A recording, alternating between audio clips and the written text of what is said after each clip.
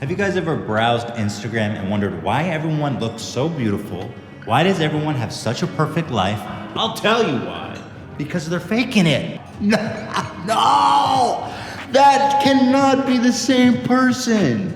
Dude, Coachella versus open casket funeral. You said I looked like a corpse and like an open casket funeral. Yeah, you did. Well, my friends, here we are. They said it would never happen. Me and Trisha making a podcast, and frankly, I thought they were right. But let me explain, first of all, what brings us to here, which is a pairing very bizarre.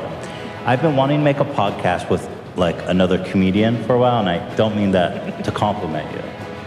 I think I mean like two big personalities. And in my mind, when I kept trying to think of people to do it with, I always thought, me and Trisha have a really funny chemistry. And I thought, well, fuck it. Let's just do it like that. Let's do it live. Fuck it. All right, we're done. Thank you, guys. Thank you.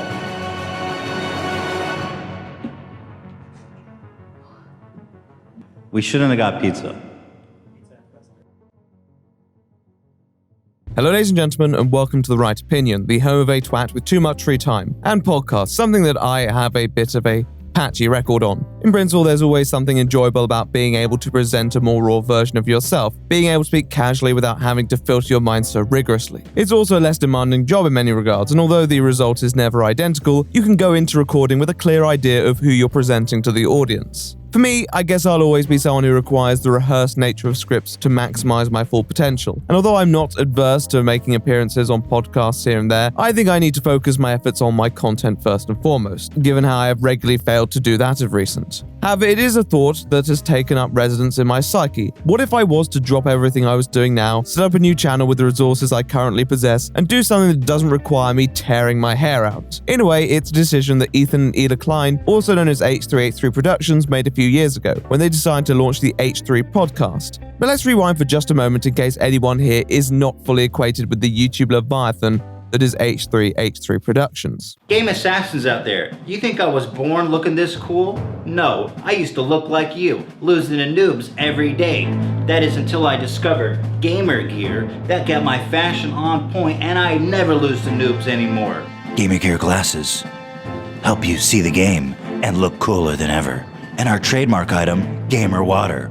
Dude, fuck yeah, man. H3H3 Productions is the YouTube channel run by the aforementioned Klein couple. They established a presence on YouTube for content that often parodied their subjects, usually utilizing Ethan's offbeat sense of humor, alongside editing that put a somewhat amusingly absurdist twist on the content they were lampooning. Nonetheless, many of these videos also had an underlying moral message that resonated with many viewers, often calling out many of the creators of their time for their often shallow exploitation of YouTube culture. They're funny, they're well made, and many of them are still relevant to this day. They're videos I grew up with and will always find a place in my heart for. However, a few years ago, as many of you probably know, they themselves became the center of attention after one of the subjects of their videos, a gentleman by the name of Matt Hoss, decided to sue them for copyright infringement. It had been regularly debated on how much commentary constituted fair use, and with H3's videos, there was an uneasy trepidation that maybe, if the ruling went in favor of the plaintiff, that a new gauntlet would be set down for further lawsuits in this domain. Fortunately, the case was won by our protagonists here, and they triumphantly returned to the platform, cheered on by the platform itself and many creators whose livelihoods seem to depend on the verdict. However, you can't really undo the stress that such a case would cause you, and in the aftermath, it seemed difficult to return to that content with the same sort of gusto that they'd previously bought. And it's hard to blame them. If anything, a lawsuit which requires such an investment would inevitably sap the fun out of the content that in many ways served as an escape at one point. So over time, they seemed to distance themselves further from the formula they had once been inseparable from, venturing into new pastures, including the one we mentioned earlier, the podcast.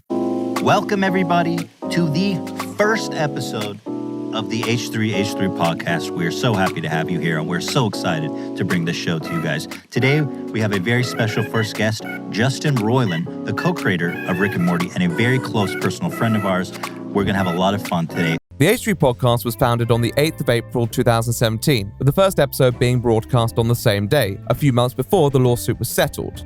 Its format seemed rather unexceptional on the surface. Ethan would bring on a guest, often someone with a pretty well-established media presence, sometimes a real A-list celebrity, and they would shoot the shit. It's a concept that's been tried and tested over and over again, and although not always yielding groundbreaking results, you'd typically expect it to be a mostly uncontroversial formula, and at the start it certainly was. But then something began to happen. I'm a pudgy little guy, and Prank Invasion literally just got out of prison for 3 years for some kind of sexual crime. That is not. Well, it's literally. Well, I don't know what no, it is a joke. Yeah, that is what I'm trying to say. It is a joke, what I'm saying. Do I need to say that every time? Maybe once. I think in a way it's a peril with any commentator that has a tendency to say what's on their mind at a specific moment. But something about H3 in the podcast environment didn't always hit the best notes with certain viewers and fellow creators. There were moments that just seemed a bit out of step for his image, and eventually people began to express their frustration, which generated controversy in itself. Her family says at her age, the shock could have killed her. She's recovering, still a little shook. Kill anyone. Nobody should be tasered. But especially...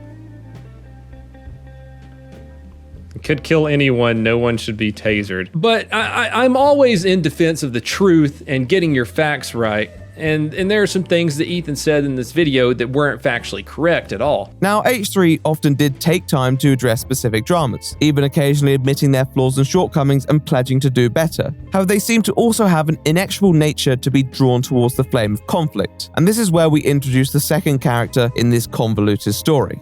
That's my dinner. Love being skinny. I feel like such a DIY right now. If we can make this fettuccine pink, I will be so happy. So I'm just gonna go ahead and hopefully don't get this all over me. I don't know what food coloring really tastes like. I don't think it's supposed to have a taste. Whoa, first of all, squirting literally everywhere. Can't relate. This looks more red, but the cap is pink. Okay, we're gonna try and not, this looks like not appetizing.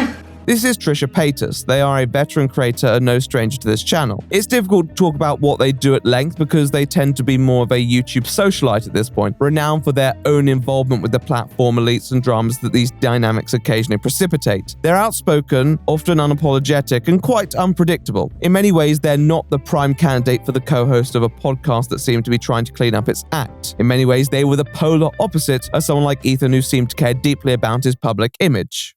And yet... well, my friends, here we are. They said it would never happen. It happened. In fact, its life cycle was longer than many probably predicted, with a total episode count just shy of 40. However, to nobody's surprise, there was still no lack of fireworks, and even when the podcast soared to its highest peaks, it could only forebode its inevitable demise. And yet it didn't even end there. In fact, it seems to have only escalated. Bye, bye, bye, bye, bye. Ain't nothing but a just another pleasure in the game for two. Bye, bye, bye, bye, bye. That's pretty good. No, for sure. I don't wanna be crazy, but that was good. Ain't no cream, baby. Bye, bye, bye, bye, bye. There's a lot more to the story of H3 and Trisha's relationship that underlines the characters of both parties involved. A feud that long existed and will long outlive many other dramas. If you're interested in the story, then I suggest we follow it a little further, but to unravel the story in its entirety, we need to first head back to 2019, where these two strangers first became acquainted and sowed the seeds for their ill-fated podcast. Let's see how these frenemies became, well, friends and enemies.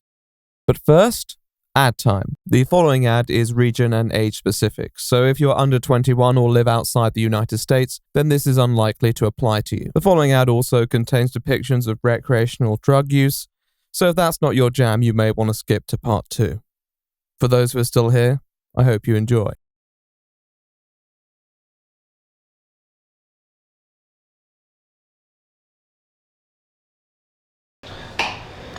Okay guys, I need a video done by tomorrow. Does anyone have an idea right now? Anyone? Lanuski, I need an idea now, Lanuski. Okay, yeah, that's cool. I have like a few dozen of them. All right, so because kale is like a superfood, and we want to like lean into that element since, you know, the product is kale. Yeah. I feel like we could capitalize off of like the Marvel Cinematic Universe, so like introduce like a lot of the super-based puns and whatnot. Okay. And then that way we can appeal to all the children and their dads who never grew up. Do you seriously think we're gonna do a video about Kale. Speak. Will you hit me again if I say yes? Shut the fuck up and get out! Where the fuck do you think you're going? Get the fuck out, right? I need more ideas! Aubrey, give me an idea now. An idea for the video. I can't fucking see you. Aubrey, idea now. Video idea. Well, okay, so hear me out. So the Minecraft dream, right? Right. So he's green, like the product that we're for the sponsor. So they kind of tie in together. Dream, green, they kind of rhyme. You know? Okay. So we got the green fans and the dream fans. You know, a lot of people like dream and the color green. So I think it ties in together nicely, wouldn't you say? Yeah. Yeah. Okay. Yeah. Do we think that's a good idea? Yes. It's a shit idea, all right? Okay. Yeah? Yeah. Do you want to say that idea again? No, I don't think I do. I don't think I do. No, I have an idea. Hey. Okay, so I was thinking we could make a video on experimental cloud rapper Blady, because he smokes weed all the time. I don't have a fucking clue what the fuck you're talking about. Does anyone know what he's talking about? It's Blady. Blade. Strain game, bro. Train game. Yeah. Another idea, now. All right, so we make a video on experimental cloud rapper Echo 2K. Who the fuck is 2K Mecco? Hyperpod. I don't want any more SoundCloud rappers from your mouth. We make a video on experimental hip hop and groove.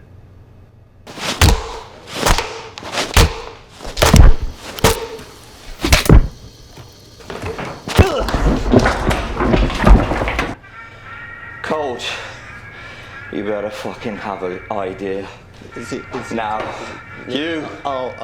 Make it good. Please make it good. A lot of the stuff we get is like shit that happens on Twitter. Like, is someone getting canceled? Maybe you could go with that. You know, people eat that up. And who should we cancel? All right, hear me out. Maybe TRO like gets into some shit and like what content around that. And it's. I feel like this is out of my like. I might kill someone. I don't think right we should now. go that far. Oh, we kind of need him. It's TRO. Okay. Hello. Yeah. Yeah. Okay. Cold. Yeah. Basement. Okay. Oh, kind of. Thank you. Get your ass in there! 5 minutes. 5 minutes.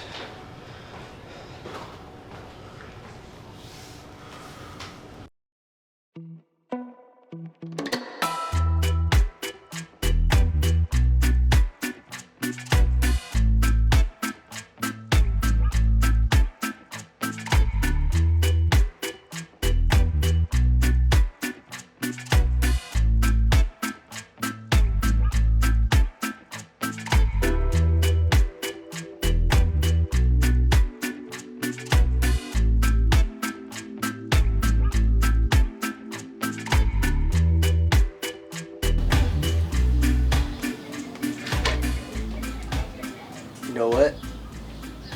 Yeah. I think I got it. Oh yeah? What about a 4-hour video on Frenemies? Whether you're looking for a good time with friends, creatively drained like my indentured servants, or just looking to relax, Advanced Global's wide variety of cigarettes and gummies are there for you. Use code RightOpinion and you can get 20% off any order, or use RightOpinion30 for a 30% discount on a subscription, whether you are a new or returning customer. So, head to advanced-global.com or scan the QR code on screen right now to check out their extensive product range. All Delta 8 products are federally legal and shipped discreetly to all 50 states. And obviously a reminder, this is a region and age-specific deal. For those living outside the US or under the age of 21, this does not apply to you. Aubrey, I'm sorry, man. It's okay. I'm sorry. I'm really sorry. Yeah, don't worry. It's fine. I love you. I love you too, Deckard. It's alright. 2019 was a curious year for H3. Emerging from the drama of the previous 12 months, they had maintained a pretty strong upload schedule on both their podcast and their main channel. These videos certainly didn't evoke the energy of the main channel's supposed heyday, but the truth is that times had changed, and so had they. However, one video seemed to be a departure from not only their previous content, but in my opinion, their channel as a whole. Comedy has certainly evolved on YouTube, particularly in the last few years. There's a lot of talk about what jokes one can and can't make these days. And although there's definitely been a clampdown on certain creators in the commentary genre, there are still liberties you can take. And on the 8th of May 2019, I'd say H3H3 Productions exercised those with a video named Instagram versus Reality. Have you guys ever browsed Instagram and wondered why everyone looks so beautiful? Why does everyone have such a perfect life? Why is everyone having so much fun, has perfect skin, is always laughing and smiling? Why is my life so boring as I sit here in my underwear covered in breadcrumbs, sad and alone? Why? I'll tell you why. Because they're faking it. That is not you. The one on the left is on the beach, the one on the right just washed up on the beach. Oh damn, Tana's looking pretty good these days. Oh. Oh, I can't believe it's the same day. She looks like a Twinkie. Now, as the title implies, it's about how many individuals tend to airbrush and edit their content to make it conform more with society's superficial standards surrounding beauty. On the surface, this is quite a progressive message, and there's nothing overtly wrong with calling that out. The video itself doesn't pull any punches when addressing these individuals who are thought to be participating in these shenanigans, one of those in particular being Trisha Paytas. This girl tried to use a face filter on Instagram and her phone blew up. Here's another one of her. Ah, she is the best. Isn't she not the best? Would people even recognize her if they saw her on the street? I mean, she is unrecognizable. This is Coachella versus throwing down in the McDonald's parking lot at 3 a.m. This is Coachella versus World Star Hip Hop. No! That cannot be the same person. Dude, Coachella versus open casket funeral. I have a lot of thoughts on this video as a whole, but I don't think it's necessary to the story we're constructing. All I will say is that at the time, regardless of Trisha's own reputation, this video did draw a bit of backlash. I think the main reason is because although it is completely fair to attack society's beauty standards and those who prop it up, attacking that person's appearance somewhat undermines the message in people's eyes, because then you yourself are using those standards as a stepping stone for your own point against it, which seems somewhat contradictory. How you interpret the video ultimately comes down to what you think of these people's intent, whether they are just another victim of unattainable beauty standards or they're knowingly contributing to that toxicity. If we want commentary on Trisha's own intent, however, we are guaranteed to at least receive it from one source, Trisha themselves. Do understand that there's so many more things that go into it than just stop eating, start exercising, stop being lazy. That is so much more to it.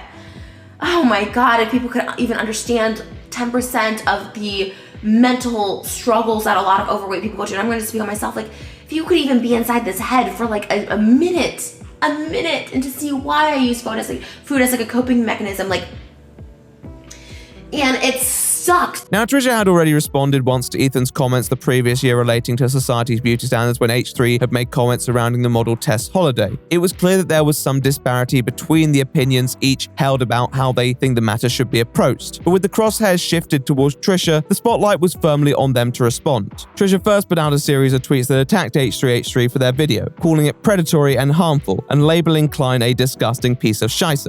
Nevertheless, of the belief that such tweets were not sufficient retribution for the Klein's misdemeanors, Trisha uploaded a video further chastising H3H3 for their comments and depiction of sensitive issues that could impact many young girls growing up.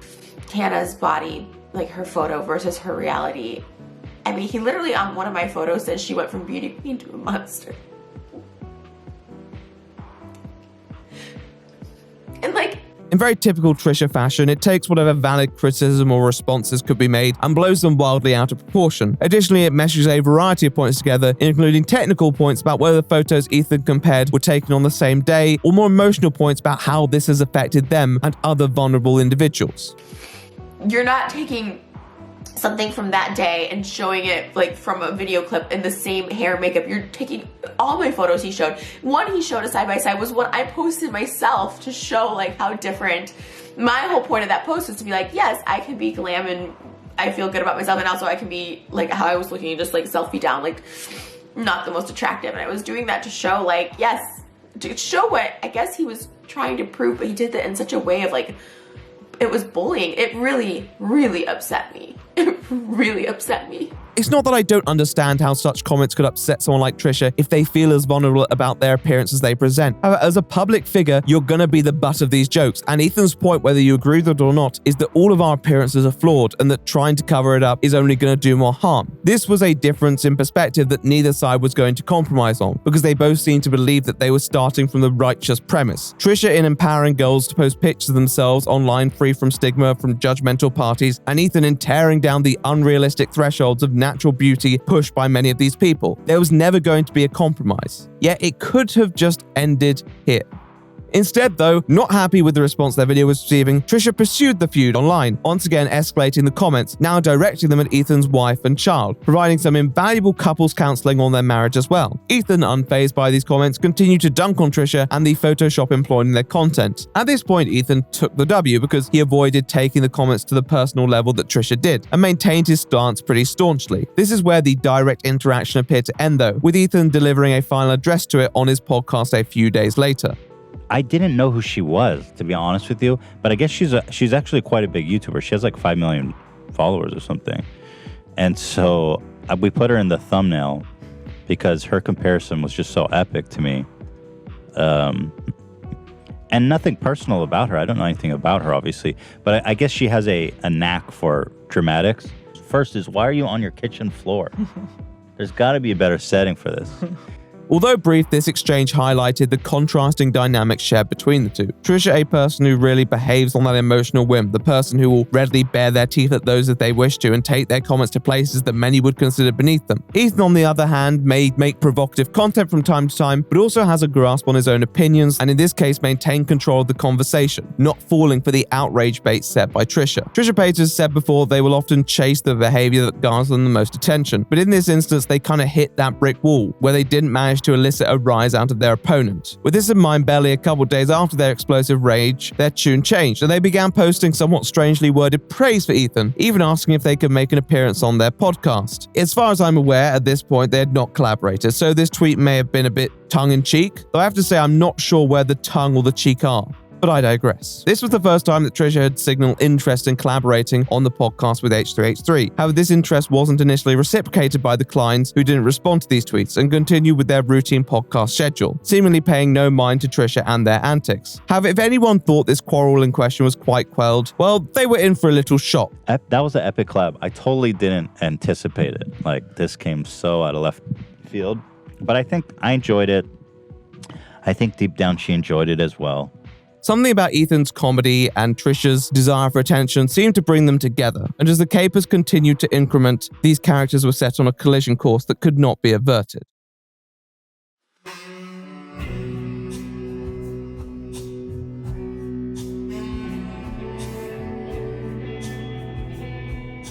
Over the next few months, not too much of note happened. There was the occasional acknowledgement or mention of either party, but otherwise it seemed that this had mostly cooled. However, all this changed when Trish decided to post a video coming out as transgender. So, in my head, I feel like I'm a transgender female to male, but also like a drag queen. That's kind of how I've like rationalized it in my head.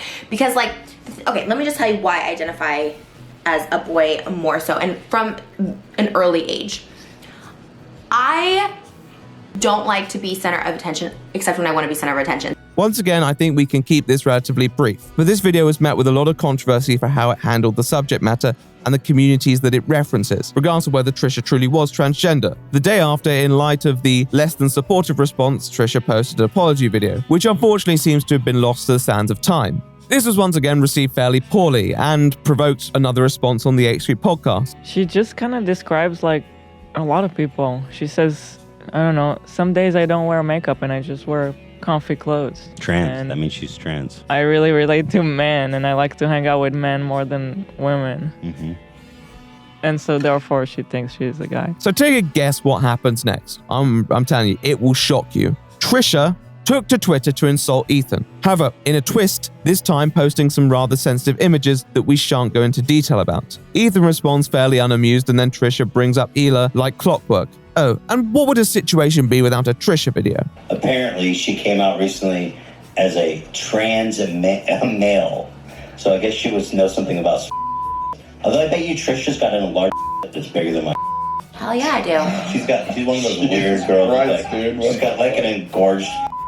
Yeah, like this. it is meaty. I have a meaty ass. It is so meaty and tight.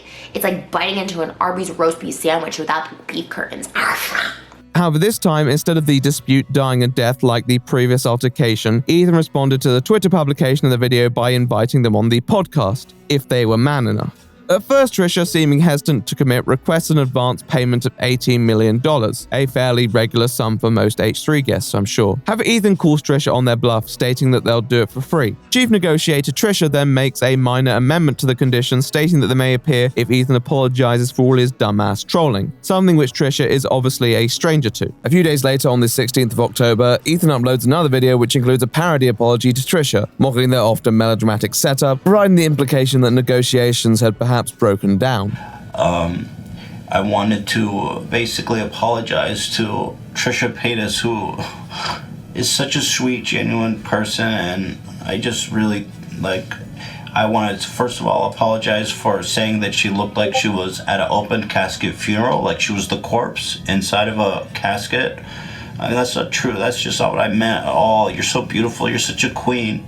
And I also wanted to apologize for saying that you have a 5 to 10 inch engorged clit that's bigger than my dick. I mean, that would basically make you a guy. That would basically mean you had a penis. And well, I guess I'm kind of confused because you said you're trans. I don't know. I'm sorry. I don't want to offend you. I know that. I'm sorry for saying that you're not trans. God, man, even though you have cup F jugs that are always on display. With the unpredictability of Trisha, it would be normal to assume that this interaction would fizzle out like many others had. However, in a surprise turn of events, approximately a fortnight later, a photo was posted on Twitter that showed the two parties together alongside a link to Trisha's debut on the H3 podcast. Well, first of all, Trisha Paytas is here to. Are we here to squash the beef or roast the beef? Ooh, I would love to squash it. But I like you guys talking about me, so maybe we'll roast That's what I figured. Thank you for saying that. It's now and a half of the two parties addressing and appearing to mostly settle their differences. And on one hand, Trisha handles themselves pretty well, in fact responding to certain questions with a degree of eloquence not typically associated with them, such as certain gender-related queries, where their responses actually add a lot of nuance to their prior content on the matter. A lot of people are transphobic. Me coming out transgender is not going to help my dating life. It's not going to. Why would I put that on myself? To her, I'm trying to date, I'm trying to get married. Why would I put that out there just so people can look up that I'm a transgender if I truly don't believe that? It always fascinates me how the internet can be surprisingly hostile to those who may just be expressing confusion. And although Trisha did make some insensitive comments, their confusion was nothing to write off on their own basis. In fact, I think many only responded the way they did because it's Trisha. The podcast allowed them to make their own defense, and I think that was a positive thing. On the other hand, though, it kind of reminds me of James Merritt's interview with Nick Avocado. You appear to have two parties engaging in casual conversation. However, when you know both parties relatively well, particularly Trisha, you begin to pick up on certain details that others may overlook.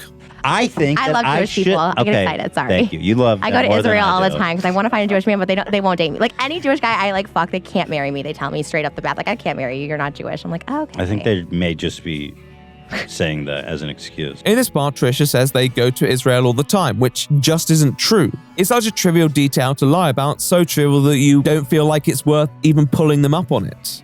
When it comes to other points, though, Trisha was caught with their trousers down. Okay, I'm not trying to expose anything that's private, but it's all demonetized. Hold on. Where is it? Apology.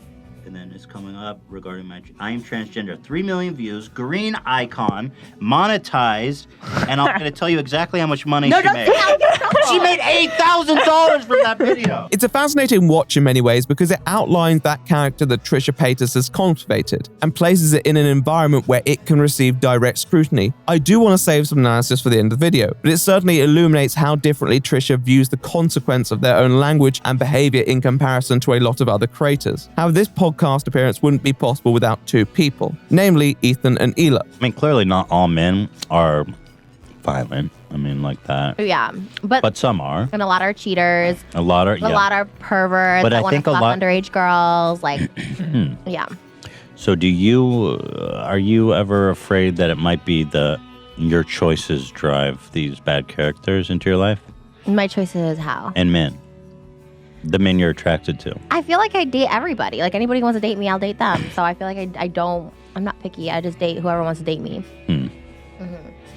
So maybe the image you put out to the world attracts the wrong kind of guy. I've heard that. Oh my God, this is like therapy now. All of a sudden. Oh my God, so deep.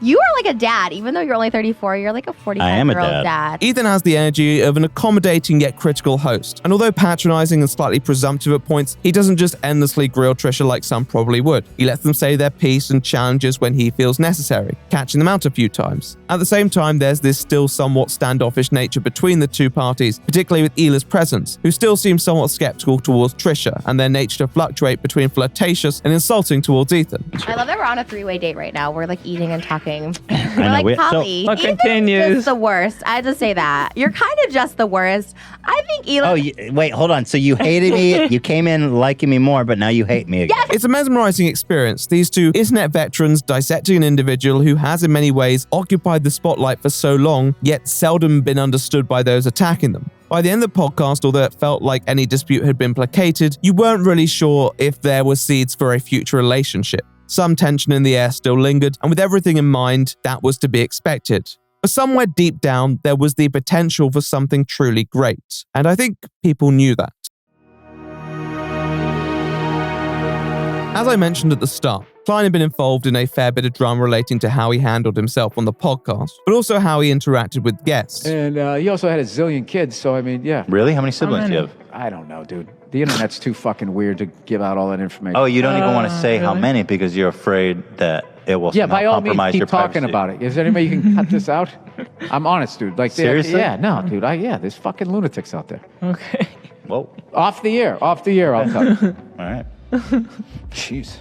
There were a lot of theories as to why this was, but many at the time were under the impression that he was not a naturally talented podcast host, particularly when he appeared with certain people, and that's completely fine. The transfer from video content that can be scripted and edited to a podcast where you really have to devote your full attention towards each and every moment can be an exceptionally difficult one. However, sometimes it's about who you're doing the podcast with, and Trisha Paytas was someone that you never ran out of questions for, and if you're an inquisitive person like Klein is in a way, then it was quite easy to maintain an engaging conversation, even if it does seem more like a case study at points. Like anything to me. The squid I got is like a transparent squid, so it just didn't taste like anything. It was a while ago. I mean, I used to eat like goldfish as a kid. I used to like swallow goldfish, so I don't think you're supposed to do that either. But I would just eat the fish out of the bowl. Why would you do that? I don't know. I thought it was honestly food. I was young. I was like 5. For a while, it seemed like this was the most confab we were going to see, as the two turned back towards their own ventures over the following months. Until the start of 2020, that is, when they returned to the podcast for another session of antics. Yeah. Love this. So it is like a throuple. I think It's not a throuple. It's definitely not a throuple. I think of it like parents, but now I think of it like throuple. But I feel like this because me and Eli are getting along good. Please don't think of it as a throuple. It's like a little date right now. Definitely not a date. One of the constant struggles that Trisha has been quite open about on their channel is their often fruitless endeavor to find a relationship. And during their appearances on the 2 episodes of the podcast, Trisha had a nature to make certain comments that seemed to seek validation for intimacy with those they were around. These include the numerous rather pointed, flirtatious remarks towards Ethan and referring to the podcast collective presence as a throuple. Ethan and Hila weren't completely sold on this dynamic though and had their own plans for Trisha going forward. The year prior, the Kleins had conducted a dating game of sorts with an individual known as Ian the Intern, where they would peruse dating profiles and attempt to set him up with some lovely ladies. They compared this setup to the show The Bachelor, a show that I am unfortunately completely oblivious to and have very little interest in learning about. Unfortunately, Ian seemed to undermine the show when he messaged one of the participants and then decided that he didn't want her to come on the show. Nonetheless, the concept was a hit with the audience, so clearly the Kleins thought they would bring it back for season 2, this time branding it as The Bachelorette with you-know-who in the starring role. Trisha back here, and the reason that Trisha is joining us today is, as you all know, Ian's had a season of The Bachelor with a H3 instead of it's a capital H and a 3, Bachelor. Love that. And so Ian actually found true love on his season. We had some ups and downs. We had some controversies, but in the end, Ian has been dating a girl for how long, Ian? For about since last September, around there, October. Since last September, Hila. Wow. Oh. So he's in love. And you met him on the show. Yes. Yeah. So the show works. Wow, I didn't know this. The show works. Oh, I had no idea this was a thing. And so we take this very seriously. Love is very important to me and Hila and our community. And we thought Trisha Paytas. Now that's the next season of The Bachelorette. With so many eligible young gentlemen falling at their feet, it was clear that Trisha was spoiled for choice. However, Trisha seemed to have eyes for one person in particular. Yeah. I don't know if I can say this, and you can cut it if I'm not supposed to say this, but I was like low-key hoping, because originally I was pitched the idea to come on as a contestant, and Hila's brother's gonna be the Bachelor, and then I thought maybe he would apply to be on my Bachelorette. He was supposed to. I don't know what happened. He said that he wanted to apply. I found his Instagram. It's fine. We could take a last-minute submission. I don't he know why said he wanted didn't. to. I think he's honestly super busy. He's like a fucking mega hard. He's like a. He should make time though, right? He should make time. He looked so hot. I was like low-key impressed. I was like, holy shit. He's like strikingly hot. Okay, we'll make sure. This is Moses Ackman. He's an Israeli-born artist and architect who is relevant enough to have his own Wikipedia page, so that must mean something. He is best known for his work Faces of Water, which uses an artistic technique involving liquid iron. All in all, he seems like a reasonably talented artist who possesses some prestige in his field of operation. However, he is also the brother of Hila Klein, and a Bachelorette entrant that Trisha seemed quite drawn towards. Trisha had been known to have a somewhat strange interest towards humans of Jewish background, and therefore it was probably not particularly surprising given their reputation that they liked Moses. However, it was still a strange dynamic, and one that Hila at least didn't seem too eager to foster. Make sure we get his application in. Now I okay? am drenched, so you might smell it. Stop. Are you really? But why? We just were talking about it. I was looking But at you're his leg Instagram. down. Oh my god! First of all, it's crossed. I have a giant No, dress but on. I don't know. I don't want to risk There's anything. nothing. There's so much fat. It smells like sardines in here. No, so fucked. Talk to me, baby. All right, so All right. Well, I'm excited. I'm well, excited yeah, about this is excited. We'll get Moses in here too. Now, Moses. that's his name. Yeah, Fuck that name. That's crazy. Okay, Better fucking Moses. Holy shit. and he looks like Jesus. It's a hell of a thing. Like write the So- 10 commandments on my pussy. Sorry, what was that? What did she say? I don't know. Never mind. Never mind. His name is Moses. He might spread your Red Sea. Oh, is he into that? Yeah, he'll eat you out when you're on your period. He's into that.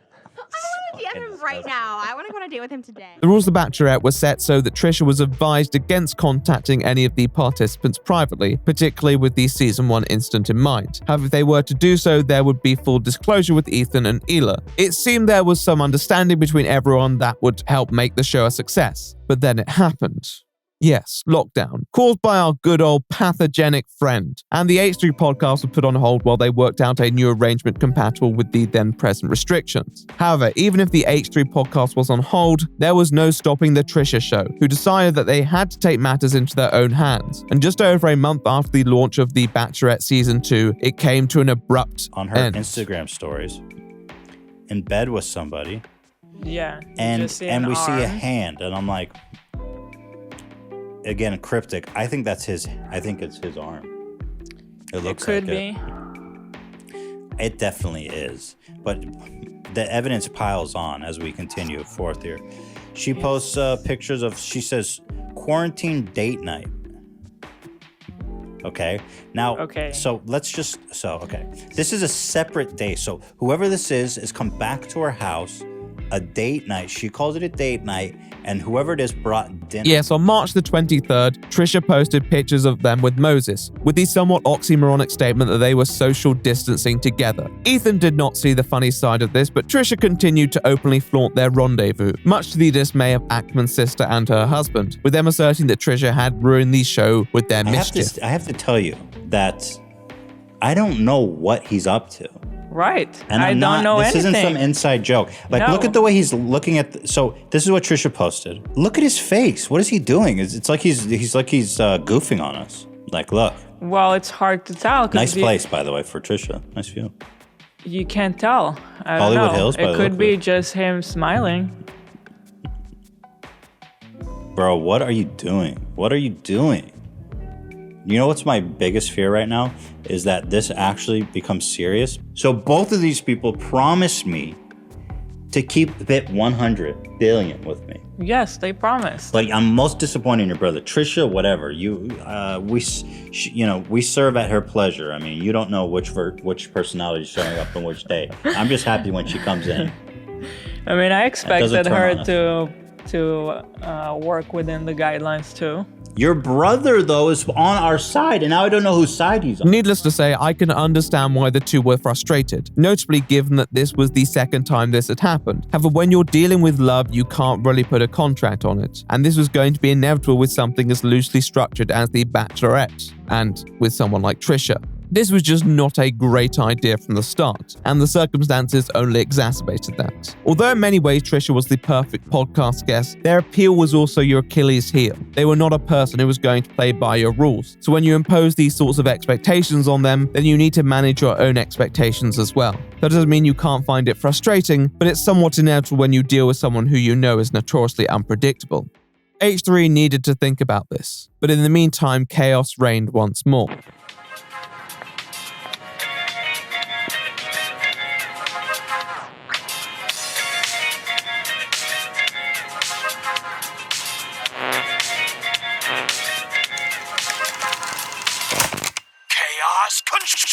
Although in a way it felt like Trisha was closer to the Kleins than they had ever been, this only really intensified the tension between the creators, who openly criticized each other over the coming months. In the meantime, to cement their commitment to the relationship, Trisha began learning Hebrew and yes, uploading videos on the matter. When the relationship was good, it was great, and the Kleins were trying to break an inseparable bond between soulmates. And when the relationship wasn't working out, the Kleins were the cause of its demise. They really couldn't win.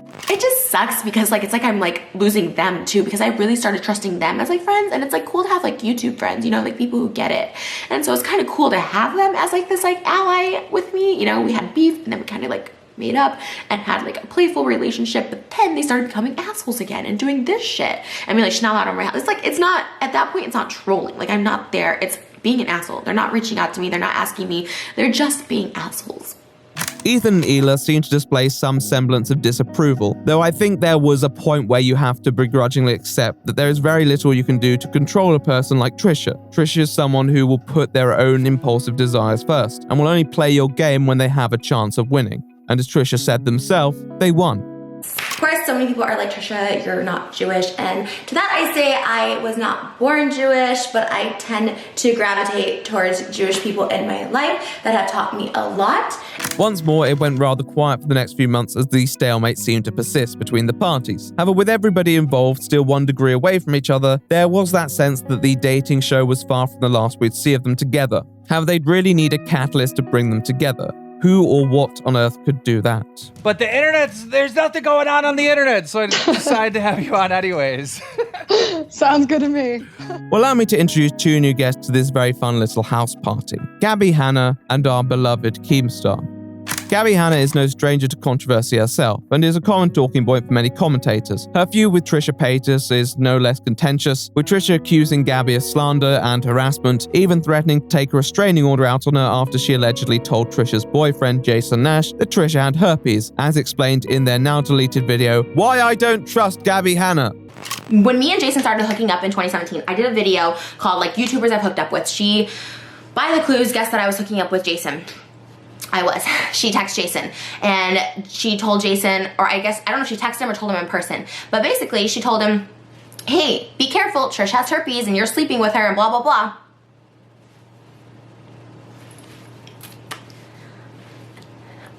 Gabby, have we slept together? Did I show you my STD results? Are you my doctor? Did you swab my vagina? Gabby did not debate that she had told Nash about the possibility of herpes and testified that she was merely warning a friend about certain health risks. However, she challenged the claims of harassment and stated Trisha was attempting to blackmail their mutual friends, and since then any spirit of friendliness has been extinguished, with Trisha making further videos asking Gabby to leave them alone. To put it lightly, they're not chums, though some may be forgiven for thinking it's just another Paytas drama, and there's nothing particularly exceptional about it. Keemstar, on the other hand, well, honestly, I would describe Ethan's attitude towards Keem quite exceptional, at least for Ethan. Keem, Clownstar, I know you're watching this because you're obsessed with me. You're on every word, and your blood is boiling. You're thinking to yourself, how am I going to destroy him? How am I going to make a Twitter rant and then find some shit? This guy literally got it. I don't need to keep going on about Keemstar, but it's not the first time he's just made actually slanderous lies about me, but that is that. Ethan and Keem have a long history on YouTube, mostly hostile, with the occasional ceasefire when a greater cause united them. But at the start of 2020, H3 released 3 videos that sought to malign Keemstar from the platform once and for all, even criticizing those who willingly associated with him. Keemstar's got a bottle of G Fuel somewhere in his house that's actually a Horcrux. How is G Fuel still sponsor this guy, by the way? G Fuel brought to you by false pedophilia accusations. Chug it, G Fuel. Get it now at gfuel.com. Keemstar responded to these videos with his own perspective, framing Ethan as a dishonest, opportunist hack and all-round hypocrite who didn't really care about the issues that he was speaking about. There are a lot of valid opinions that one can have about this mess of a drama. However, one thing I would probably say that if you were familiar with either of the creators, it was unlikely to change your opinion on them. At its core, the videos were a showcase of how much these guys truly detested each other, and this continued over the next few months, with nobody really emerging as a clear victor. So what is the relevance of these two people? Well, you see, in September, bored as hell at the fact that there was no news, Keemstar decided to invite Gabby Hanna onto Drama to talk about writing a diss track on Trish, which, as you can assume, went down like a lead balloon with our good friend, who sent multiple tweets to Keemstar for platforming those who they had deemed pieces of, even going as far to imply that their life could be on the line over this matter. Hey, Keemstar, from one fat to another, get your together. Don't blame Gabby Hanna for my death because she's mentally ill. You have no idea why I had to hire 24-hour security, you sick. You think bringing up drama is all fun and games until you're egging on a mentally ill person. Saying I'm starting, saying I'm instigating shit. I'm scared for my life, you dumb son of a. Now, it's hard to really establish a motive for why exactly Keemstar decided to have Gabby come on Drama Alert. Maybe he was genuinely bored, but Ethan appeared to back Trisha's response, while continuing to speak ill of Keem. Keemstar noticed these and subsequently went off on Twitter about it himself. After this went nowhere, Keemstar reached out to Ethan offering a truce, framing it as the smartest thing to do. In the coming months, more people were educated and they realized, oh wait, Keemstar's right. H3 is a bad guy. And now you're losing, and I'm winning. But the truth of the matter is that there's no winner, right? We both lost. The lesser of the loser is not the winner. This is stupid. And we're both going to continue to lose the more we fight. And the smart thing to do is to make peace. I'm inviting you on Mom's Basement, my podcast, to attempt to talk this out and to make peace. If you don't want to come on my show, I'll go on your show. But we need to make peace.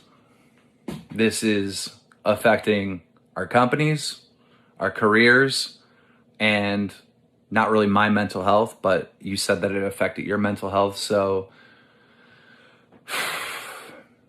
it's time to make peace. Hypothetically, you can understand why Keemstar wanted to do this, but logically it was something that H3 was very unlikely to agree to. Maybe Keem knew that, and he wanted to appear to be the reasonable party. But Ethan wasn't one to negotiate with someone he wanted to truly present as a terrible person. Given the lengths that he had gone to emphasize how bad a person Keemstar was, and still was at that point, he had more to lose by patching up the drama with our bearded buddy. However, what happened next seemed to cement his position. I've been wanting to make a podcast with like another comedian for a while, and I don't mean that to compliment you. I think I mean like two big personalities. Mm-hmm. And in my mind, when I kept trying to think of people to do it with, I always thought, me and Trisha have a really funny chemistry. Oh, yeah. On all of your visits. Right. Well, yeah. And I thought, well, fuck it. Let's just do it like that. Let's do it live. Fuck it! Oh, but this isn't live, though. No, it's just okay. Still. On September the 15th, Trisha made their return to the H3 podcast. However, this wasn't just any old appearance. From the way this was presented and discussed, this was the start of a new era, a series featuring both Ethan and Trisha, where they discuss various dramatic and miscellaneous content, whatever took their interest, based on that core appeal that had worked so naturally before. Although many hypothesized this had been brought on by their mutual dislike of Keem, they refrained from mentioning him until the end of the show. We could talk about Keemstar. Whatever you want. Love you. Watch Drama Alert. Should we shout it out, promo?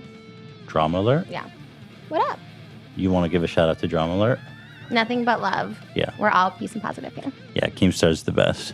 It was welcomed with open arms by their audience, but with circumstances and characters in mind, I'm sure many wondered if it was going to survive beyond a couple episodes. Ethan and Trisha's working relationship often seemed born out of a mutual cause. And it's not that a cause like that can't be worthwhile, but the question is what happens when that cause is ultimately fulfilled, like it was with The Bachelorette. If this podcast was the result of other factors like Keemstar, what happens when the influence of those factors inevitably lessens? There had to be something deeper between Trisha and Ethan. But could they ever find it? Well, let's talk about the centerpiece of Ethan and Trisha's tumultuous relationship.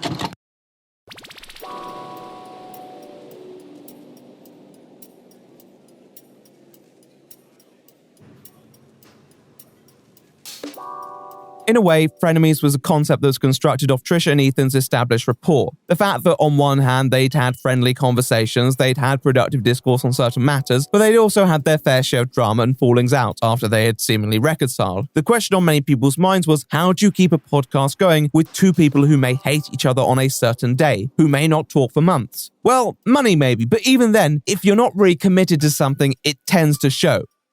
Well, I mean, they come from a conservative family. If you knew their dad is his, He didn't like you. I knew that. yeah, he didn't like me. He thought I was crazy. I mean, imagine what they like, and you're like way crazier than I am. Am I though? Because I think so. Yeah.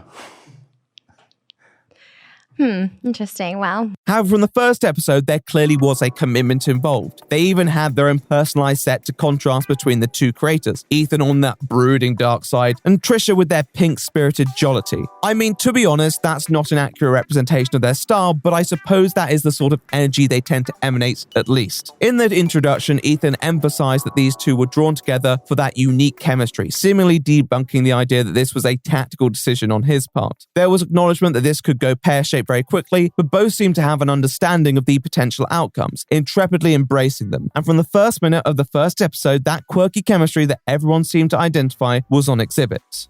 And how big is it? Be honest. Fine. It's fine. Less than 5? No. 4? No, it's bigger than 4 5 and a half. 5. Do you measure? I have when I was younger. I haven't measured it recently. How many people have you had sex with in your life? 10. Actually? Yeah. How about you? Of 10 billion? In a way, though, this time it was intended. It's not like Trisha didn't mean what they had said in the past. It meant that this environment was actively fostered in acknowledgement of its subsequent public release. A Frenemies episode is basically a compilation of the conversations you have with your friend. In all honesty, you'd be afraid to ever provide a public platform. But Trisha was that friend who already had the platform, so in a way, people almost felt more permitting, because it wasn't like they had much to gain from it. In return, Ethan had organically found an aspect for his podcast that he'd been desperately missing in the past, that raw chemistry. I mean, I don't want to be chiseled. I just don't want to be like this. I don't have tits. Right. I don't think you do. I saw you shirtless over there. He was changing shirtless. I was covering my body. No, you But weren't. thank you. But I you're appreciate on that. TikTok showing it. You don't seem self-conscious about your body. No, I'm not. I'm not either. Isn't that funny how like chubby people just don't care? We're just like, whatever. I mean, I don't think that's all chubby people, but I think we just have. Can I ask you some questions? He'd finally shown his critics that he could actually do something that many doubted he could.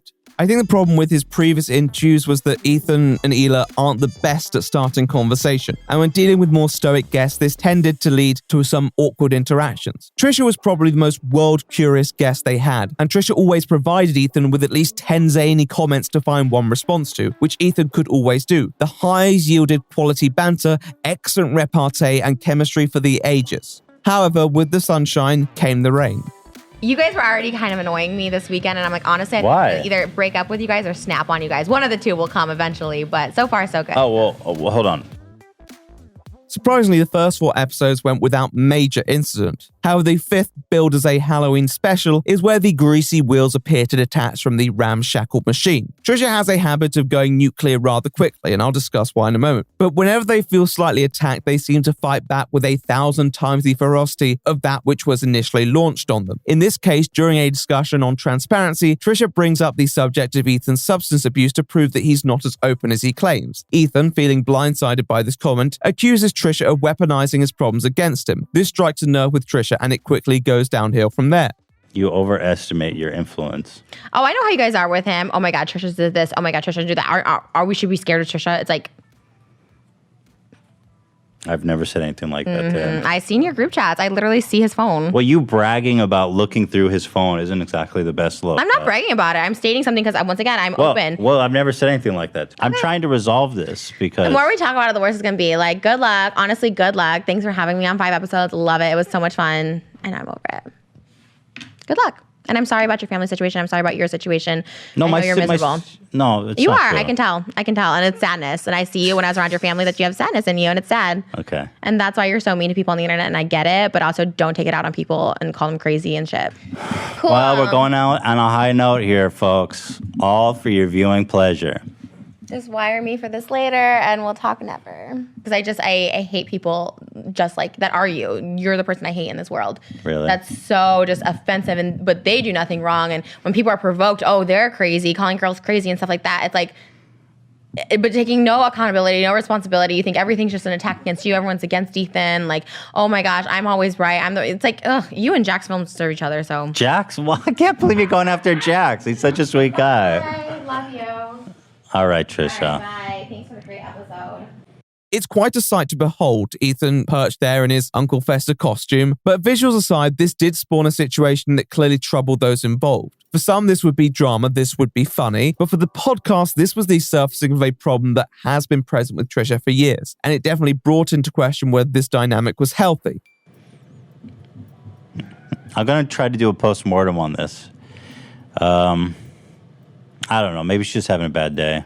I haven't spoken about it too much yet, and I don't want to speak about it too much in general, but Trisha has been quite open about their struggles with borderline personality disorder, a condition that alongside other symptoms can cause intense emotional instability and impulsivity in individuals affected by it. This has obviously been demonstrated in certain scenes of the podcast, and when you see Trisha storm off, some would draw that what you're actually witnessing is an episode of BPD, and question whether it's actually ethical that we're even witnessing what's going on.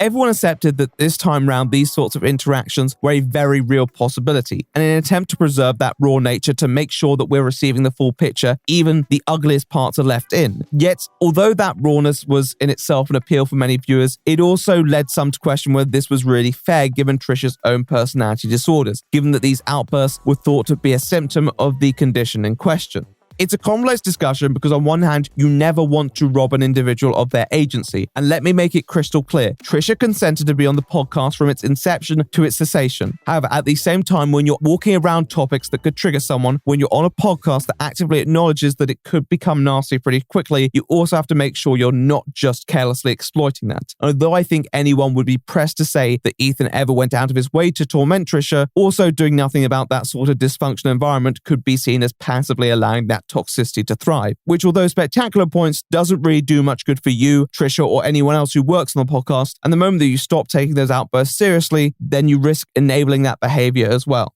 This was an emergent problem that was going to cause a very imminent demise if something wasn't done about it.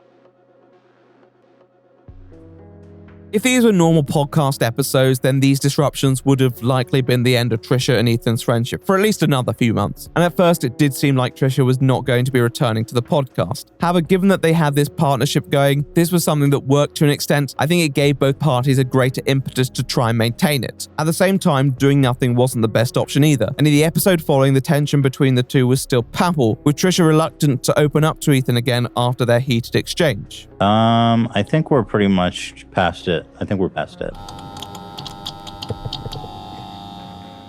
Love it. Although there was progress throughout the episode, it felt like something more needed to be done to keep this alliance healthy and productive. And by the next show, it seemed like Ethan had found the solution. Well, I'd stay away from the genetics and back to the brain scans. You cut that out now, or you'll go home in an ambulance. Allow me to introduce you to this man then. His name is Drew Pinsky, but is more informally known as Dr. Drew. He is a renowned media personality and internist, which basically means that you specialize in treating a variety of ailments of the body without the need for surgery. Some people use the term physician interchangeably with it, in case you're more familiar with that term. Dr. Drew is recognized for a plethora of programs, most notably Loveline, a phone-in show where he would provide relationship, medical, and miscellaneous advice to listeners and callers alike.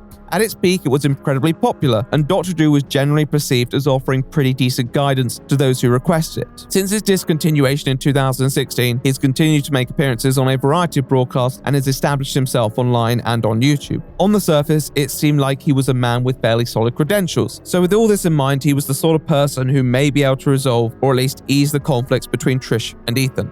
So, on the 27th of October, he was brought onto Frenemies to help address that rift that had grown between the two hosts. Would he be up to the test? It was a privilege. I feel like we're ending this show on a better note than we've probably done. I feel great. I was very excited to have you here, Dr. Drew. On one hand, the discussion appeared to go pretty well. Drew showed an interest in Trisha that allowed them to open up, and they appeared to make progress on perhaps patching up old wounds. There's discourse on drug abuse, and as an expert on that front, Dr. Drew really comes into his element. In many ways, I can see that this was useful for the two. On the other hand, there is a glaring issue. Dr. Drew is not a therapist, and although he's knowledgeable, he lacks the tact that is typically aspired for by those in that profession. I feel like we have amazing chemistry, and I see the goodness in you, and I know that you're always fighting to bring that out more than like when you get upset or you do this and that and the stuff you regret. Like, I don't ever see that as who you are. I know who you are, and I love that person as a friend of mine.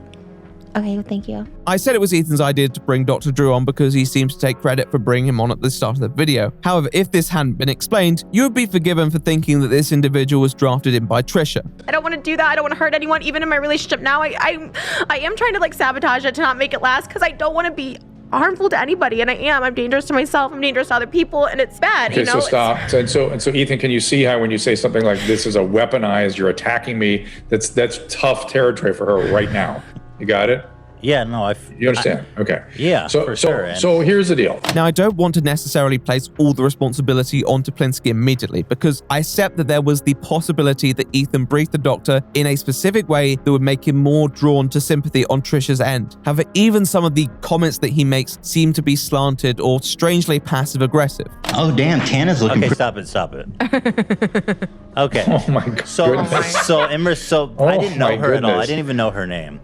And then I did that. You're one of those people on the internet, my man. Wait, me?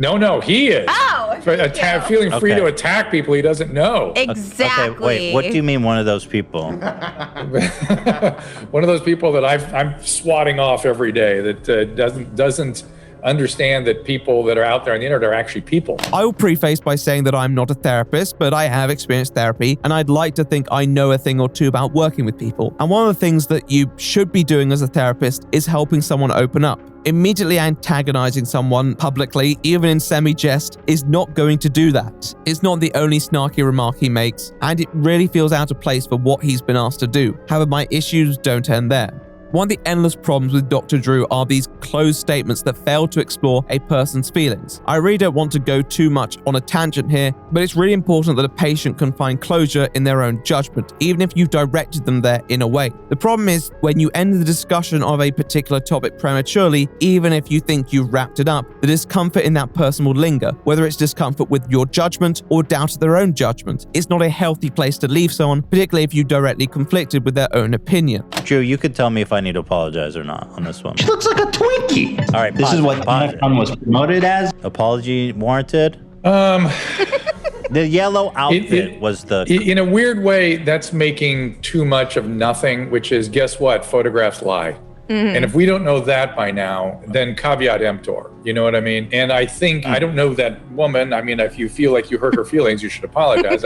You don't want to hurt her, I'd assume. But I don't think I've hurt her feelings. I think you just... Yeah, I don't think she cares. Yeah. Right. So I don't think it's a big deal. Yeah. But there is something to be learned from that, which is that photos lie, videos lie too. Dr. Drew kind of establishes himself as an authority in providing opinions on topics throughout the episode, and that's not really right. Ethan doesn't handle this the best, admittedly, by thrusting the emphasis on whether he should apologize to Pinsky, but at that point, you as a therapist need to step in and say, hey, it's not my job to arbitrate these specific situations. It's my job to help you arbitrate them yourselves. Nobody needs to know Dr. Drew's opinion on this subject to find resolution. This isn't to say that he can't express feelings about certain matters, and in many places he speaks with power to subjects that are helpful, but he often seems too driven to make a judgment before all the facts are on the table. Case in point? Okay, there was an issue. This is a whole different issue, but I had an issue with my boyfriend, which is his brother-in-law, with private DMs. He exposed all these private things, so there's no boundaries when it comes to me. No, I get but as soon as I bring up something private, private with him. That's a lie. Then what triggered me was his like, whoa, you're weaponizing. Oh my God, you're being a bitch. Yeah, I and never crazy now. weaponized anything. No. You told me I was weaponizing when all of a sudden I thought that was our relationship, just saying whatever, just everything's out in the open. So I was like, okay. That's what I thought. So she's confused. It confuses her to not know where you're supposed to draw the line, right? Yeah, I was shocked. But don't you see why me now would never say anything like that to you in private?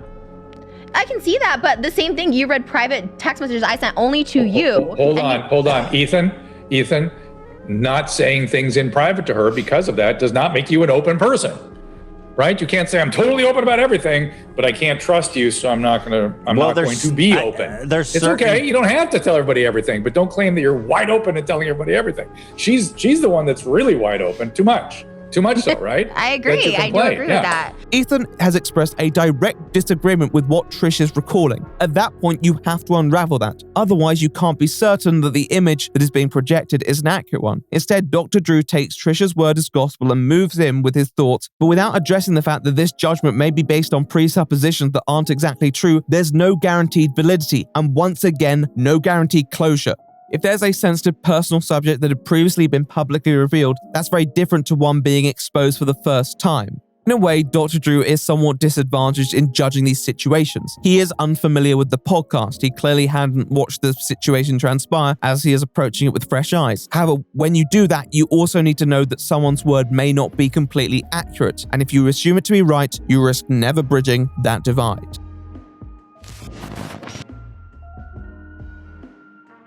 And I've gotten help for the past year because I had 2 mental hospital stays where I was put on a 5150. So like I go into these like Fugues, these states. Yeah, like it's like a blackout where I'm like not that person. Yes. And like that was the first time that happened. So now that that's out there on the internet, like everyone thinks that's just me, that I just like abuse people. And it's like, it's never been that far. It's difficult when dealing with Trisha because you don't want to risk triggering an episode. But at the same time, you also want to be careful when dealing with someone whose narratives can be somewhat unreliable. You could be providing life-changing advice, but it wouldn't matter if it's under false pretenses. The presentation of this is couples counselling, but by the end it has really transformed into Trisha's counselling, with the occasional input from Klein. And maybe it makes sense given that Trisha has more issues, but when you're trying to repair that bond, there has to be some semblance that you're keeping a couple on even footing. They have to be in this together. Yeah, I can see why your relationships don't work out. I can see why you've been with the same person for 12 years. Thank you. You have no other options, and quite frankly, I don't blame you. Ethan may have had problems in how he interacted with Trisha. He knew that frenemies needed conflict, but it's a fine line to walk, and it's fair to say that at points he may have crossed a few sensitive boundaries. However, it was a shared change that needed to be undertaken, and even with the understanding that Trisha was working on themselves, they still had a commitment to the podcast as well if they wanted to maintain it. Nonetheless, towards the end, we appeared to be moving in that direction, as there seemed to be heartfelt comments from both co-hosts, expressing remorse for previous hostility and expressing desire to build from that. I feel horrible. I do apologize for being so nasty, like from the pill thing, because I know how that feels, and I apologize for trying to be tough and badass and talking about Hila and everything. Like, I always feel bad. Like I feel bad about it when it's not in a joking mode. When it wasn't, when you triggered me, I felt bad. When I was like, good luck trying to get your wife pregnant. Like it was just a mean thing. I don't know what it was, and I'm sorry, and I feel bad. Like that's not me. Thank you. It's not the last time. I do know not the last time you'll do it. At the end, you may have been given the impression that this was actually a proper reconciliation, with Klein and Peters thanking Dr. Drew, committing to another episode with him in the future, and the podcast ending on a considerably triumphant note. But it all felt a bit hollow to me.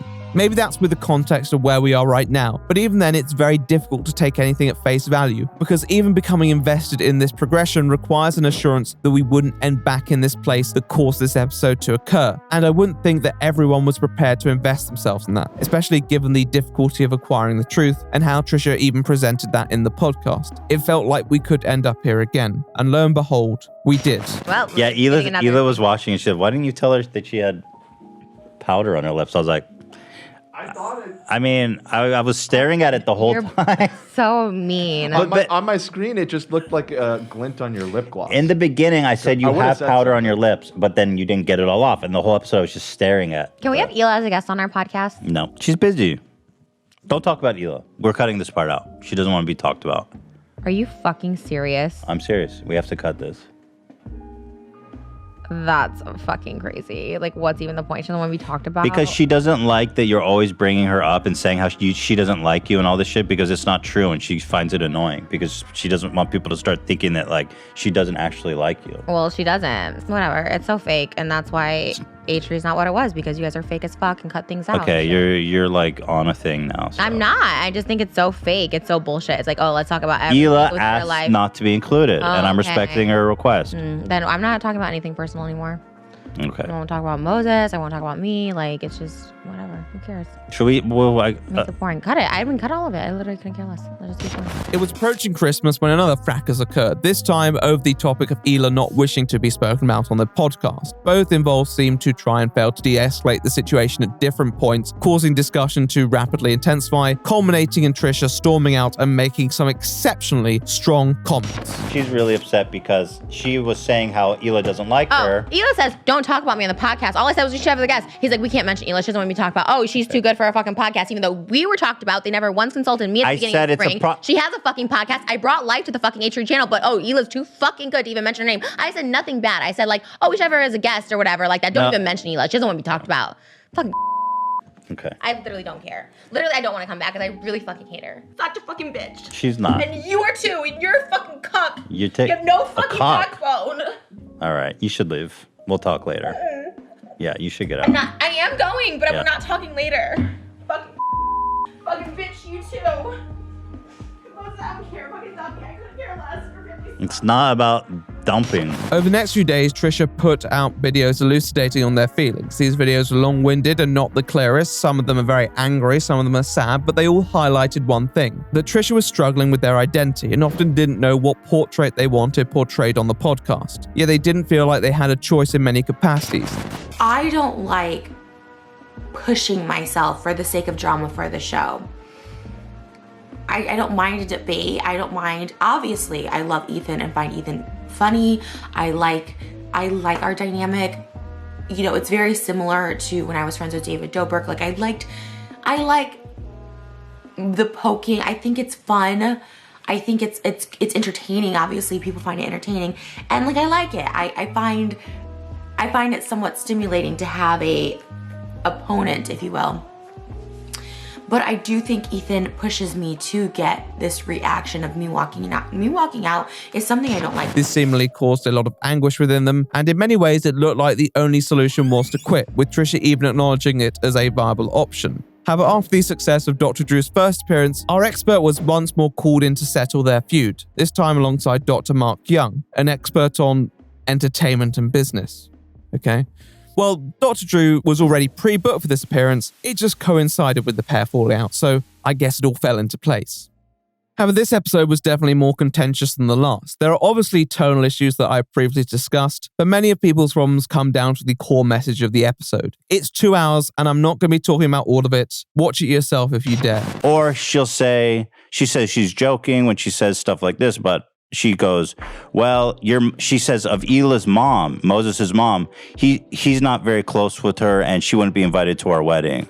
Or you guys wouldn't be invited to our wedding. Or you guys aren't close with Moses. She always says stuff like that I feel like is driving a wedge between Moses and his family. Important. There's one more piece that I think is important. All right, go ahead. When Hila asks Moses about it, Moses says, I didn't say that. Yeah, that's actually not important. The main question posed is how these two should be dealing with Trisha's outburst. Now, on Trisha's front, this is a difficult question for sure, but this is why you need someone who's actually an expert in this field. Dr. Drew, for all his abilities and qualifications, is not. So the focus often turns to Ethan, where the discourse quickly becomes focused around how he should deal with Trisha. But Dr. Drew's advice on this front also falls short. You just will. Yeah. And Ethan, your job is to not respond to splitting. Yeah, but she's driving away. But I can't, if she's my wife. I got to get on your case for this one. You are allowing the wedge to be put into place. She is doing what she does. She is doing her splitting thing, and your job is to go, You know also, Trisha, that one of your things is unregulated aggression, hostility. Once it gets going, it goes, right? Yeah. Yeah, and then Ethan somehow can't handle that when that happens. I can handle it. Well, no, you escalate it as opposed to just containing it. And so You gotta watch the clip.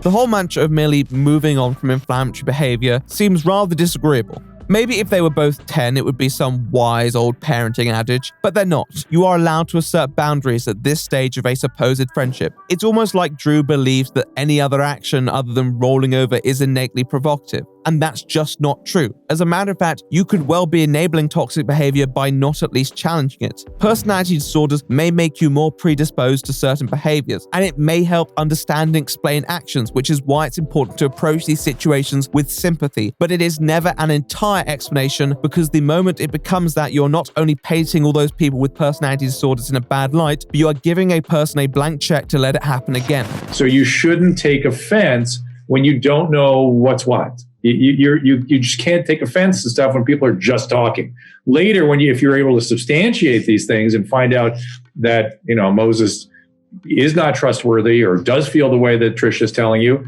well, then it's something to talk about. But in the meantime, it's just whatever. Don't react. In a way, I think the problem comes down to the fact that Dr. Drew has been brought on to save the podcast, and maybe the only viable option in their mind is for Ethan to appease Trisha. But it's not a healthy option long term, and maybe in this scenario, the only way to save their actual substantive friendship is to seek real therapy for each other, and maybe not have every single interaction be a public spectacle. I think, first of all, I'm willing to admit my mistake. I should have definitely talked to you about this before we started recording. I should have said, hey. Can I stop you right there? That does not feel like you mean it. Oh, doesn't? I do mean it. Make it really clear that you mean it, because this will come back around to hurt you if she isn't convinced that you mean it. One of the greatest issues of this generation of Hollywood experts and wannabe therapists is that they are better at being media personalities than they are at dealing with real people who wouldn't typically deal with their issues in the public spotlight. I think it's completely acceptable to provide live advice in a format that allows you to keep the person seeking advice anonymous, or at least not make them the center of the matter at hand. However, when you're applying a very personal type of therapy, you need more than charisma to make sure that what you're saying is actually helpful for those who will inevitably take those words to heart, especially someone like Trisha. What we were watching wasn't therapy, it was theater, and it was questionable whether the people involved were better off for it. But I feel like with each of these blow-ups, you guys get, I wouldn't say closer together, but it helps you guys manage your relationship better. Also, this is the bullying builds character of 2020. What a ridiculous statement.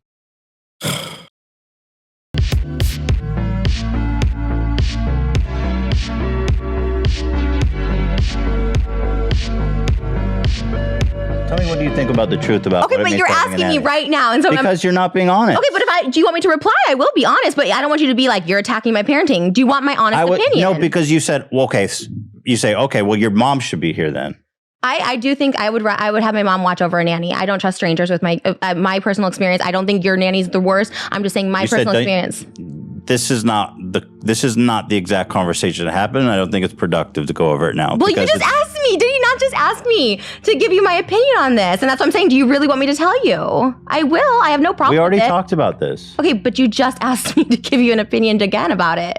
I heard your opinion. I heard it. I don't care to share it again. I'm just saying, like, if he wants me to reply, you're like I will. Like, it's very obvious that she was in that moment digging as deep as possible. I was not digging it. He was pushing it. Okay.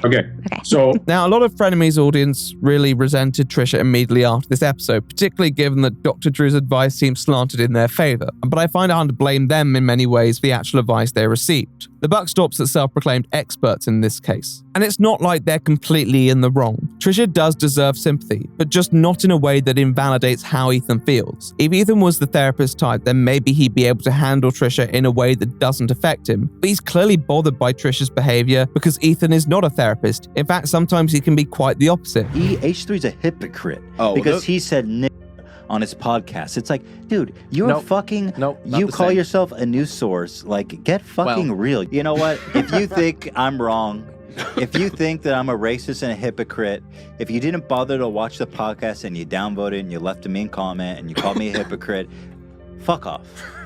Unsubscribe. Yeah, Don't just watch. leave. Don't watch. Because we'll have a lot less of that shit to deal Enjoy with in the future. Keemstar, the pinnacle of logic and sanity on YouTube. I have a strange relationship with Ethan Klein. I was always a massive fan of his work with H382 Productions, and I don't think my appreciation for his content has ever fully dissipated. But I do think the podcast kind of revealed to me that he had a few more layers than those which were displayed on the original channel. And in a way, it's not exactly a massive surprise. He always had the ability to be quite pointed towards people. I mean, that's how he first came into conflict with Trisha. But when it's in that environment, you can always write it off as comedy. On the podcast, it didn't always feel like that. It can come across as quite cynical and trenchant. I think sometimes that can provoke people, mostly people who aren't there, but still, if you're doing a podcast with a person who is easily provoked, then maybe you should be more considerate. But at the same time, you also need to retain some sort of sense of self. Otherwise, you're going to be holding yourself back. And I think the challenge posed to Ethan after this episode was one of great magnitude. Yet, although I've made it clear that I think Dr. Drew's advice was subpar, I think Ethan seemed to find his own resolution that worked quite well for a bit. But anyway,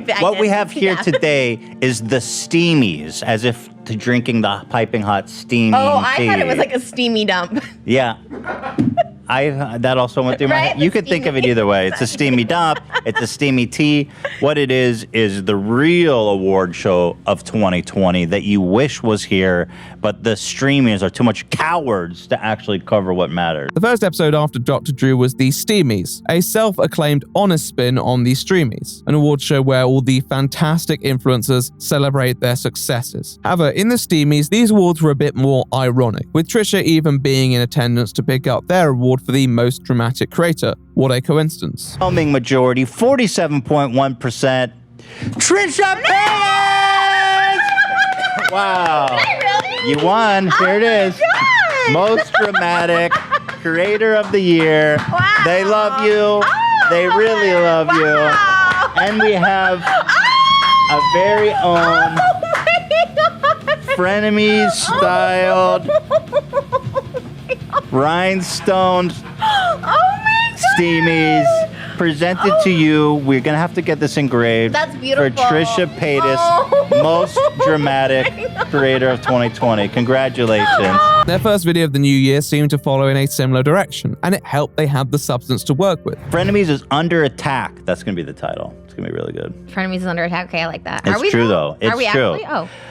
Two of YouTube's most controversial personalities is creating new conversations about mental health. That sounds good, right? I don't like being a poster child for like a mental health. All of a sudden it's like BPD and mental. It's just like I agree. I don't like it either. We're just two friends doing a podcast. I did watch your H3 live a little bit about someone saying like, I just hate that that's what it's about. Like, how dare he collab with a girl with mental health issues? It's not like I killed somebody and I should be like locked in prison forever. You see, over the Christmas break, their squabbles and subsequent attempts to patch it up had caught the eye of certain publications and creators who felt that the content published on the Frenemies podcast bordered on exploitive. Ethan, as the chief organizer of topics, comes in with the spin that Frenemies is under attack. Maybe a bit hyperbolic, but it provides a springboard for them to reinforce their bond. I think in this case it works, uniting them around a cause. Ethan also goes out of his way to reassure and support Trisha. And a lot of people really appreciated this. They used this momentum to transition into a really good segment in it where they just watch old clips of Trisha on TV, something that I absolutely adore. Maybe it's just my love of game shows, but it's really wholesome. The entire episode is actually quite great, and many people commented how refreshing it was that they genuinely seemed like friends here. And I began to think, maybe Dr. Drew's advice wasn't the best. Maybe his tone was too blasé for most. But maybe it's what made Trisha the happiest. Maybe it's what made them the most confident going into the podcast.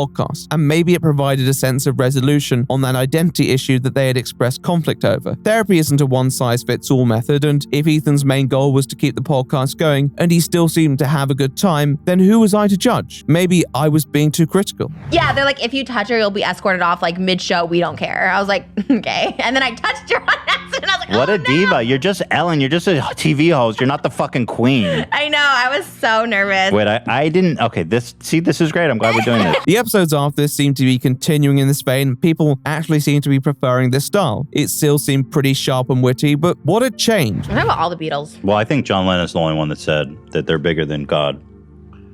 They all corroborate with it. I don't like. To be honest, they kind of are bigger than God. I think God is the biggest.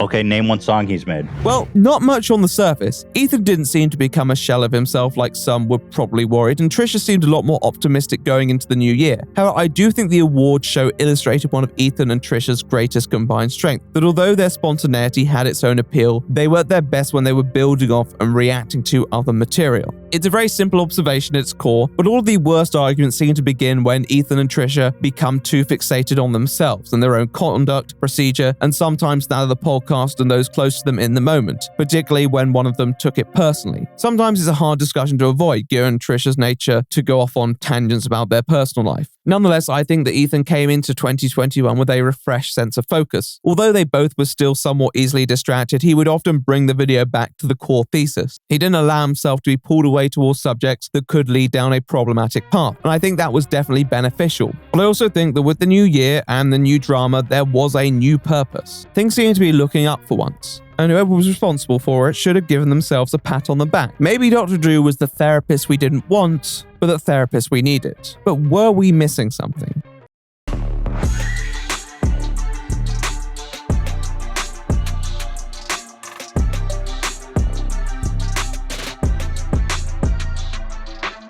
Here's the thing. There were a lot of theories at the time that Trisha and Ethan played up that drama for the camera, which is in a way what they were responding to that episode. Some believe there was a financial incentive to do so. And it's not like that theory holds no water. Those moments did tend to receive more publicity from the podcast and other sources. But they were so successful without that conflict, it wasn't necessary for their collaboration subsistence. And often with the fate of the podcast on the line, it's not a boundary worth pushing. The long-term trade-off was not worth it.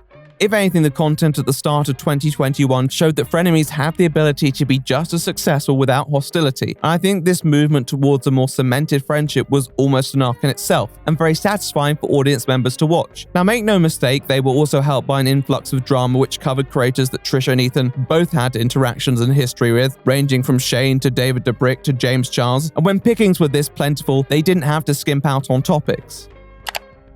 She was upset that I was going to make out with Seth, and so I flipped out. You being mad about the Seth? Well, that's not true. I was here. Mad about the Seth makeout thing is crazy. It's crazy. It's crazy. Is it? Was that real? Like him saying it's crazy three times, or was that edited? No, that's the clip, unedited. Not being comfortable with it. And here's the footage. Yeah. And not only you saying you're not comfortable with it, but David, look it.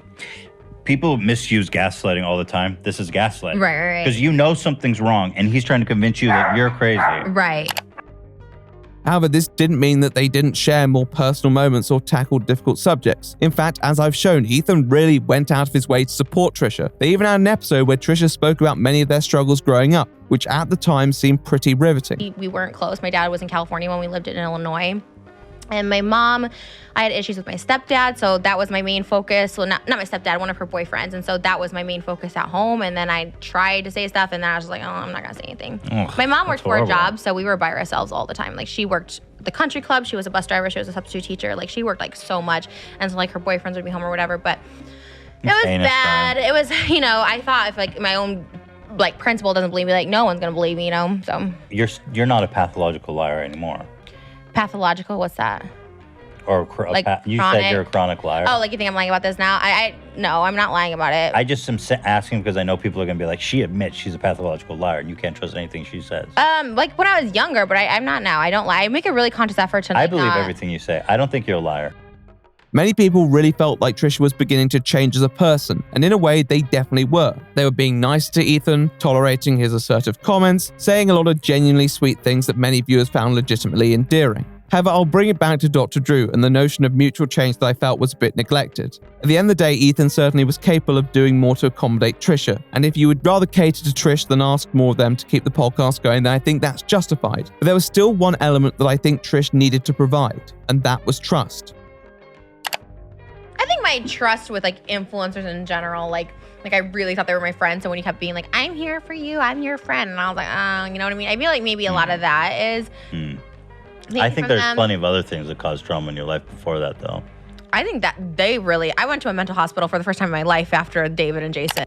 It should be no surprise that with their history and their dispositions, Trisha isn't a very trusting person. And in a way, it's not like I blame them. I think it's very difficult to trust people when you've had that trust abused in the way that Trisha seems to express it. However, Ethan isn't like those other people, and I have my problems with Ethan, make no mistake. But sometimes a weakness can also be a strength, and one of my criticisms is that Ethan can play favorites a little too much. Now, everyone is biased, however, I think Ethan is unreasonably harsh towards some people and far too lenient with others. Particularly in the episodes where they were covering drama, Ethan really used an aspect of himself to go at many people Trisha had expressed issues with, really asserting his loyalty. But Paige's reaction often showed there was still an inkling of doubt as to Ethan's sincerity. It always just fell short of the heartfelt moment, at which point you began to wonder if there was anything Ethan could do to break through.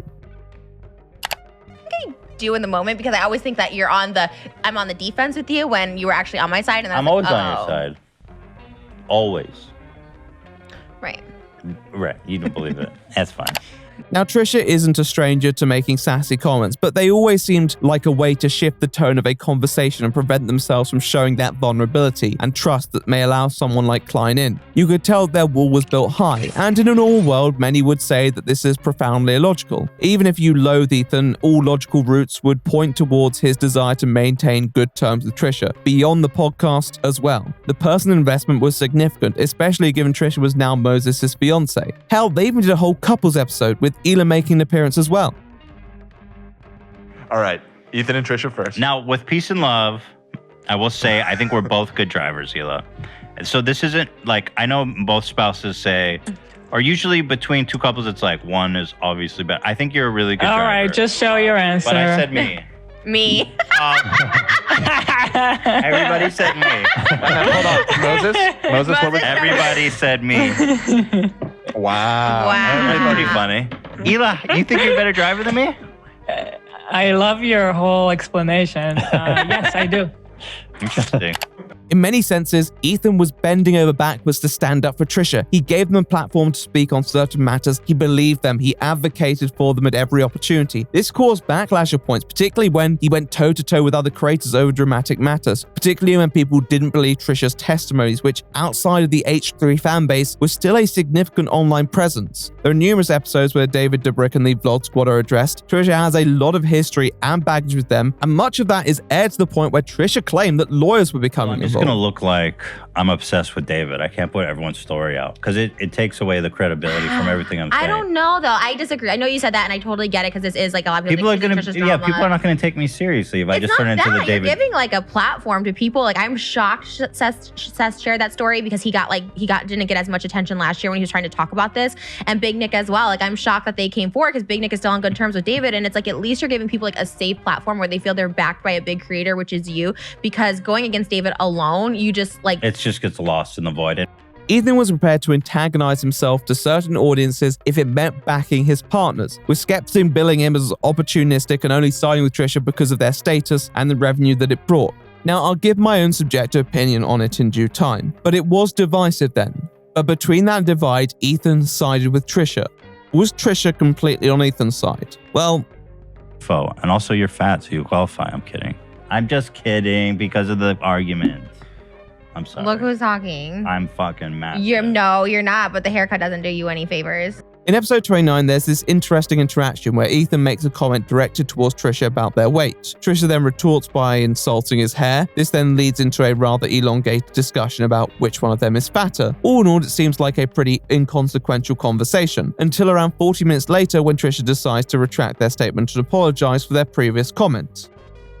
I like your haircut, by the way. Can I just say I like your haircut? I didn't want you to be mean. I was just trying to be mean. No, I agree. You said I was fat, so I needed to fire back. No, I know. I felt a little like on the defense. No, it's fine. It's fine. No, but you made me feel a little bad, and so I wanted to make you feel bad, and that was Thank you. But I actually agree that I always look way fatter when I cut my hair.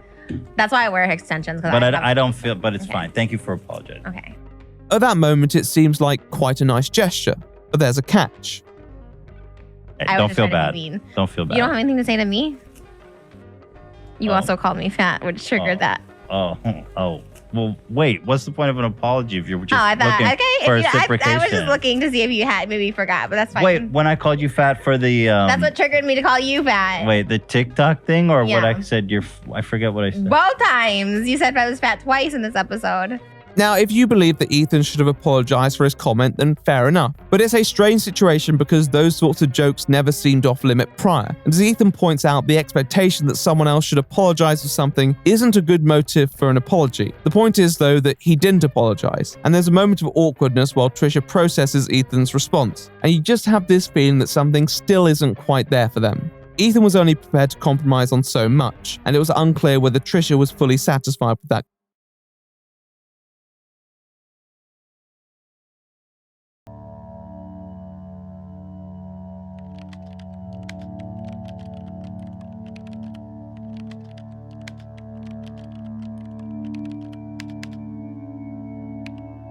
With acknowledgement to the previous part and everything that I've said in it, the Frenemies episode still seemed headed in the right direction, with an energy that did become more positive. It still seemed viable that Trisha would finally settle in the place that they were, with the people they were with. The absence of those more large-scale conflicts would make many believe we were perhaps approaching calmer waters, and no one could really be blamed for expecting anything else. At the start of episode 37, Trisha seems in rather high spirits. They mentioned that there had been an argument with Klein, but both parties expressed reluctance to delve into details, and they seemed happy to move on from it. Maybe people noted how exuberant Trisha was during this episode, maybe even a bit too exuberant. Yeah, so there is some. So anyway, guys, head on over to Trisha or Sad Boy 2005.com. We did this is our collab. This is our first collab. We have 4 more collabs coming out this year, and then we're gonna do our own in-house stuff. I'm so Daddy Fresh is definitely an inspiration. When I've always wanted to do like a clothing line, but I never saw anyone do it. And then not that it's easy, but like seeing you guys do it, I was like, this could be like attainable. You know what I mean? And Go then for it. I have like, you know, I feel like I don't know. Anyways, I'm really excited. I feel like the quality is good. Everything's hand stitched, hand printed, like this is hand dyed. This is hand sprayed on. Yeah. They dyed this. There's some dude in the studio going. Someone questioned a few of the comments made during this podcast and whether they were completely alright, with some wondering if they were having a manic episode. Regardless, as good as their mood appeared to be, there was one talking point that they did briefly stop on. They're about equal. It's kind of a coin toss for me. Oh my god. Super. Technically we, because you didn't extra. Anyways, you know. I pay the him, logistics. stop. Well, you get a little extra from Frenemies. You had to pay the crew, so we pay them for Mondays. You did tell me that. Oh. So I pay them too from our earnings. So. Interesting. I pay you, Dan. The arrangement between the two split the podcast profits 55% to 45% in Ethan's favor, with 5% going towards production costs. In exchange, Ethan also claims that he organizes the episodes and does the rest of the work. Trisha decides that this isn't really a topic for discussion right now, and although Ethan persists a little longer, the conversation subsides shortly after. It seems like a mostly trifling detour, one of many, but I'll put a pin in it for future reference. The next episode is a mostly entertaining, albeit uneventful vlog, where Trisha continues to impress people with their encyclopedic knowledge of Hollywood. This used to be a KFC and it's now a Zanku chicken. Wow! That is insider info. They're actually right. Fair play. Anyhow, I digress, though once again Trisha does scold Ethan for not coming in costume. It all seems fairly friendly, and I shan't dwell on it. I think we should turn our attention to the next episode. I know! Pregnant! So exciting! That was a good title too. We're pregnant. We changed it because... Why? We didn't know for sure. And then live on the show, Hila finally got the call from the doctor. In this episode, there is a pretty significant development in the client's personal life, that being that Hila is now pregnant. The podcast reaction seems fairly elated, and Trisha seems equally excited for the both of them, even being surprisingly self-aware about their emotional response to the news. It's hard work. I keep making myself think I'm pregnant. I keep thinking I'm sick. I'm like, I'm sick. And then I was like, maybe you're pregnant. But I'm like, no, I'm never. He's like, nah, it's just the McDonald's that you eat every day. Yeah, we have McDonald's. Anyways, that's really exciting. If you keep saying I make it about myself, I'm sorry. I keep relating these stories. Well, if you guys are serious about... I think a lot of people have retrospectively tried to read into Trisha's response here, but honestly, nothing seems particularly out of the ordinary. Trisha seems pretty hyped about the release of their new music video, which is an homage to My Chemical Romance, and it was Pride Month as well. Hurrah. Maybe everything was turning out just as we had hoped. Two couples, both happy and healthy, making their way in the world and rooting for each other. In spite of all the uncertainty, this may have been the completion of the arc that we had followed. But not all endings are as happy as we'd like them to be. It's difficult when you're watching these videos at that moment to really know exactly what's going on between them, and it was completely understandable that people had the impression that Ethan and Trisha were consolidating their friendship. The topics yielded a lot of unifying moments and they seemed closer than ever in many ways. The instance that I've picked out in the previous part didn't happen on a rather regular basis, but they still underlined that failure to take the final step to put that trust in Ethan's hand. There was still that doubt as to whether Ethan could give Trisha what they wanted, but what did Trisha want? Like, everybody wants to, like, be me or be in me, always. And you don't trust me when I say I have no desire to fuck you or be Yeah, you. I know you're lying. One point that I've covered a while back was one of Trisha's first appearances on the podcast. They've always had a slightly strange dynamic with Ethan, often switching between an I hate you shtick and an off-puttingly flirtatious vibe that wasn't always met with approval by those who interacted with it. Fine. Okay, let's talk about... OnlyFans? Our collab? Bro. OnlyFans. I wouldn't do that for $1 billion fucking dollars. Like a showering video? You wouldn't just shower with me, like take a shower. Nothing sexual. Not even for $10 million. Could you imagine if we just stood next to each other and naked in the shower, just like doing a shower, like washing our hair? Why do you think anyone would pay for that? They would. And we Why? could split it. We could split the money. You love money. We talk about this. You are driven by money. I don't love money that much. Now, I'm not here to say that I think Trisha ever held strong feelings for Ethan, although some people hypothesized it. I think their often quirky behavior in that domain could be put down to past interactions. At the same time, I think there was definitely an expectation that at that point of the podcast, they would be the priority. I don't mean this in a romantic sense, but I think as they became more and more familiar with each other, Trisha seemed to develop a belief that they would have more influence on the general identity of the podcast itself, and they would be able to direct it rather than being this guest for hire. Trisha is an extremely distrusting person, and wherever there was something that seemed to bother them, some discrepancy in their mind, they would use it to fuel their own doubts and to cut themselves loose from the person that they believed to be the source of that. I think Trisha, like many people, almost became enslaved by their own expectation, that expectation for the podcast to crash and burn. Every now and then they'd make these comments that invited Ethan to rise to the insults, or escalate them even, in a way that would provide them with some justification of completely severing that tie, freeing them from the obligation. It was a technique that often died down and was even sometimes resolved shortly after. But if the mood was right, or wrong even, it was the sort of thing that could spiral. And in episode 39, it did. All right, so anyway, I mentioned the name of the person we're finally ready to talk about, Gabby Hanna, today. Talking about Gabby Hanna, what could possibly go wrong? Unlike other episodes with Instance, what we were about to witness wasn't immediately apparent judging by the thumbnail and title. This may be due to the fact that Ethan didn't want to make it seem like he was cashing in on the conflict, or perhaps because Ethan didn't view it as second to the much more prominent conversation relating to the titular subject, Gabby Hanna, a person who may have helped bring Trisha and Ethan together in the first place. Episode 39 starts like many episodes do. Unexceptionally, Trisha doesn't seem to be quite as energized as previous episodes, but it's not out of the realms of normality. Ethan is ominously dressed in an Uncle Fester costume again. However, barely a few minutes in and Trisha is already dissatisfied at the affairs relating to their costumes, seemingly frustrated by the lack of control they have over its selection. You got it off Reddit and you're like, we're gonna do this, and I'm like, this is definitely not my idea. You told me you didn't like it? My idea would be Maui and Moana. My idea would be Sharpay and Ryan from High School Musical. I've never once picked our costumes. Never once. What? Never once. You can fact check it in the thing. Never once. You have never once picked our Never outfits? once. Okay, show this. I don't want to be the girl in the movies. I want to be the boy too. Like, I want to be able to be like... This goes on for a couple minutes before they reach some sort of resolution where Ethan commits to doing more Trisha's costume suggestions, and the next half an hour passes without major incident, though Trisha does make a few comments towards Ethan about the procedure of the podcast. So... Congrats. Thanks. Okay, let's talk about Teddy Fresh for 2 hours. I'm just kidding.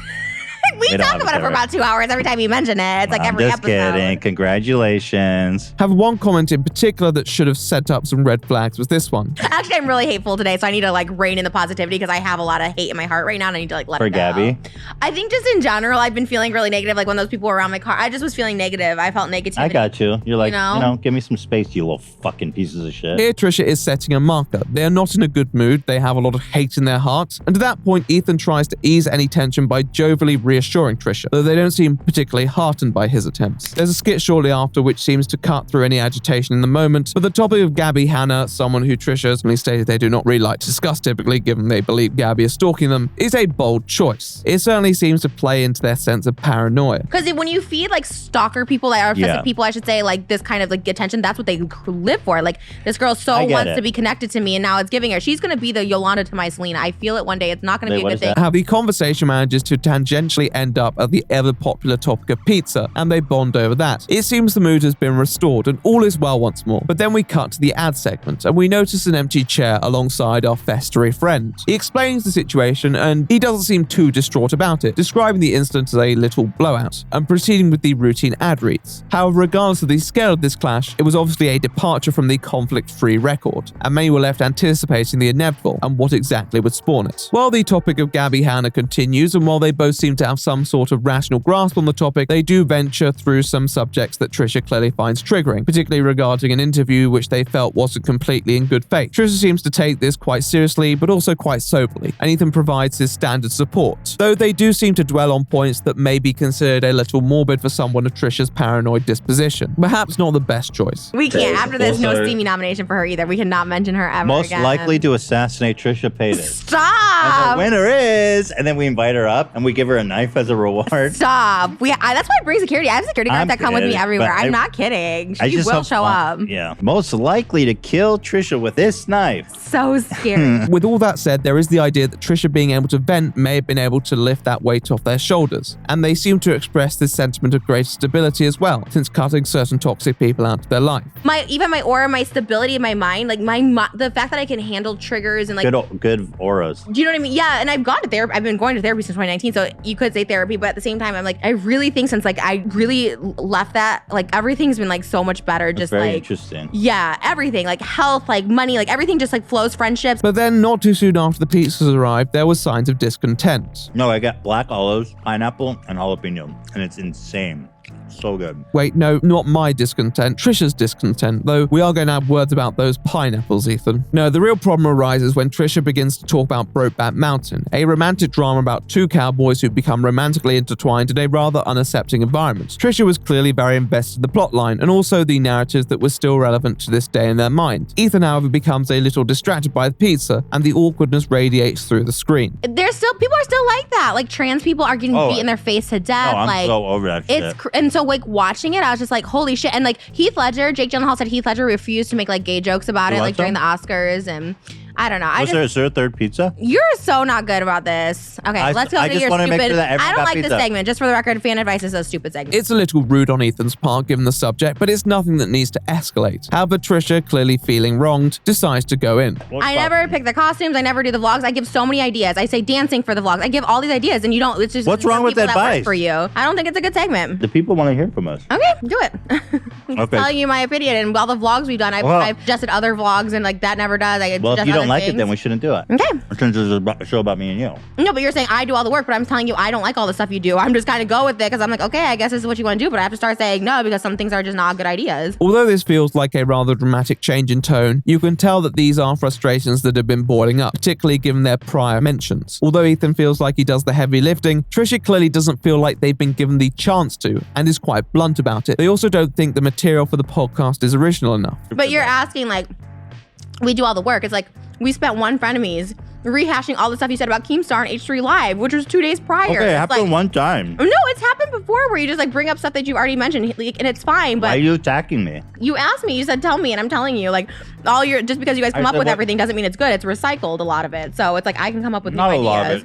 A lot of it. No. Mm-hmm. If you have ideas, I'm all ears. I watch H3 Live and we talk about the same thing, and I'm happy to talk about it. It's not always like that. It's happened before. I agree. It happened last time. It's happened a lot. Sometimes I forget what I've talked about, honestly. But you're saying you have all this crew that does all this work for you, and nobody could remember that you talked about that 2 days prior? I agree. Somebody should have said something. I was like, guys, why don't you tell me when I'm talking about the same shit over and over? Because I tell to them, I go, yo, make sure to include this. And they go, oh, okay. But I go, oh, shit, I talked about the same thing. Ethan defends himself on this front, though conceding on one point, while asking Trisha to be a bit more honest with their emotions, something which then prolongs this tension, eventually leading into the dreaded discussion surrounding revenue split, which once again comes back to the notion of control. But I feel like you're so angry about this. I'm literally not, but it's just so funny. I'm not. I'm angry when you say something. You need to admit when you're angry. Ethan, I promise you, this is really is gaslighting. I go to a lot of therapy right now, and this really is. When I say I'm not angry, I'm not. I'm like just trying to tell you that you're like, oh, we do everything for the show, and I'm like saying it's not always good. I'm not angry. If I was angry, I would like leave or something, but I'm not. But you telling me I'm angry or something. You're not upset. Not. Okay. People we hire. Why would I ask you about people I hire? Because it's Frenemies and you take the budget for paying the crew. That's what you told me. You take highlights, you take 5% to pay the crew. So why don't I get any input on the crew or what we do? These are employees of our So why are you taking company. highlights and 5% of Frenemies? You told me that it was to pay them, that they could be working for production costs. Okay, but you told me it's for at the production beginning. Costs. You told me at the beginning it's like they could be working on other things. Because I made that argument too. I'm like, well, they're already H3. Oh, they could be working on other things. So I'm like, okay, in that case, for production costs. I take 5% extra from the podcast revenue, and I take the highlights revenue, and everything else we split. Right. So for production costs. Yeah, and so we had to buy. But that was the first time we ever spent money on production costs. It's not about that, dude. It's literally about we are producing the show, and I'm taking a cut. I feel like that's beyond reasonable. All the beyond highlights. Reasonable. 5%. Yeah. 5%. Do you realize how much 5% was of our last one? That should be enough. But also like highlights, and then you weren't the membership I had to fight for because you weren't. You're like, oh, I forgot to tell you about the members. Like I giving you crazy. 50% of all the members. Trisha seems rather irritated despite proclaiming that they're not, and when Ethan expresses this, it only seems to worsen their mood, with Trisha believing they're being gaslit. This then causes them to express doubt regarding Ethan's intentions, and then Ethan, once again giving up, concedes that he must have gaslit her. I'm just because you can be upset and still show up. But I'm not upset, and that's what gaslighting is. Because you're saying I'm gaslighting you by saying you're not upset. You're perfectly. Oh, wow. You're in a perfect condition right now. But this was a great mistake. Wow. Holy cow, that's crazy. I mean, I don't know how you. I just don't see what you just did. That's really. What crazy. did I do? We have to end it now. Like really. What did I do? We got to stop for real. Really. We need Okay. to stop. Please. Trisha, let me just say, The I'm fact, sorry. Ethan, that you just did that, you're right. You're I don't know right. what I just Nothing's wrong said. with you. But I go, you don't know how much therapy I go to a week. I go to 4 But Zoom Trisha, sessions a you week. can't- No, I understand, Ethan, but okay, what you all right. just said was, you're right, Trisha. Everything's fine. That's insane. Like the fact that you did that to me is like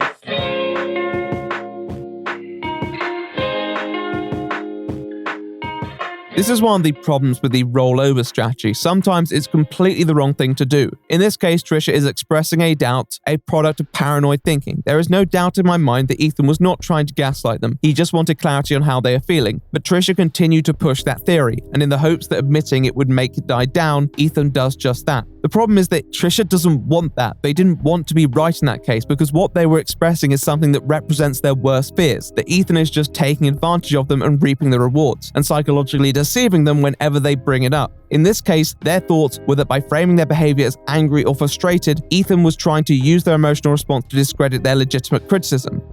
Although in a difficult spot, Ethan should have stood his ground, explained his perception and tried to calm the situation through a rational de-escalation. But he did seem tired, and his concession, despite perhaps being a mistake, may have been a reflection of his own mental exhaustion of trying to upkeep a podcast that was taking its toll. With that said, given his sponsor segment, he clearly expected this to be resolved by the next episode. After all, we had seen Trisha evolve a lot as a person in their time on the podcast. Alas, this appeared to actually be the podcast final episode, as the following morning Trisha announced that they were stepping down from Frenemies indefinitely. Get it, like, and I get now he's saying that H3 produces and he deserves that as a producer, but it's like I would have loved the opportunity to pitch in half for the set to, because I really do feel like I built this show like with them, like at 50-50. Like I don't think I'm the main reason, because God knows my channel and my podcast doesn't do like what Frenemies does, you know what I mean? But at the same time, like H3, I have like it wasn't doing what it's doing now either, and I feel like I helped build that. Like I thought Frenemies we were building together, like from the beginning was like 5% goes to help the crew, and then the other goes to production costs. So I thought we were like building something, like it was gonna be like a bigger like set, bigger things, bigger vlogs. But it's just like, if I knew I was coming in as a third H3 show, like I swear hand to God would not have done it. And then yesterday, just hearing that, like, he's the producer and he does everything, when I really tried hard to contribute, and I really tried hard to like bring my own stuff every week, and I feel like I did. I feel like I had topics and stuff, and it's just like it hurt me. As a video, it is extremely incoherent, but it's not hostile. Trisha expressed great regret over the decision they're taking and vents many of the frustrations that seem to be creeping up on them in the final podcast episodes. They felt that Frenemies had become such an independent force of content that they deserved a balanced input, something they didn't have. They in hindsight admit that they were frustrated but didn't feel like they were in that moment, and obviously didn't respond well to Ethan's comments. They've also felt generally uncomfortable with the crew, and certain incidents have certainly underlined that. With the knowledge that this feeling is mutual, they don't want to return to that environment with anyone walking on eggshells.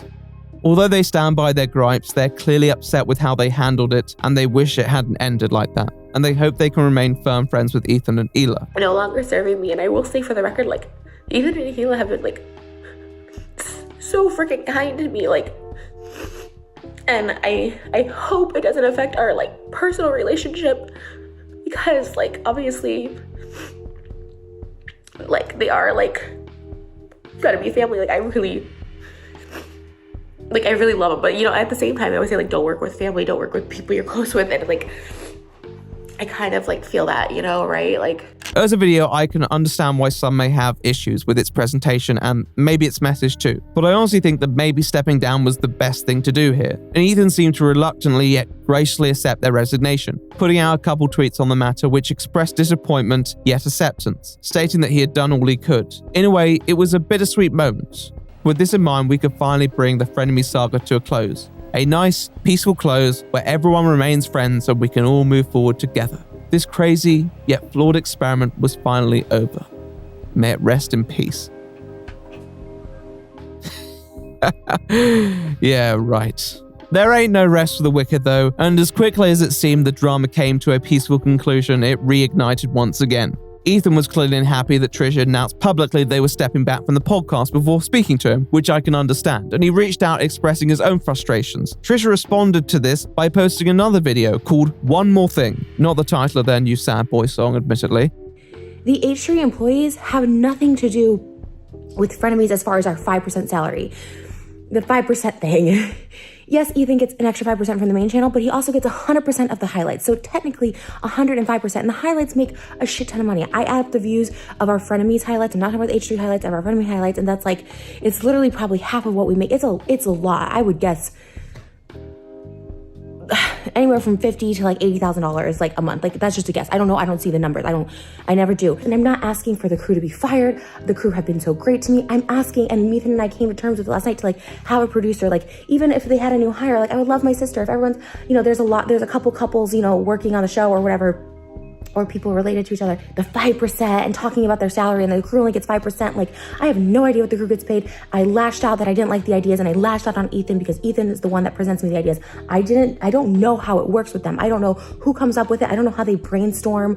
I don't know any of that because I'm not included in any of that. The video is meant to be a clarification on the money matter, though once again, Trisha goes off on various tangents and it seems mostly unexceptional as Trisha videos go. Certainly a departure from the angry Trisha that we had seen before. Ethan, however, feeling that Trisha's responses were quite unsporting, tweeted his frustration, claiming that the video was causing undue hate towards the crew. Now, as a video, it's more defensive than aggressive, and I would be surprised if it changed that much. But once again, that was their experience. Trisha, however, obviously felt hard done by because they believed that Ethan was using the crew as a shield to try and attack their voice. I can understand why this may have bothered them in the moment, but the best thing they could do in that case was to make sure they didn't prove Ethan's point. We all know that when Trisha feels Ethan isn't being just, it will spiral. And from here, there were a series of tweets by both parties, mostly Trisha, arguing their case. Many people were urging Trisha in particular to take a step back, especially after DMs began to be published, which actually ended backfiring when people pointed out Trisha's curious use of certain terms. In this case, both sides seemed to relent momentarily, with H3 stating that he needs to take a step back on the night and expressing regret over his tweets, and Trisha doing the same the following morning. Many wanted them to hash this out in private, and with both sides seeming to walk back their conduct a little, it was thought that maybe this would be the opportunity. The problem is that I think Trisha did legitimately feel like they were being treated poorly, and when they're trapped in an environment with someone who they feel is acting without the best intentions, they don't want to confine themselves to that space. Yet, instead of consulting a friend or a reliable third party, they decide to make the internet their trusted confidant. A generally bad decision, not just for yourself, but for the other person who feels that you're betraying their trust by taking it to such a public platform. Social media for Trisha was event space and not one that was very healthy. Good morning, guys. It's early again. I, of course, didn't sleep last night, and I just wanted to, this thing has gotten so blown out of proportion. Like, I think I'm just in shock all this happened because it just spiraled from one thing and then it became another and another. The following morning, though, Trisha posted a video titled "I'm Sorry," where they channel those regretful sentiments. They apologize a lot and believe it was a misunderstanding and insist they don't want to be viewed as that hateful monster that they may have appeared as the day before. This is something that they genuinely felt bad about. With both sides back to a more sympathetic stance after a brief moment where emotions overflowed, it seemed that maybe both parties could find closure on this matter. This was the conclusion that we needed. However, it was not the conclusion that we deserved. Why did we forsake God? Hello, everybody. Not a typical episode, obviously.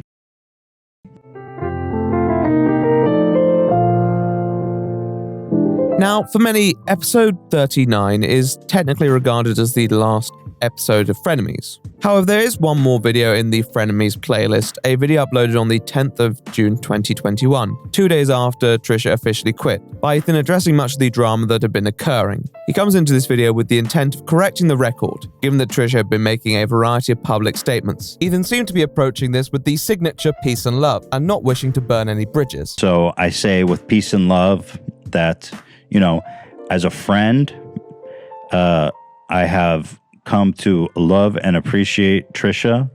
You know, as a partner, I think she's one of the funniest people I've ever known, one of the most talented people, you know, one of the most dynamic and entertaining people I've ever known. She puts me in these tough situations where it's like, I'm losing no matter what. She can say whatever she wants, you know, which she puts out publicly. And then, you know, if I just sit and take it, everything's distorted. And if I say anything, then I'm the bad guy for, you know, coming after or something, which is not my intention at all. This, just for the record, is not. The video seems to seek to clarify certain points that were made, first being the employment one. Ethan states that they actually discussed this after the argument on episode 39, and Ethan had agreed to let Trisha bring on a producer to try and ease Trisha's discomfort with the current arrangements. So the day after we shot, after we had like broken up, we had a conversation for the first time ever about her wanting to hire new staff that she would look for and hire to work on Frenemies. That was the first time we had ever discussed that. And after talking it out with her, I agreed. I said, okay, we can, you know what? Again, because I just want to make everything smooth and manageable. We had this big blowout. We talked the evening afterwards. I said, you know what? Let's hire a producer. You tell me who you want to hire, and I'll hire him. His only stipulation was that the situation would be left to settle for a few days. However, the following day, he was blindsided by Trisha's video, which in his opinion undermined the agreements previously made and framed the situation uncharitably, especially given what Trisha had asked for initially was rather unreasonable and disrespectful in his mind. I don't know. From a business partner perspective and a friend perspective, that video really rubbed me the wrong way, because I woke up after having a conversation with her where I agreed to everything she wanted to do. And I wake up to her being like, saying all this stuff about private conversations we had and saying, oh, it's the crew's fault. It's the people on the crew were unhappy, you know, and like, I don't know. I just felt like that video was just so unnecessary, and I just didn't get it because I had done everything possible. He also clears up some misconceptions as to why the crew were reluctant to shoot the day after, citing that it wasn't due to Trisha's behavior on set, but actually him feeding comments back to them about Trisha's requests, which he concedes was his fault, with him taking the final decision to not shoot despite the crew's openness to do so. She told me that she wanted a whole new crew for Frenemies because she didn't feel comfortable with them. She wanted a whole new space. She wanted a whole new crew. And it just, I don't know. It's like she couldn't meet me halfway. A whole new crew. We need to essentially fire everybody that's worked on the show from the beginning, find a new space, and change everything. This is where maybe I fucked up, okay? Is that I was talking to the crew like, Trisha wants to, I was like, listen, Trisha wants to hire a new crew. When the crew found out she wanted to fire them all, they were there. First of all, they've always been down to go work and do the shoot as scheduled. They are good, loyal, hardworking employees that are down to get the job done no matter what. I had done a temperature check, like, how do you guys feel about going to do this? Because there was just people like, the vibe was like, Trisha wants to fire you guys and hire new people to do Frenemies. And also, do you want to go meet with her and shoot tomorrow? And so obviously they were like, well, it's a little awkward, right? But of course I'm willing to do it. So I made the executive decision as their boss, trying to foster a healthy work environment, that let's just not do the shoot tomorrow, bearing everything that's happened, and take a few days to chill off. He states that Trisha's comments about certain things alongside DMs that were leaked had caused people to go out of their way to harass individuals who had not done anything wrong. He expresses solidarity for the people he works with and reaffirms the stance that Trisha's behavior was unprofessional in his eyes.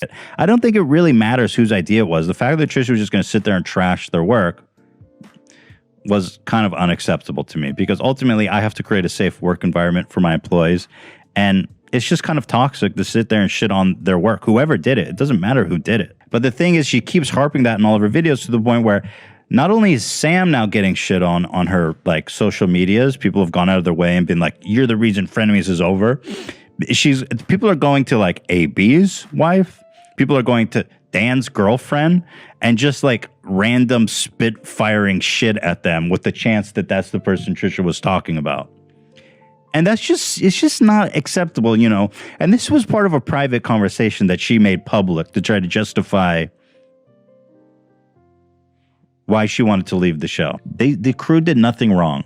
I misunderstood the situation. I told Trisha that people were upset that she didn't like the segment, okay? I take the blame for that. The reason they were upset that I misunderstood is because she said she wanted to fire them all. They were always willing to do their job, period.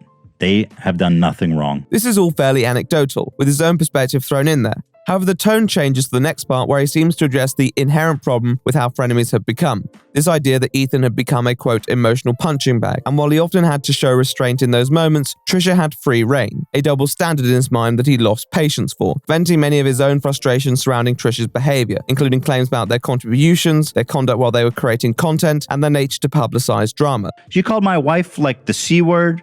She called me, she said the most horrible things. She said, I'm a terrible parent. Hila's a terrible parent. And for me, it's like, okay. And I understand, again, that she has mental health. She has mental, health issues. But at the end of the day, it's just not. I don't feel like it's fair. Even though she has those issues, it's just, I can't be her emotional punching bag. And then the minute I speak up for myself, it turns into another show-ending fight. It's just not a fair relationship. I texted her, trying to be mature and handle it personally, off the internet.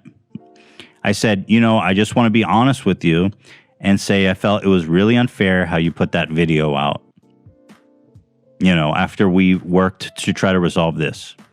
And she ignores my text, and she posts another 20-minute video 30 minutes later that was in response to my text that was more like, oh, the crew's the reason why this happened, and sending even more hate to their fucking Instagrams. I'm a patient man, but I'm not superhuman. Another problem he communicates is Trisha's nature to not actually confront their problems. Now, we've known this for a while, but in this case, he shows that Trisha did not indicate there were any problems with ideas that they had subsequently trashed on the podcast and after the podcast, including that of the costume and the segment. And it's imagine how confusing it is, because she goes on the show and she says, oh, this questions is so dumb. It's lazy. It's crap. I hate it. I mean, the day before, she retweeted it unprompted. I did not even ask her. That's just really, really difficult. How much she hated the costumes. It was my idea. She never wanted to do it. She doesn't even know the character. She says, I don't even know this character. I sent her this picture. I said, costume idea? She says, laugh my ass off. Oh my God. This is one of my all-time favorite movies. Can we? I love her. I don't understand. What am I supposed to do? That's what I mean. It's I can't humanly do more. She expects superhuman care. He then continues to explain his justification between the 5% gap between shares and the profit from the podcast, something that he clearly feels he's been quite generous and transparent about. He addresses the DMs that Trisha shared, the investment he made on merchandise, with an escalating tone of exasperation, conveying the frustration at the investment he lost. We pay for the set, we rent the space, we film it, we use our equipment, we employ the people, we edit it, we upload it, we post it, we get that sponsors, we develop the concepts, we work all week to prep the segments, we pay for the insurance, we do the accounting and the payroll. I send her a fully itemized report every month of literally everything and how the expenses break down and her cut. And the fact that she would even accuse me of not being transparent is honestly very hurtful, because I've gone so far out of my way to be as transparent as possible. I show her literally everything. And then she starts going, I want an itemized breakdown of how that 5% is spent. And I'm like, dude, it's not like that. It's a fee. It's a production fee. I'm not giving you itemized deduction of the entire business. That's just, it's like these absolutely unreasonable, unimaginable, bars that I could never reach. She posted a screenshot of herself calling me Jewy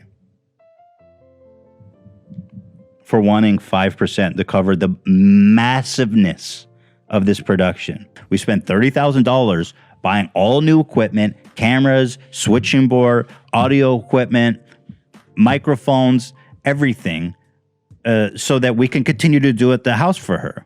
And she keeps bringing up this like, well, you get 5%, so you like, what is that for? You need to be paying. And I say, okay, you know what? Let's keep the show going. Let's do it at the house.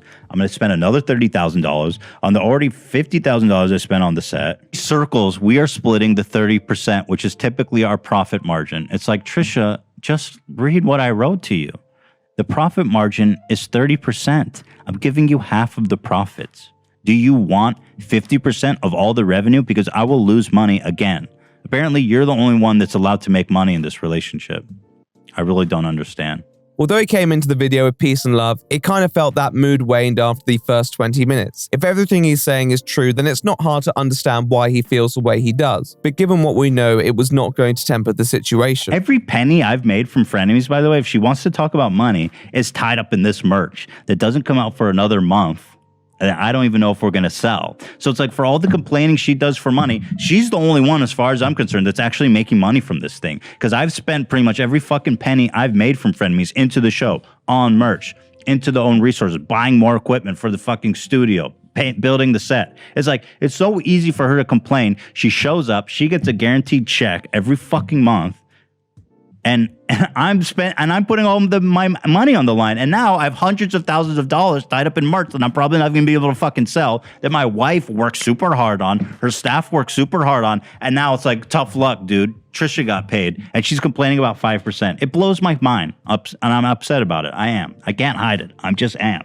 It's just not fair. 5% when I'm literally not making a fucking penny at this point. It's just so disrespectful. It disregards all the hard work we do, not only on the crew, but now on my wife and all the people that worked on the merch. And it's like, okay, well, fuck you. In a way, his own confusion may appear contradictory because on the one hand, he expresses the fact that he did not want to overhaul the structure of the show to cater to Trisha's needs with the possibility that they could quit any minute. At the same time, he is still frustrated that he has lost all these investments, particularly on the merchandise front. I think it fundamentally comes down to trust. Although Ethan's vexation is to be expected, it was clear that he had still expected this to happen inevitably. He was the producer and the owner, and when you're in that position, you have to be prepared for someone to walk out on a project, and Ethan certainly expected as much. With this in mind, ending the podcast was probably for the best, and although visibly frustrated, he shows resolve in his final decision.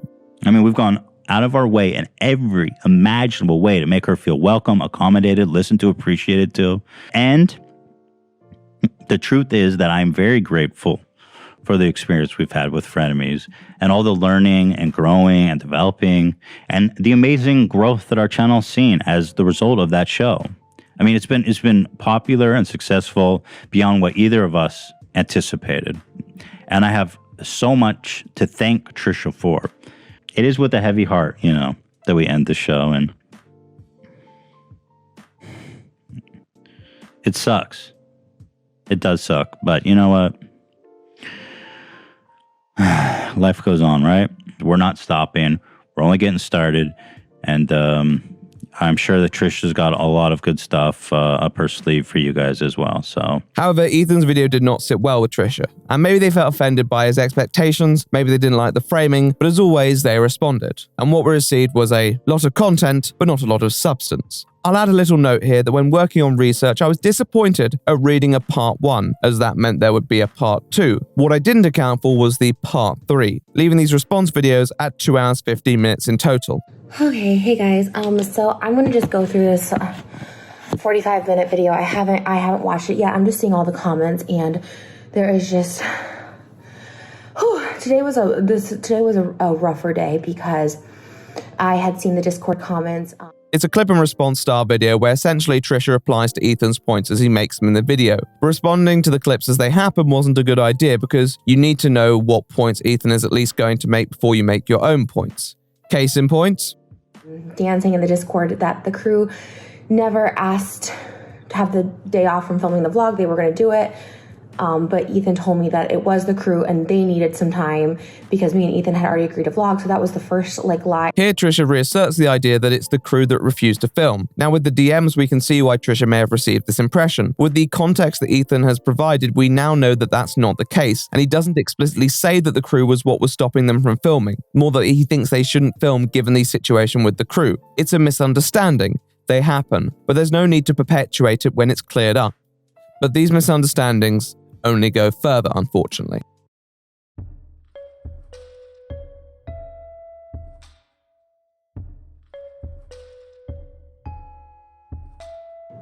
If you're the boss and I'm the talent and you're the producer, and you care about the well-being, right? It is not a reality show where people are poking for the drama and wanting the drama. If you really don't want the drama and you don't want the hate on your employees, why put it out there? Because in my head, when I said put it all out there, I really didn't think I had at that point disrespected anybody. I'm not going to dissect these videos the way I dissected Ethan's video, mainly because Trisha makes a lot of points they'd already made on other platforms. However, I will try to give a brief outline. Really, I'm how did I trash the crew? People are now explaining, by you saying a segment's bad, that it's a thing where everybody works, you're insulting everybody. It's just in my head, I was just talking to Ethan's whatever. And I said, dude, let's just end this right now, for real. It's okay for real. It's better if I'm not a part of it. To me, that's where the conversation was headed. I think Trisha's video ultimately comes down to them wanting to step back because they fundamentally don't understand what they did wrong. And therefore, unless they can come to some personal reconciliation, they can't compromise on the belief that they didn't act out of line. They don't think they're demanding. They don't think they're unreasonable. They're not trying to force people to walk on eggshells. But again, this kind of thing, I have to walk on eggshells with you. I have to keep you happy. That's not another reason I don't want to be there. I don't want that work environment. I'm trying to keep you happy because I don't think I make that many demands. We don't, anything they've ever talked to me about, I'm just yes, yes, yes. It's grown us so much.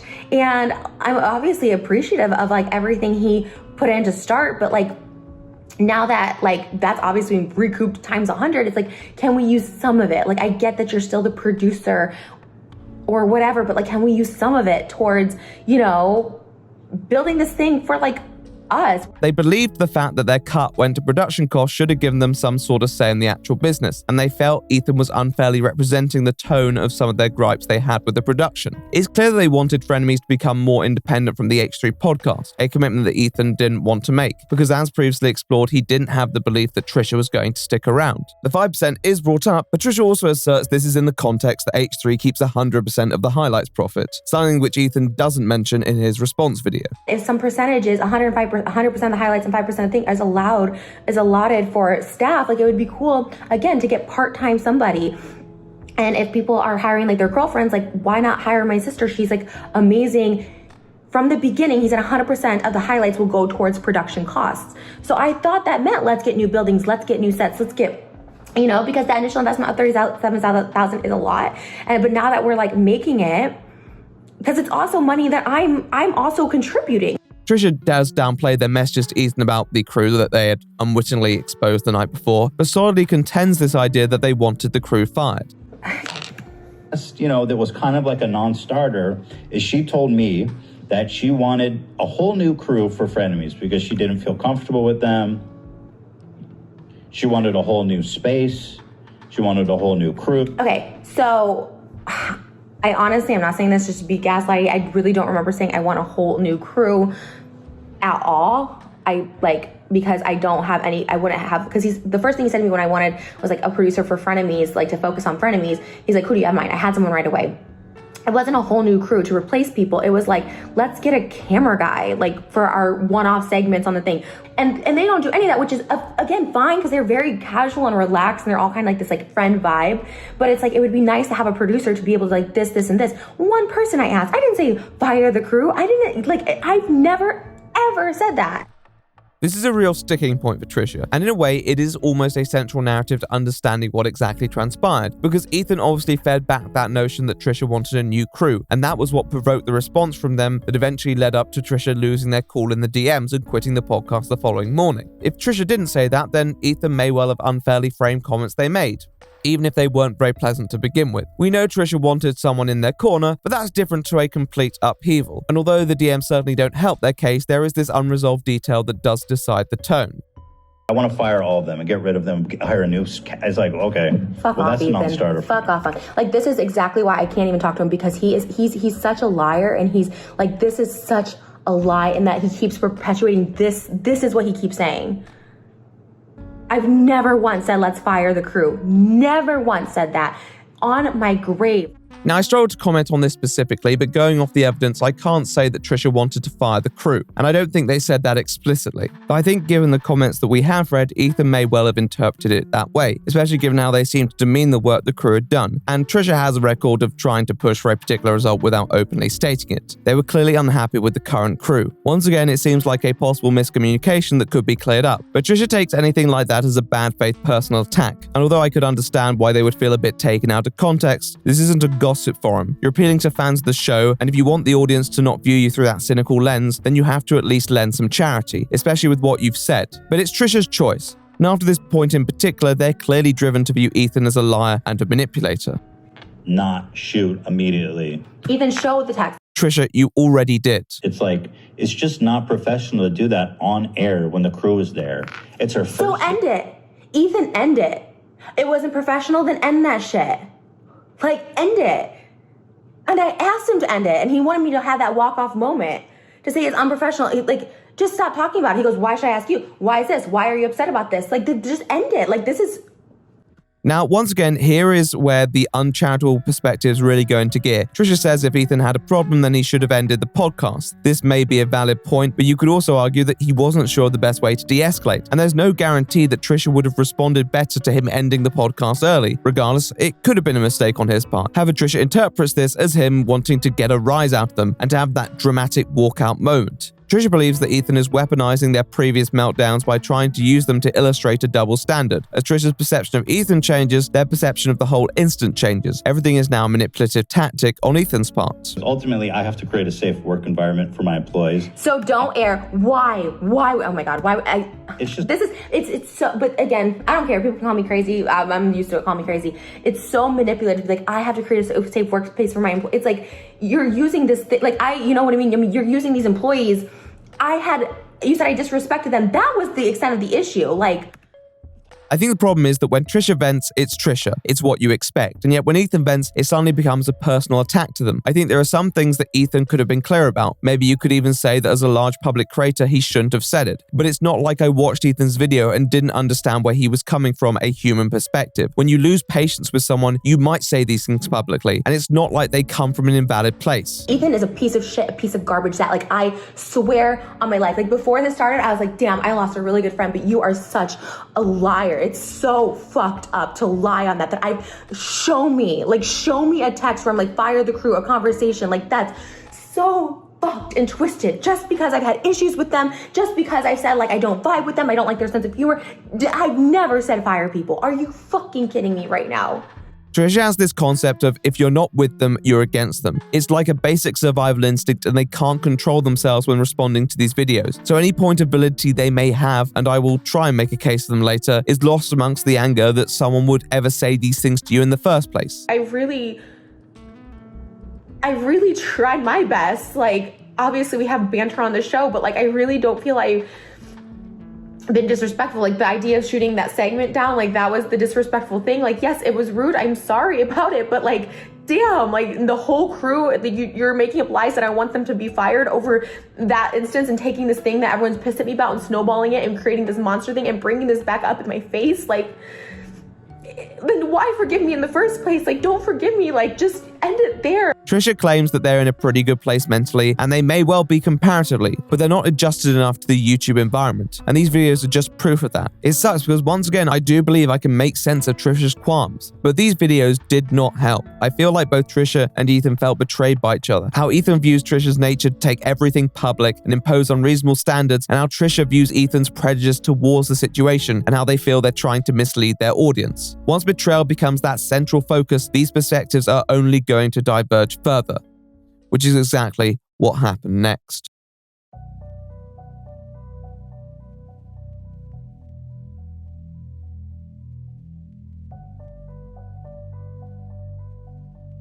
Like an ungodly amount of merch that I have no idea how I'm going to sell. But also, he doesn't care about money, and he's worried about how it's going to sell. Every month. You also get a paycheck every month. You get it from the highlights. You get it from the 5%. You told me yourself the H3 people were on salary before Frenemies. It's just an extra day for them. You told me that they're already working there. He acts like. Trisha's videos aren't particularly helpful. I think the problem with this sort of content is that it focuses on a person's reaction in the moment, which when you're dealing with a dispute is obviously going to be more heated than if you were given time to see the bigger picture. However, one thing that you could at least say is that they were reactions, and therefore they should be taken with a pinch of salt, even if someone felt the drama was being played up by Trisha. They may have been overreactions, but they were reactions all the same. However, Trisha clearly felt like they hadn't quite made their point. After a couple of days of what some may have hoped to be a return to regular content for them, Trisha once more uploaded another video. This time though, it wasn't a reaction or a response. In fact, its title appeared to imply something much more serious, with a trigger warning clearly expressed in the title. What is the video about itself? I put up with Ethan purposely triggering me, trying to trigger me on multiple occasions. I always put up with the triggers, and I allowed myself to be triggered.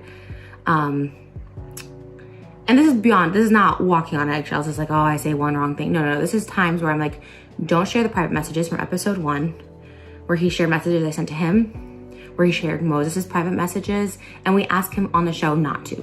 Well, as it's a Trisha video, there are a fair few clashing narratives. However, the one I'd say is probably the most prominent here is that Trisha believes they were much more lenient than Ethan gave them credit for, despite the fact that they believe Ethan attempted to rile them up on multiple occasions. They believe their hand was forced by Ethan's persistent provocation, listing a few examples. A fair few of these seem to be rather insignificant, but the main instance seems to resolve around a trip that Ethan, Hila, Trisha, and their family took to Disney. This was recorded and uploaded in vlog form to the H3 podcast channel, and it was pretty well received at the time. However, Trisha seems rather perturbed by a comment Ethan made during this trip about an incident they had also briefly spoken about on the podcast. I want to talk about it. The first things that come to mind obviously are talking to my mom about my sexual assault on a trip from Disneyland, a trip that my mom, sister, and Moses had planned for my birthday, and then we did invite Ethan and Hila to come willingly, graciously, because I enjoyed spending time with them. They're, Okay, let me at least explain myself. No. Let me at least explain myself. Okay. We're on the party bus, and we all got our own pizzas. I had my, I love the pineapple, black olive. Nobody else wanted it, so I started picking the cheese off. Okay, and I was just eating the toppings, and the pizza looked like a burn victim. It was all disgusting. So anyway, you looked at it and you're like, that is so disgusting. I can't look at it. Like, that's just the grossest thing I've ever seen. Yeah, it was really gross. I physically had to lay down after it. And I said, Trisha, who are you to talk about gross things? You've shoved a candlestick up your ass. Uh-huh. But the reason I said it is because they literally know everything about this show. Why would I? Which means that I know that they know the meme. It's not something they want to talk about or you want to bring up in front of your family. Fine. But like, well, they were looking at me like, okay, maybe I fucked up. Alongside the other examples, it feels like Trish is having one of their revelations in rationalizing their own behavior, crafting this narrative that their reaction was actually the result of continuous comments and incidents that they failed to address themselves, and therefore let boil over in the eventual meltdown that occurred in that fateful episode. However, one really has to question what motivated them to use such a provocative title, when the topic, although somewhat sensitive, isn't exactly communicated with the same sense of pertinence to the actual subject being discussed. I'm not trying to say a trigger warning was unnecessary, or that it makes any discourse of it less valid, but in the established canon of Trisha's upload history on Frenemies, the video advertised itself as much more serious than other content that they have produced on this specific matter, despite the fact that this was once more an analysis of the often fractured dynamic between the two. However, it is a bit more accusatory given that Trisha alleges that Ethan's provocation of them was intentional. Like, all of that was like triggers, right? When I asked to the very last episode, like, we need to stop. And he's like, yes, you can go up and leave whenever you want. You know what I mean? Like, up until even that point, he wanted me to do that thing. And I'm like, I just want to end this. This represents this increasingly cynical perspective that each party held of each other, and in his response, Ethan followed suit. Now, given his relevance to the situation, it's no surprise that Ethan wasn't too flattered by how the video was publicized. However, he decided to go one step further, stating that Trisha's video on the matter goes as far to accuse him of sexual harassment, specifically referring to the comments that Trisha made about his commentary on their new skin product. And then up until like the last episode, like, everyone was like, it's clear Trisha was in a bad mood. But it was a lot of things, from sexualizing my skincare product. Like, you know, I was just like that. I was like, you know, because it's not just my line. Now, I would stop short of saying that Trish was trying to accuse him of sexual harassment, but I also don't really understand why Ethan's observation had to be construed as sexual. As they say in the episode, it's childish humor, seeing something perhaps rude in an otherwise unassuming scene. And this is the secret. I'm so happy to finally be— Also kind of phallic. What? You say, Trish, what's the secret? And then you show like it looks like a cock. What? Balls and cock. What are you talking about? Look, 2 balls and a cock. It's like a giant phallus. Oh my God. It's the products in the thing. Bro, it's literally a penis. You are so childish. With that in mind, I can understand why Ethan feels like he's being misrepresented. However, the draw towards a discussion surrounding the semantics of sexual harassment feels a bit sudden, and Trisha once more jumps on that to quickly defend themselves and say they weren't accusing anyone of such a claim, harking on Ethan's previous comments about them wanting to fire the crew to suggest that he has a bit of a habit of strawmanning Trisha's comments. At this point, Trisha and Ethan couldn't even agree on what each other were saying, but some felt like Trisha blurred the line in their comments with the intent of taking advantage of Ethan's defensive response, while critics of Ethan thought he was trying to stir up emotion against Trisha by making their claims seem stronger than they were. Ethan incidentally invited himself to our family surprise, and we paid for him. Ethan and Hila did not pay for their VIP ticket to Disneyland. We ended up paying for Ethan and Hila, which is crazy because he takes that 5%, and VIP tickets to Disneyland is not cheap. And I don't know why he felt compelled to ask me and my mom or bring it up in the situation that how we felt about her having a candlestick up her you know what. It made us very uncomfortable, especially we had just such a fun day. And it was really disgusting. I think that he wanted the shock value, but I think that he forgets that we're family at the end of the day.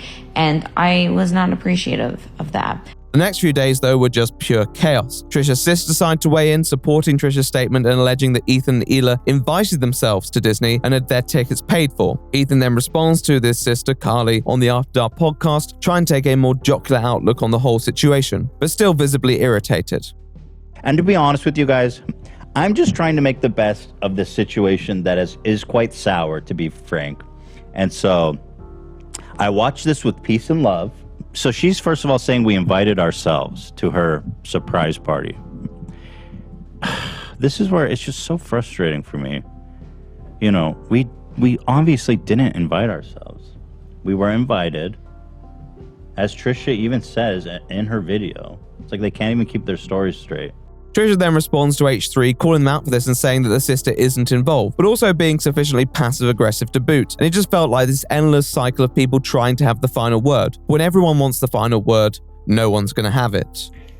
Ethan does this thing where he punches down on people, right? Like, he obviously knows he has a really loyal fan base, and they're a really loud fan base.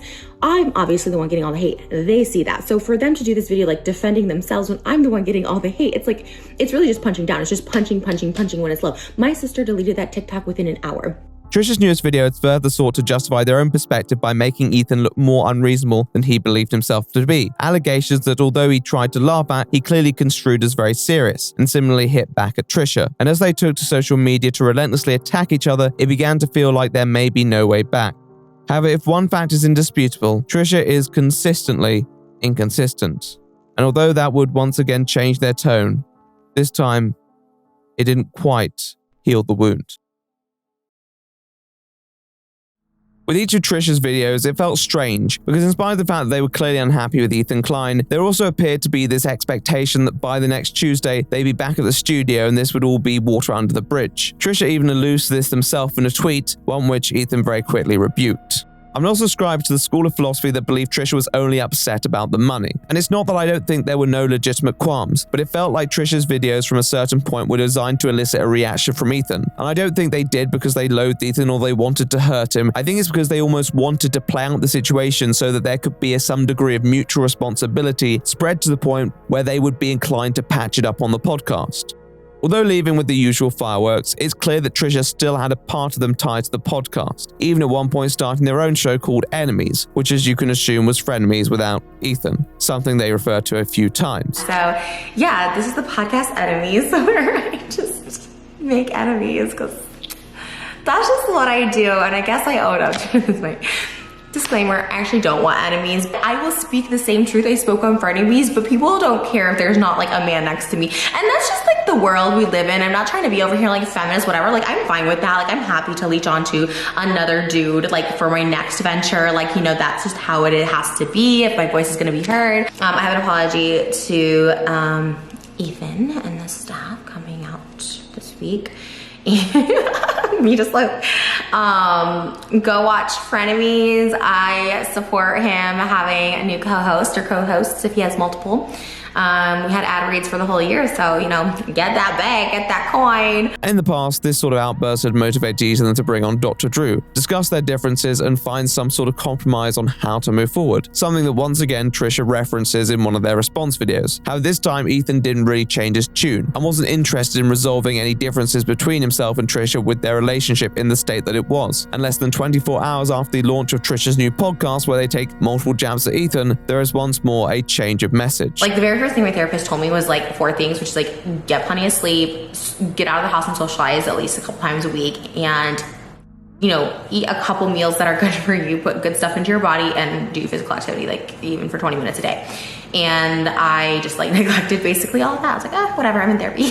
But those are like really just like simple things that, again, probably everybody does, but I just never did. And I've been doing them the past week and I feel more centered. It really did change chemicals in my brain. I have been on medication. Well, that's not an excuse, I'm just telling you guys, because I was put on new medication at the end of May, and people say it takes up to it can take 6 to 8 weeks to like kick in. So I'm going to be like on the like 6-week mark. Yes. In this video called Apology to Ethan, Trisha reveals that they've been taking better care of themselves and have come to the conclusion that they actually have some apologizing to do. Fantastic. I just hope that this can give them some sort of peace to know where I am at.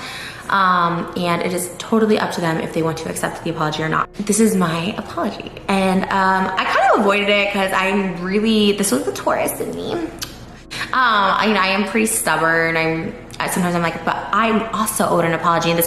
And I had to really let that go to find peace within myself. Like, I don't want to feel like people owe me anything, but I don't feel that way in my heart, truly. I hope Ethan watches this. He doesn't watch my long videos. He usually gets them summarized. But if you see just this little clip, I'm very sorry, Ethan, for breaking your trust. After a rather meandering analysis of their mental health, they speak about how much they have messed up. They don't really speak about too many of the issues in depth, but they try to elaborate on their mindset and how this impacted their behavior towards the Kleins, and how they felt responsible for sabotaging the podcast because of their feelings. Of the incidents in question, they do apologize for the distasteful jokes they made in the DMs that they leaked. They also apologize for not going to Ethan privately and just generally their demeanor in how it impacted those around them. Frame those actions as ones yielded from an unhealthy mindset. I apologize because it was disrespectful for what I said.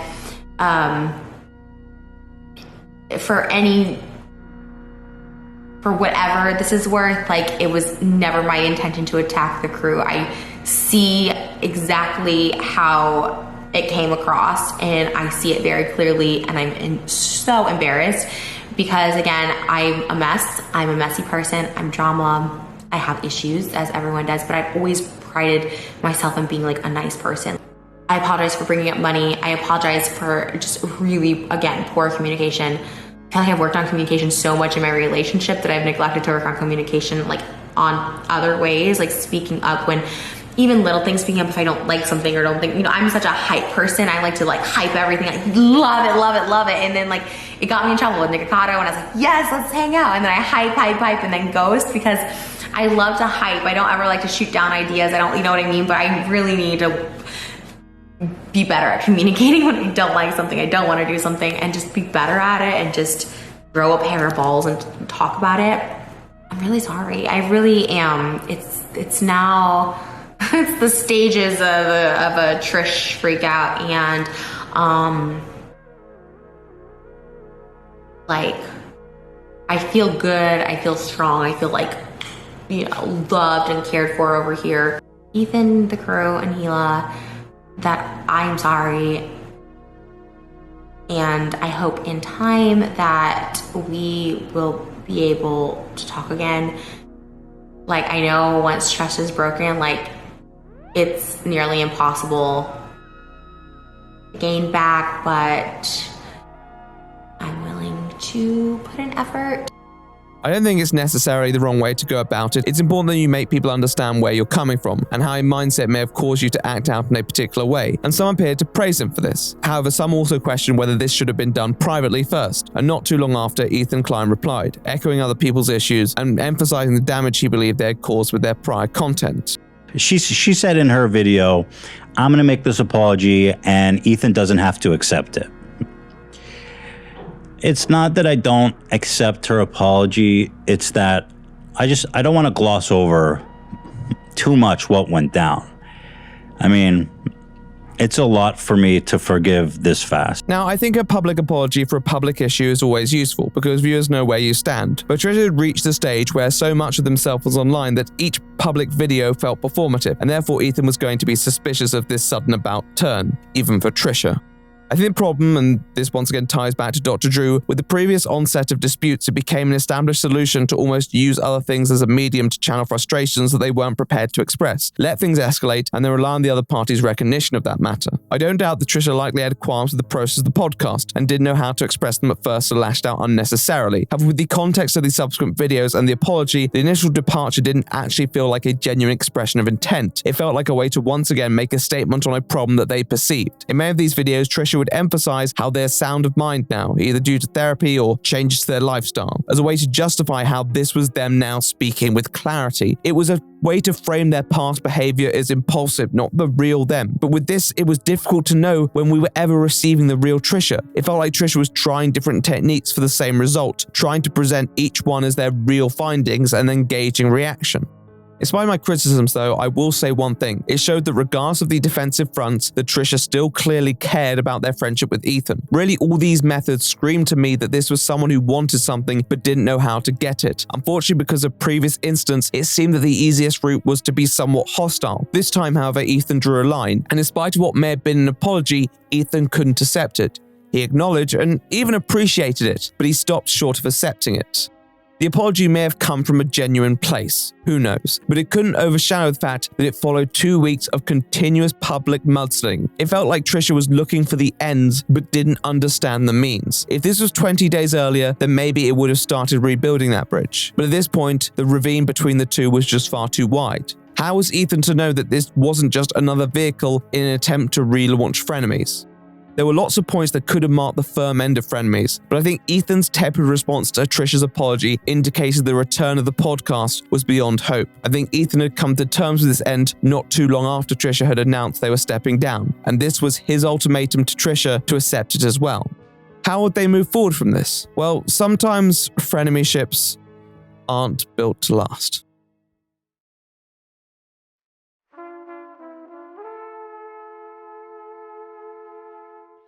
Ethan addressed Trisha's apology one more time in this segment on Off the Rails. In this, he echoed many of the sentiments that he'd expressed on Twitter in a much more discernible tone of frustrated exasperation, asserting that although he wasn't opposed to an eventual reconciliation, he wasn't prepared to forgive so quickly and needed time. He also wasn't prepared to let someone like Trisha close again, and with that in mind was not interested in reviving the podcast. Yet this was far from the end. It's a lot for me to forgive this fast because this is a person who I considered, family, a close friend, someone I trusted, someone that we were working together with, that I had a very close relationship, someone who I was confiding in. She honestly, without mincing words, was trying to ruin my life. She was saying everything she could to attack me personally, to attack the business. If this is an apology to me, why do I have to watch it on her YouTube channel with 10 mid-rolls? A phone call would have been nice. She has my number. She knows that I'm open to talk anytime. She you know what I mean?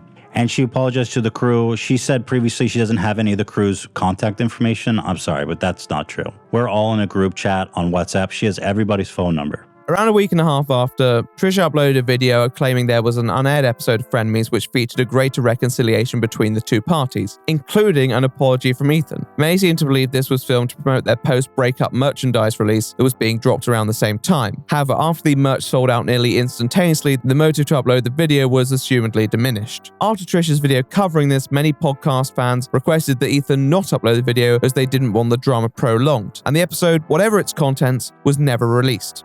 Following this, there was a moment of respite, as it seemed that both had just grown apart, and even if reconciliation wasn't possible, the absence of conflict was a welcome break for most viewers. However, it always felt like a ceasefire as opposed to a peace treaty, mainly due to this suggested rapprochement on Trisha's video. It's very hard for me to speculate on what may or may not have been said, because the only source is Trisha, and they do have their biases. But if this video marked some sort of understanding between the two, then it wasn't to be recognized by anyone outside, and in future videos the underlying message was that there was still unresolved tension. She's always been really nice. I have no issues with Hila. It's literally was between me and Ethan, but Ethan drags a lot of people. And obviously it's his wife, so obviously. Yeah. But personally, we haven't talked or anything, but I'm totally, we've never had an issue. I think it's more because I'm Ethan and I'm totally over it now. I mean, I don't know, but. Have you guys talked? No, we're Really? Yeah. For a while, this seemed like Trisha's angle, and maybe if this philosophy had sustained itself, an eventual mollification would have been reached. But unfortunately, this was not the case. As I noted earlier, regardless of what you think of the apology, it felt more like another momentary decision rather than a concrete resolution. For many people, an apology normally marks the end of something, a concession that you'd be foolish to walk back on. At the same time, sometimes if people feel they've been manipulated into making a confession, they may retract it, and as time transpired, Trisha seemed to walk back their narrative once more, slowly returning to their former position. They really had done nothing wrong, and that responsibility primarily lay with Ethan.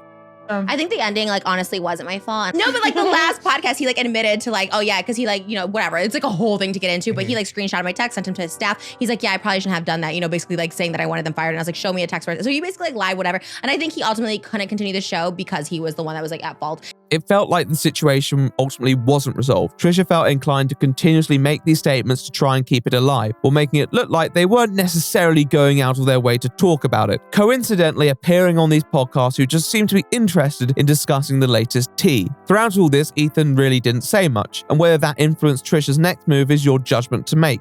What move was that, I hear you ask?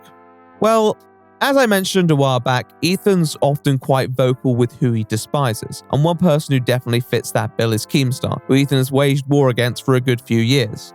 Trisha in many ways also seemed to be vocally critical of Keemstar, attacking him for a variety of reasons over the years. But if Trisha's relationship with Ethan taught us anything, it's that Trisha's sentiments can be known to fluctuate a little. At that time, Keemstar had found himself in some controversy due to the age gap in his relationship with a 20-year-old female. At the same time, both Ethan and Trisha had separately taken to YouTube to criticize him, Ethan on his After Dark podcast, and Trisha on their third episode of Enemies. And she doesn't know that I play bad guy Keem online. Okay, if you're bad guy Keem online and that's a character you're playing, Daniel Keem, then you're an actual creep in real life. Like, you are actually a real life perv, a real life just creep, just evil, just nasty, just a nasty old man that's like hurting this girl in ways that she may not know.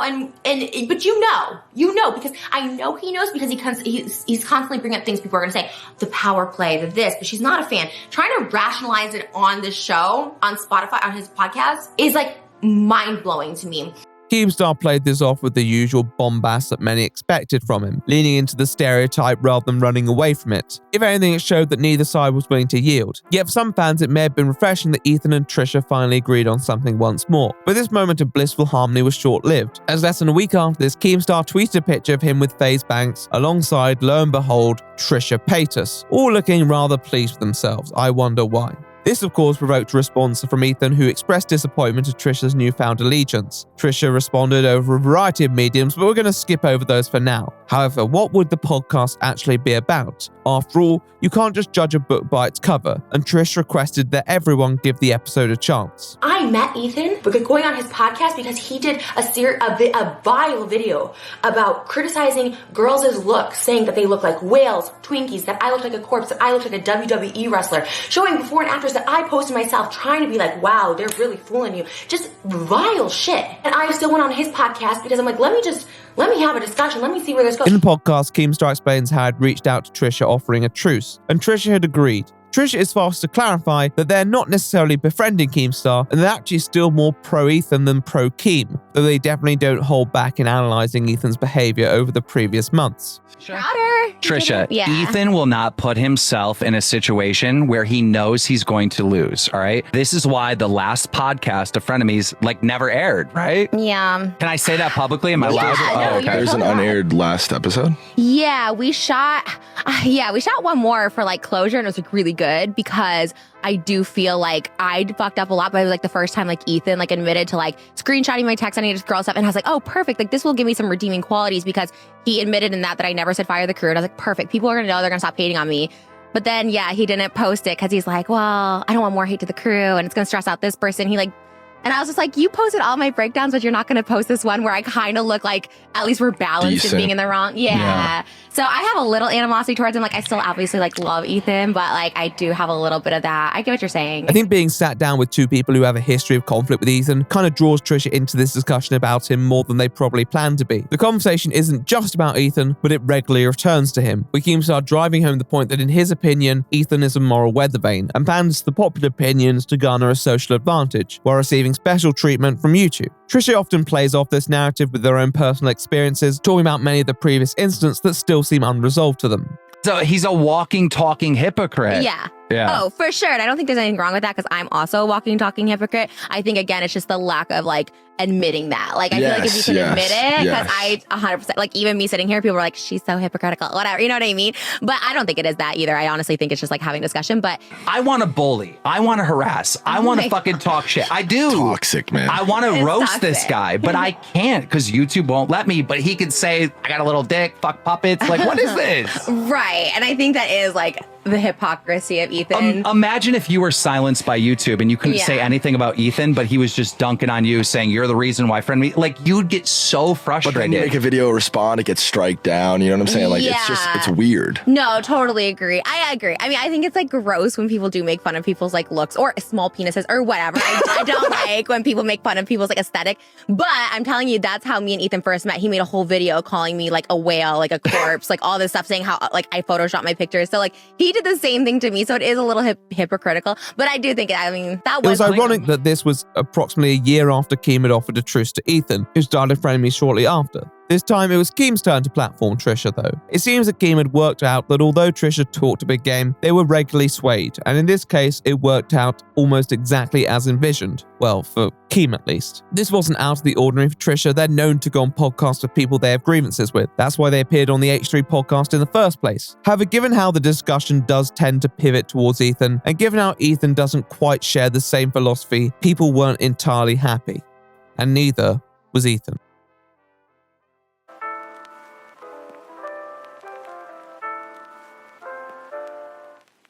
In this situation, even the photo of Trisha with Keemstar had provoked a bit of uproar from the Kleins. However, there was also a bit more context that makes the circumstances more prime for hostility. The girl is not to blame for anything. Yeah. The girl is only 20 years old. She's a child. Yes. I don't know anything about her, but I'm not going after her at all. I was never going to criticize her or say anything bad about her. This is just about a 39-year-old creep preying on a young girl. Yeah. In the video covering Keemstar's new girlfriend, Ethan included a segment which entailed an individual calling in claiming to be this lady and going into rather explicit detail about the relationship. Keemstar felt that there was a double standard being operated here and tweeted a video tagging Team YouTube and talking about the situation at hand. You know, I'm fucking so sick of this one-sided bullshit, right? All I want to do is talk shit to these motherfuckers. That's all I want to do, but I can't because YouTube will kick me out of the fucking partnership program, right? If I do that. I literally have the emails here threatening me that that's going to happen. Can't do creator-on-creator harassment. But Ethan Klein has made about 50 fucking videos breaking TOS, breaking the bullying and harassment thing. He uploaded a fucking video of a Keemstar puppet and he's like fucking it. How is that not breaking YouTube TOS? How is that not breaking the bullying and harassment thing? Now he uploads this video with someone that's supposed to be my new girlfriend. It's like a fake person calling in and they're like, yeah, Keem's got a little dick. Keem's dick doesn't work. And am I over here crying about it? Absolutely not. But let me talk shit back. I really want to fucking know, Susan, Team YouTube, everybody at YouTube, why is it Keemstar versus H3H3? I have sent emails when he broke TOS saying, hey, look, he's doing the same thing that you threatened to kick me out of the partnership program out, and it gets ignored. Explain the blatant fucking bias, because all of these fucking YouTubers, David Dobrik, everyone else, has dealt with this bullshit with Ethan Klein. Why is it other YouTubers versus Ethan Klein and YouTube staff? Please explain it to all of us right now why he's getting special privileges.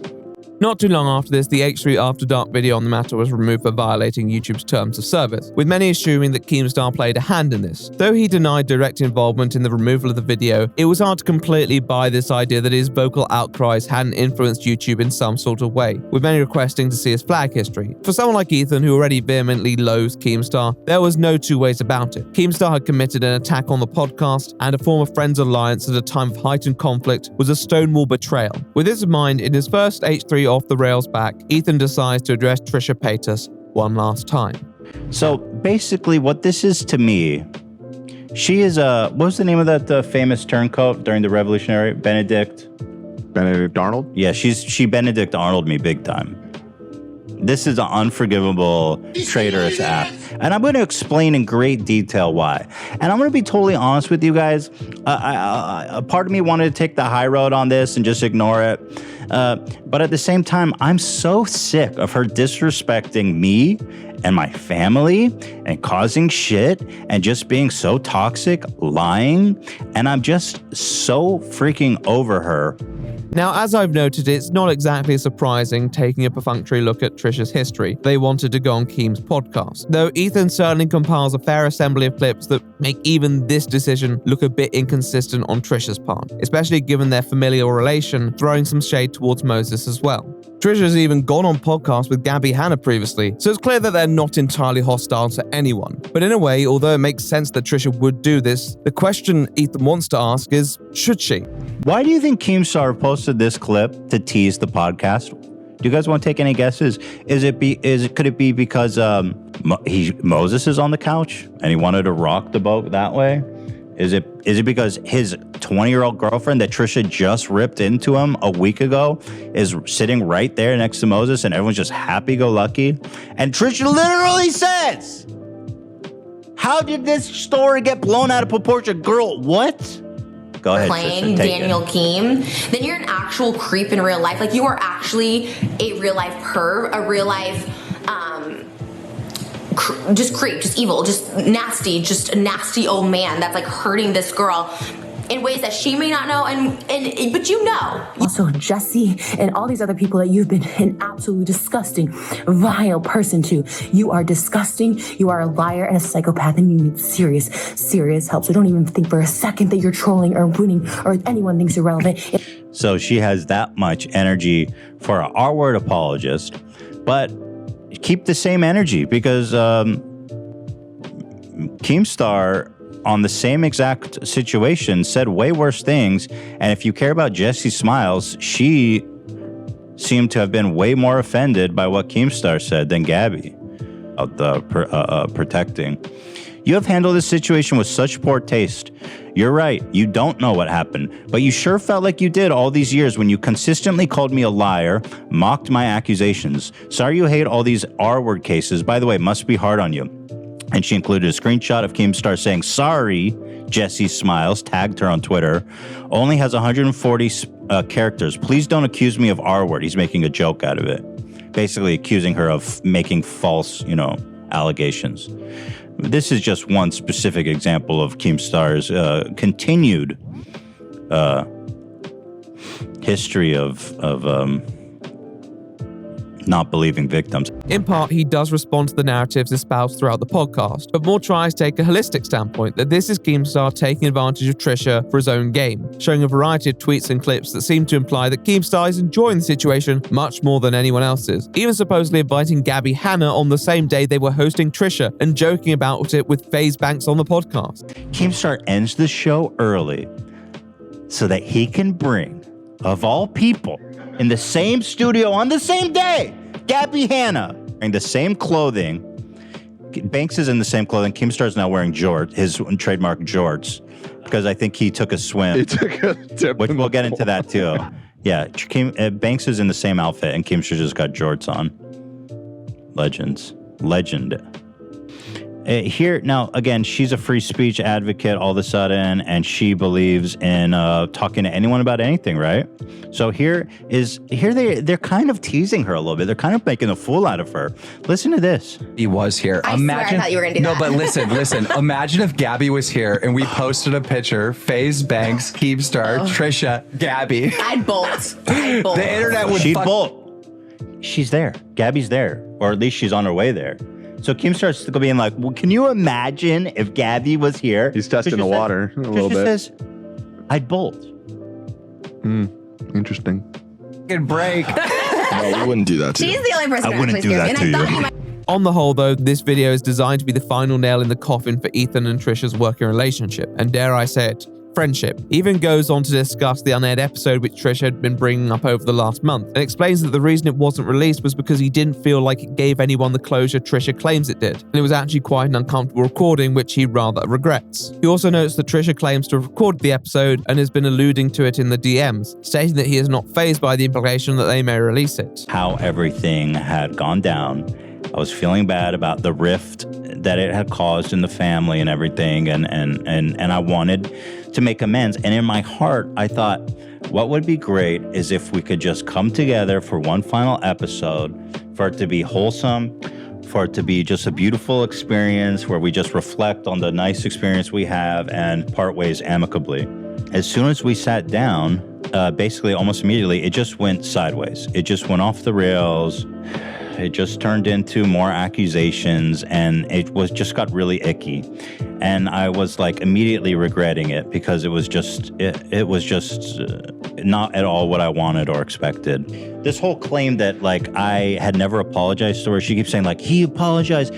I proved that I never said I wanted to fire the crew. I admitted in my first video about Trisha leaving Frenemies that I messed up in showing the crew the tech. They secretly recorded us, which was like kind of devastating to me, that they came into the house, secretly recorded our conversations before and after the podcast and during. The thing is, I don't care if they release it, so it's not like a threat. I don't know why they think it's such a big deal. It's just a messy episode. But I guess in their mind, they think they've been threatening us with like, well, we recorded it. Here it is. We're going to release it. I'm listening to it back. It's like, I just found that like such a violation to come into our house and secretly record us. I was like, wow. This may not be closure per se, but it is the closest that people were going to have. Two contrasting yet affirmative perspectives. From this, people could draw their own conclusions. However, beyond the basic allegations of hypocrisy, there was a more troubling allegation. Hypocrisy is when you say something in the moment and contradict that at a later time. And although it can be problematic, it's not particularly exceptional, especially in this industry, particularly as you often can't decipher intent. However, Ethan once more chose to go in on Trisha, accusing them of lying over a variety of issues relating to the podcast, including statements they had made since. Here's a great one. There's this TikTok account, Contradictions of Trisha, which is like this, whoever's operating this on another level. Watch this. They made a great summary of the situation.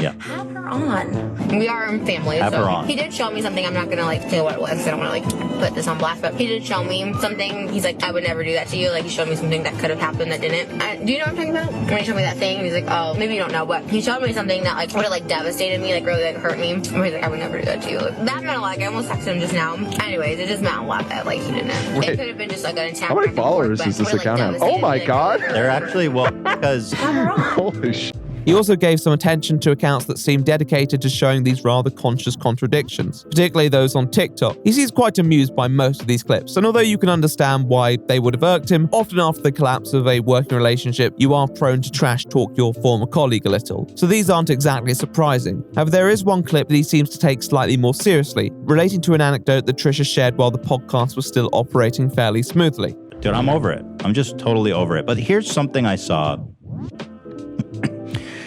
that actually really disturbed me. My dog was because of David and Jason. They just surprised me with it for our vlog and made me keep it, even though I never asked for a dog. And yes, we did talk about this from everyone who's like, oh my god, you can't just surprise him with a puppy. I have been wanting a puppy for a really long time. We had talked about it for a while, that I wanted a Pomeranian, that my mom would help me take care of it. Just to be clear, we did talk about this, and the plan was to maybe give the dog to Trisha's mom, who really wants a Pomeranian. So yeah, I've always said I wanted a Pomeranian, but my mom would have to help me take care of it. So we're a team effort with this. I wanted a Pomeranian for a long time. Both me and my mom have wanted a puppy for so long. I live alone. My mom lives alone. That's the color you wanted too, right? Yeah, he's adorable. This color is just perfect. Everyone who meets him falls in love with him. They just surprised me with it for our vlog and made me keep it. We're gonna try and get some houses because we honestly want more. We just love this little guy so much. We just love him so much, and hopefully that will show in here. We want 2 more. We want a little black one and possibly a white one. I never asked for a dog. Oh my god, let's go get a dog. Want to go what? You want to go buy a dog today? I never asked for a dog. Can we get a dog? Oh my god. My dog was because of David and Jason. They just surprised me with it for our vlog and made me... It's so disturbing to me how she's openly lying.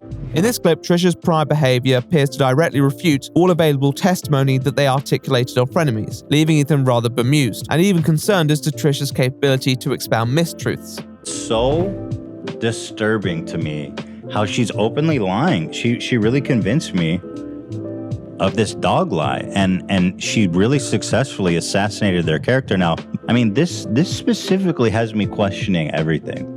And I can't help but wonder if I've just been a useful idiot to her this whole time. And the essay allegation about Dom, like all that stuff that was made publicly separate of her is like, 100% believable. But like this dog thing, like I just feel like I've been the useful idiot to her the whole time to smear these people that she hates, because this is a flat out horrific lie to make about someone. In a way, this was the only significant development on the situation. Trisha's appearance on Mum's basement didn't really change the narratives too much. We knew what each party would probably say. We know where these people stand on each other. However, this moment seemed to at least prompt a brief reassessment of the podcast by Ethan, and this reassessment would only yield more questions in the coming month. Trisha has commented on countless issues and shared many anecdotes in extensive detail, often more detail than a majority of people would ever be expected to recall. Some of these were related to YouTube dramas like the David Dobrich saga, but there were also a lot of personal stories which they opened up about. And as a person with their own trauma, they would share some of these stories to an often very sympathetic audience. One of these stories that was particularly harrowing was about a teacher who had violated them while they were in school, an experience unfortunately a lot more common than we'd like it to be. But at the time, it was a very powerful moment on the podcast, podcast, and they had a set of people surrounding them who were ready to support them. However, with some questions beginning to arise about Trisha's accuracy in delivering information, a new light was shone onto some of these allegations.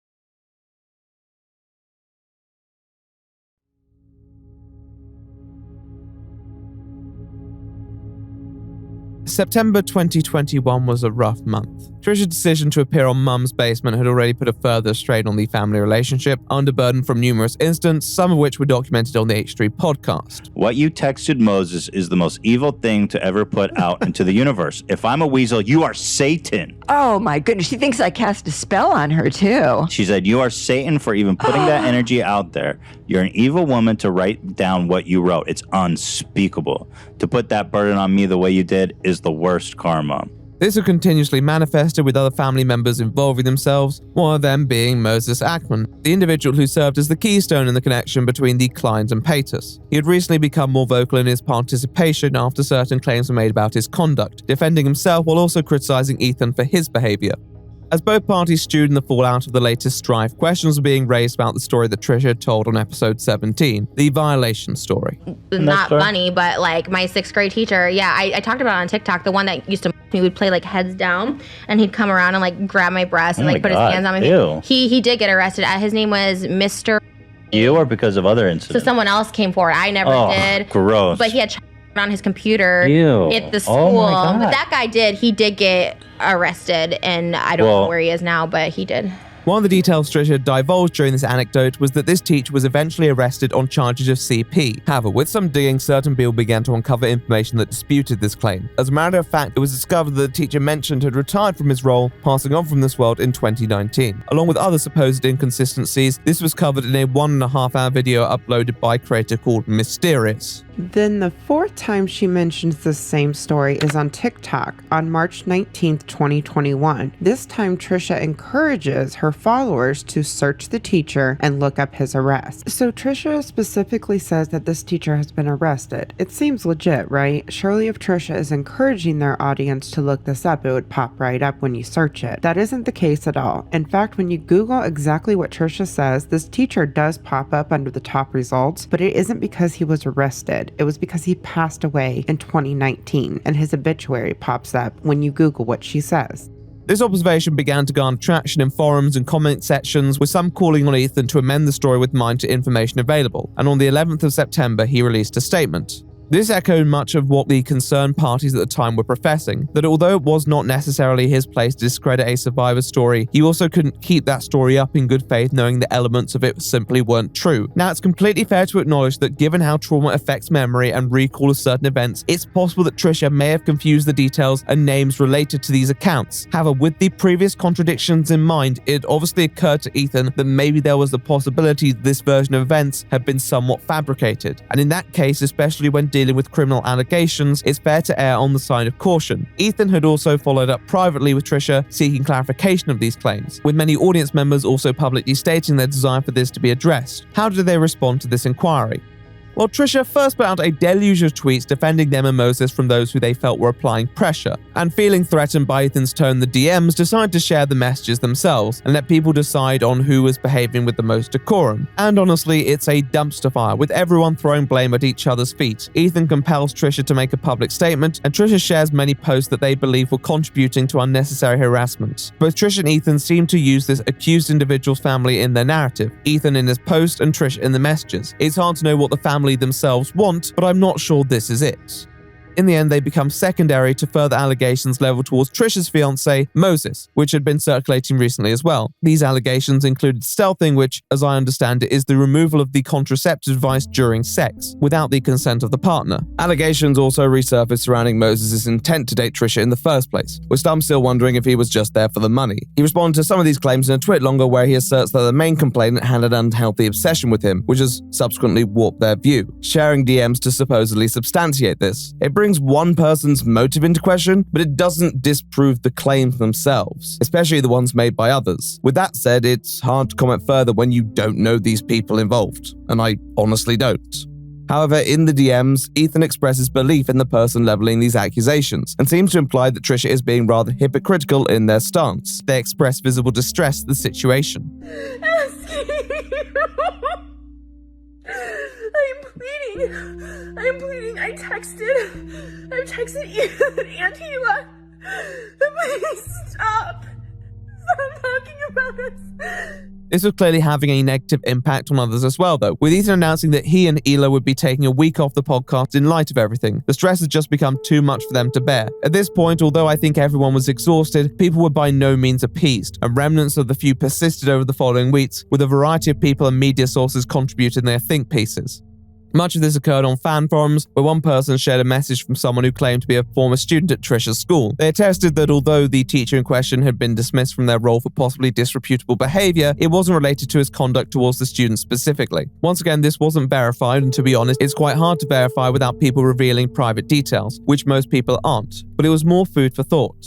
In response to Ethan's request and pressure from the public sphere, Trisha responded on the 15th of September with a video titled Addressing Everything. I'm not going to go over the details specifically, but Trisha maintains their stories and in response to the new form narrative of their supposed lying, contends that knowingly lying is not the same as misspeaking, which is what they feel they did. They say they don't fact check and have a tendency to spew secondhand information without actually understanding it themselves. They take responsibility for that, but they don't agree with the characterizations presented by many of their critics, especially those in the forums. There's a difference between misspeaking, hearing things and not getting all the facts right, not fact checking, and also, versus sharing something you know to not be true for the malicious intent of tricking someone or making someone look bad. And so I get stories mixed up. I hear things from people and I don't fact check, and that was ultimately why I should never have had a podcast. I should never have been on Frenemies, but I'm not the only person in the world to do that. Having said that, I have never lied about any things that have happened to me. The truth is difficult sometimes, and sometimes we have to accept that we'll never know the truth fully. What you ultimately had was two very vehement factions, and when that arises, it can be difficult to deal with. It was certainly fostered in environments like Reddit where fans of one side tended to convene. I don't think it's completely fair to say that because someone misplaced details, the whole story is false. But at the same time, Trisha's response still didn't placate the criticism relating to stories where there was contradictory evidence available. In a way, no two situations are the same, and they shouldn't be treated as such, even if someone is an unreliable narrator. But when the accusations at hand were becoming so sensitive, the tensions were only flaring further. As Trisha said while defending Moses, people can lie, and the question was whether that person was Trisha.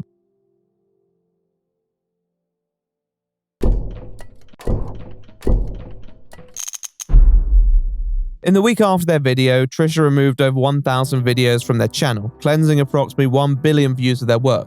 And the week after, Ethan announced the start of their new collaborative project with the less controversial Hassan Piker. Less controversial.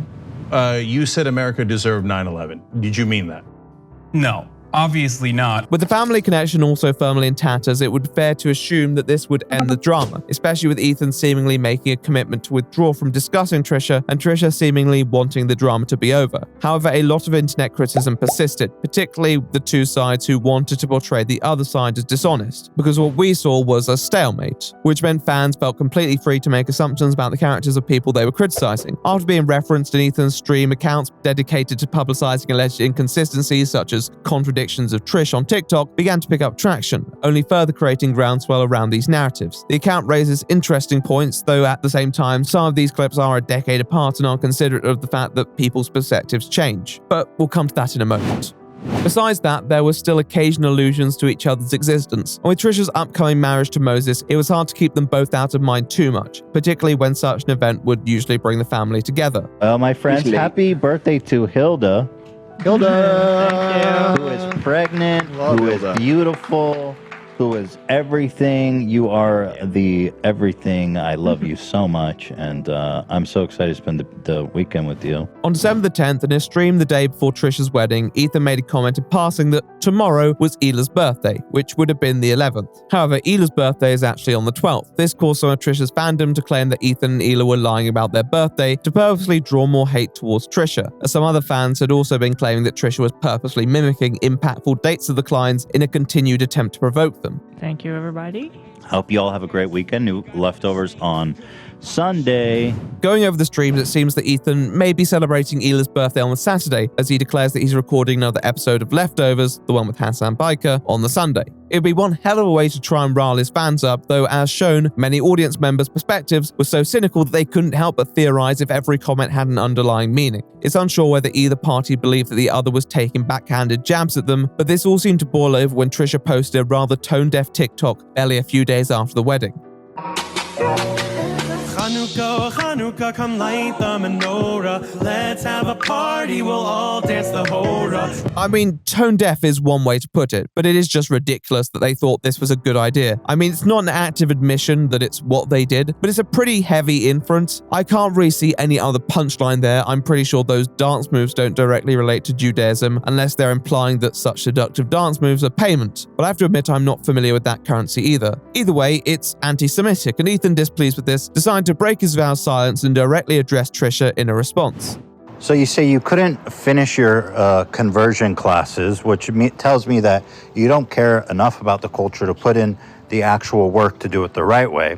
And then you say that you just paid off a rabbi to just say you're Jewish, which is, first of all, a lie. No rabbi would do that. And second of all, anti-Semitic, because it just propagates the notion that Jews only care about money. And that's very serious. You know, the whole thing is just disgusting, frankly. And if you don't want me to stitch your anti-Semitic TikToks, then turn Stitch off. I don't want to hear you bitch about that. And the worst thing about all this is that there's people around you that know better. One of these was done on TikTok where he explains how Trisha was harmfully stereotyping those from his religion. However, clearly feeling like he had not contributed enough to the discourse, decided to dedicate a section of his off-the-rails soundbite stream to Trisha's comments, explaining that with the wedding behind them, he had no reason to hold back, attacking both Trisha, Moses, and everyone else in the blast radius. It seemed like a pretty cathartic experience for him all in all. The soundbite of Trisha's sister discussing the 5% subsequently won the bitterly fought knockout tournament, seemingly becoming immortalized in H3 history. 17,000 votes. Take that 5%. Has gained the lead. 51%. Take that 5%. It's all unfolding. It is all unfolding here at the 2021. He takes that 5%. Oh, I'm speechless, folks. It's clear that although he hadn't spoke about the matter publicly for a couple months, he hadn't stopped thinking about it, as he had come equipped with a plethora of evidence and anecdotes to combat the narrative propounded by Trish and those around them. In fact, this is arguably his most ruthless stream of them all, showing very little regard for the backlash that he may instigate and revealing some rather personal details about Trisha. I was on a Trisha Paytas embargo by Hila for the sake of her family attending the wedding. Well, that shit is over, and they're gone back to Israel. Mask off. Mask off. I don't owe any shit to anybody. And actually, the worst part is that Moses knows better. I mean, he's fucking enabling straight up anti-Semitic, harmful tropes, making a mockery of the religion, and it's fucking disgusting. And they should both be deeply ashamed. And fuck them both. Peace and love. By the way, this is coming from the girl who has done OF videos with her whole fucking family. So don't feign like that you're so outraged by this candle story. You know, I mean, Kaylee, if you were so worried about your mom not knowing the intimate details of your sex life, don't make OF videos with her, you fucking freak. And by the way, people have dug up so many videos of Trisha and Kaylee talking with like really detailed questions about sex with their mom. Gross. Like disgusting, weird shit that I would never in a million years want to discuss. So you know what, Kaylee? That wedding is over. Fuck you and your whole family. How about that? Fuck you and the womb you came out of.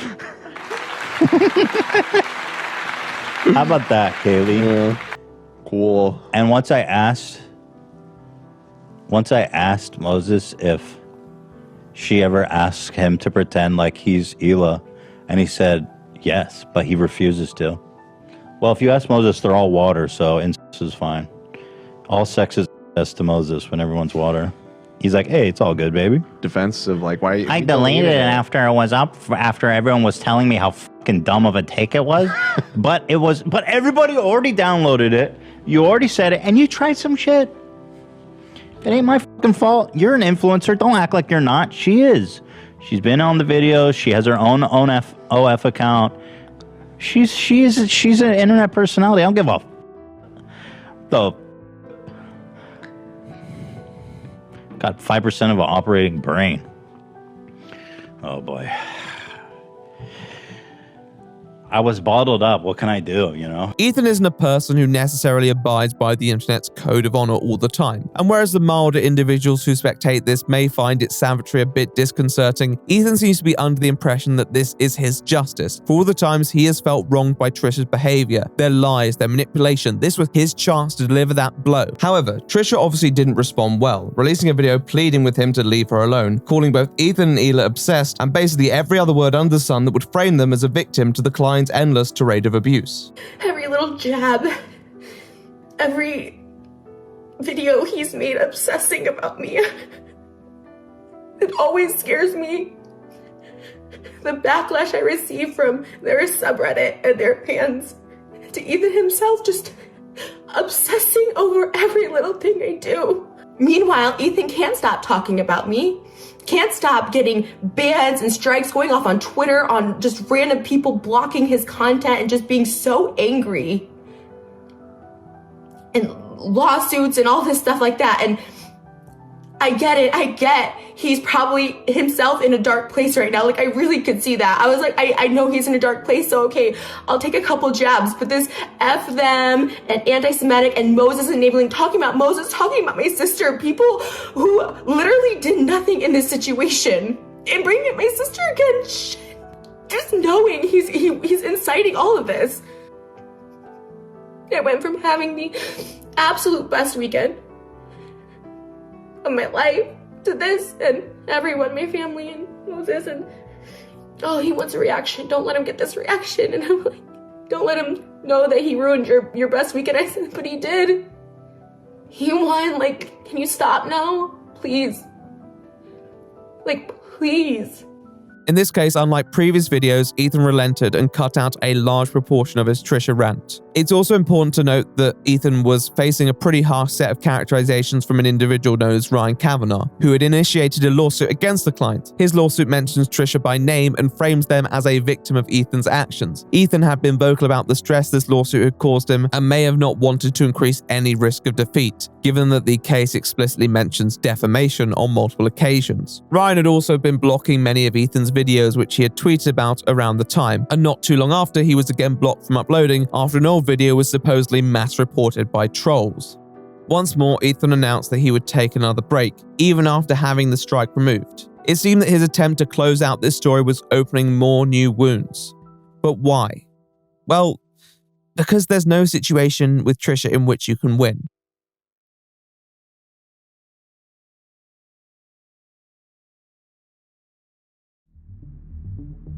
If the contradictions of Trish's TikTok account and other commentators highlighted something, it's that Trisha is probably the most inconsistent person online. Now, I divide these inconsistencies into three components: personal evolution, small talk disparities, and inexplicable lies. For example, people asking about nanny and a bar mitzvah, it's hard to say. It's like hard to say until it happens. Like, I would like to try, obviously, without a nanny. I really don't judge anyone that has them. When I have a kid, I'm not gonna have nannies, that's for damn sure. What does that mean? You're trying to attack our parental abilities? There's something wrong with having a nanny? In my eyes, yeah. This one isn't really a direct contradiction, especially with the context that at the time they were trying to spite Ethan. It could just be Trisha coming around to the idea of a nanny and the possible merits to it, especially as they are now pregnant. Small talk disparity, on the other hand, doesn't really show much growth between conflicting statements, but also could be explained away by the fact that Trisha is someone who talks a lot and their opinions seem to fluctuate rather turbulently, but also ultimately too inconsequential to care about. The content people seemed most alarmed by was the inexplicable lies, statements that seemed impossible to make sense of in the context of how the truth appeared. My dog was because of David and Jason. They just surprised me with it for a vlog and made me keep it, even though I never asked for a dog. And yes, we did talk about this from everyone who's like, oh my God, you can't just surprise him with a puppy. I have been wanting a puppy for a really long time. We had talked about it for a while, that I wanted a Pomeranian, that my mom would help me take care of it. Just to be clear, we did talk about about this, and the plan was to maybe give the dog to Trisha's mom, who really wants a Pomeranian. This was first brought into context by the puppy clip. And although certain falsehoods like the allegations against a school teacher could be put down to confusion, others like that relating to the puppy are much harder to explain. Where's the ambiguity there? Trisha said something that was just apparently objectively false, and that's far from the only example. I said earlier that Trisha was most at ease when firing off information and stories about topics that interest them. That was when the podcast ran at its smoothest, but it was only because it was what made viewers and colleagues feel most comfortable. I don't even know what this is. Like, I can't even like cosplay because I don't know what it is. Oh my god, this is one of my all-time favorite movies. You got it off Reddit and you're like, we're gonna do this, and I'm like, this is definitely not my idea. You told me you didn't like it? What? Can we? I love her. It's confusing and hard to really understand because you're often left thinking, why would you even need to lie about something as trivial as that? But it's very difficult to come to any other conclusion than that this was intentional. But then the question comes down to what motive causes a person to state inaccuracies like Trisha does, not just about one detail or the other, but in general. Well, a simple response would be that Trisha is a troll, and they've been trolling long throughout their YouTube career.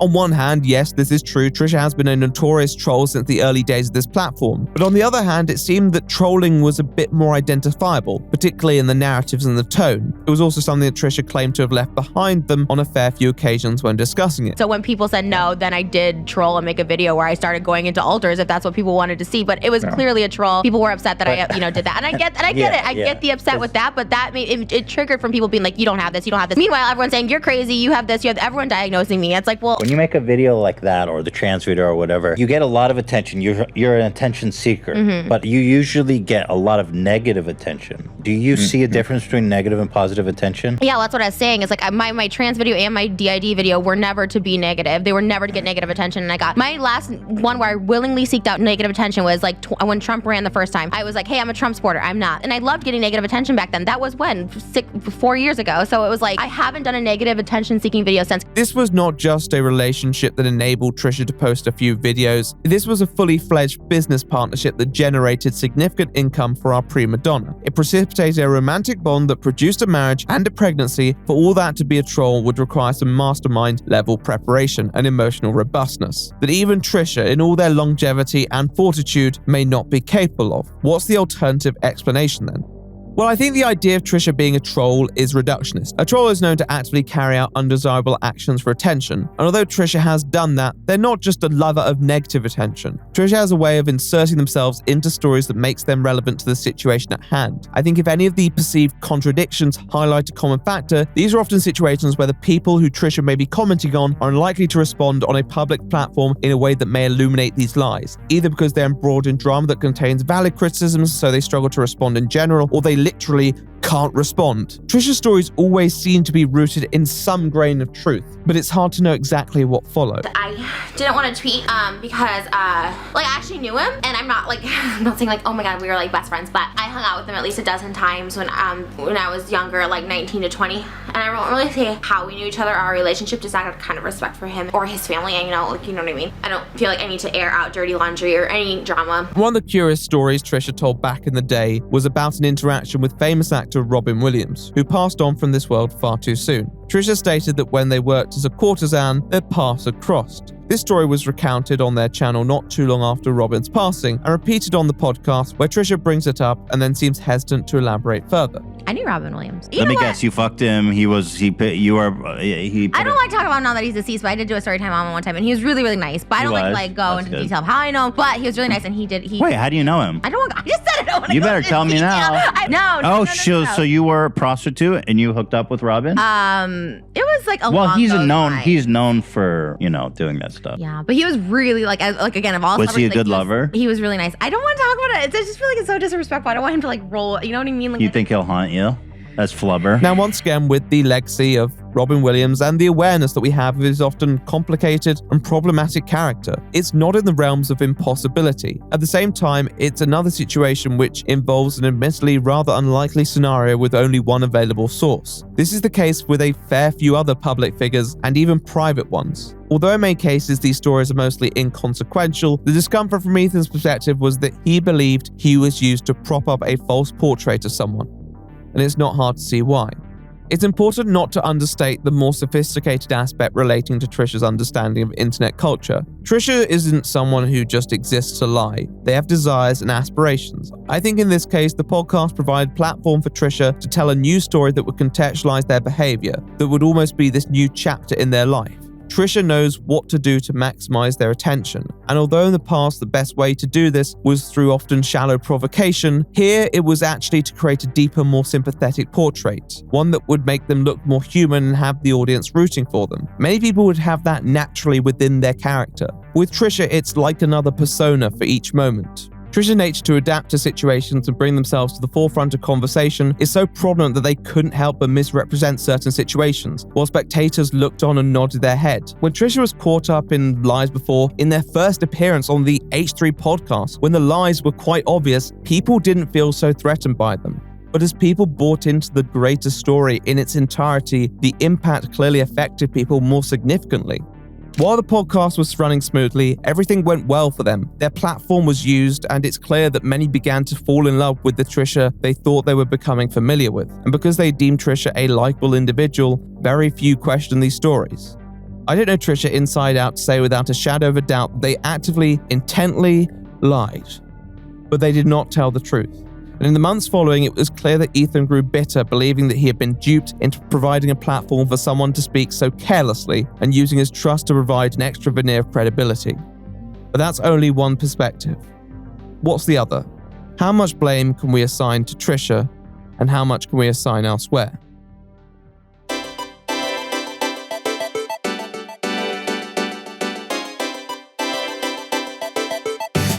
By the way, and people have dug up so many videos of Trisha and Kaylee talking with like really detailed questions about sex with their mom.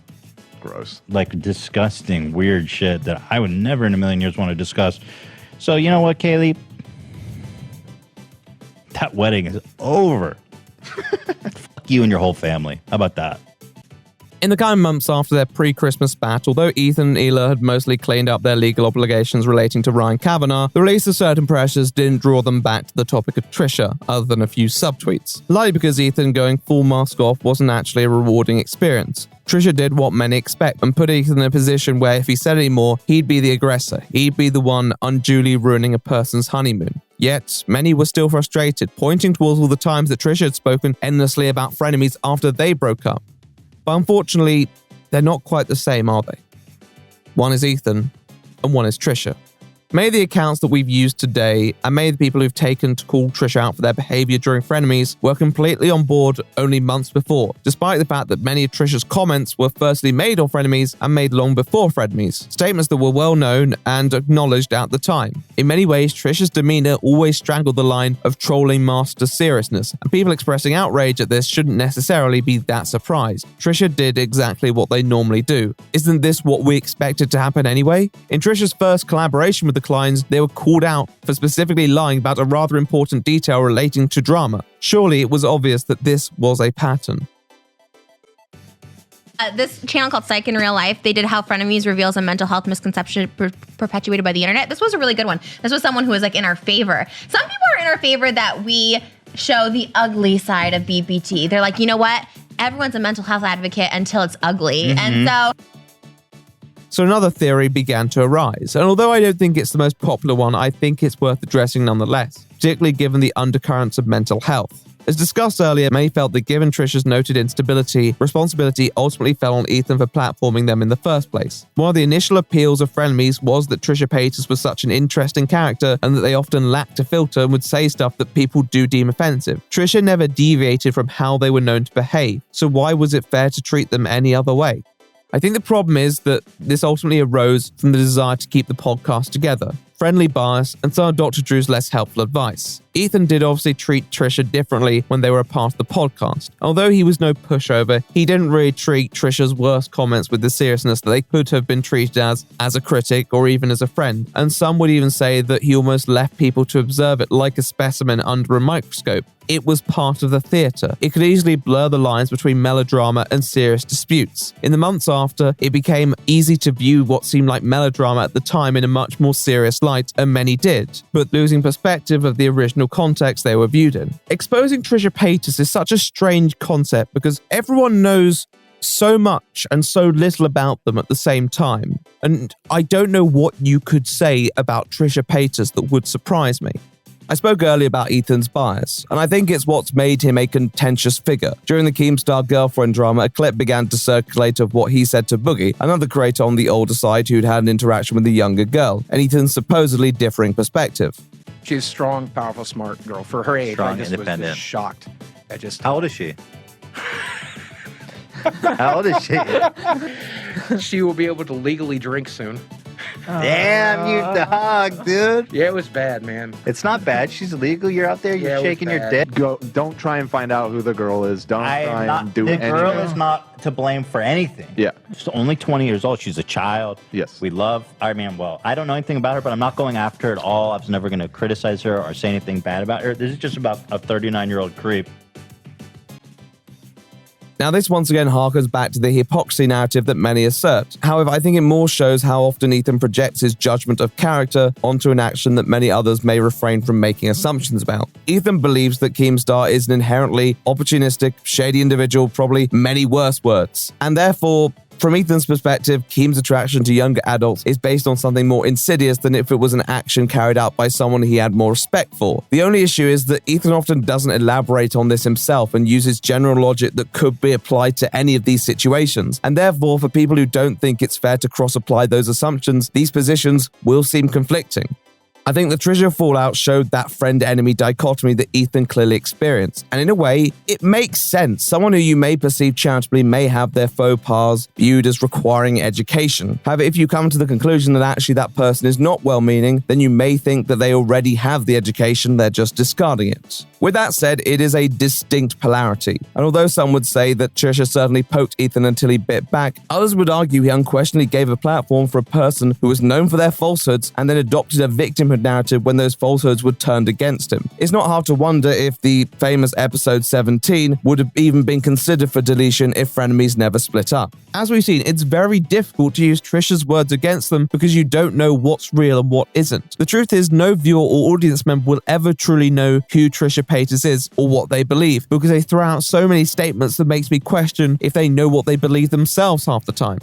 With this in mind, I think some commentators and critics of Klein and their fanbase found the long-term reaction to the collapse of Frenemies slightly inauthentic. Trisha had alluded to this narrative as well, regularly claiming people only cared about certain actions after they were antagonized by the audience. And although somewhat inaccurate, I can understand the gist of it. In essence, they're saying people like Ethan only wanted the drama, only wanted the controversy, only wanted the tea and the hot takes as long as Trisha was part of the podcast. Ethan isn't stupid, and he's very outspoken about the people he doesn't like and thinks should probably be deplatformed for their behavior, such as Keemstar. Although these two did one episode actually a very long time ago, Ethan has repeatedly refused to share a platform with him since, citing Keem's behavior as examples for why. Some would argue that much of the stuff that Trish had done prior to the podcast was no less concerning, yet they were still taken on.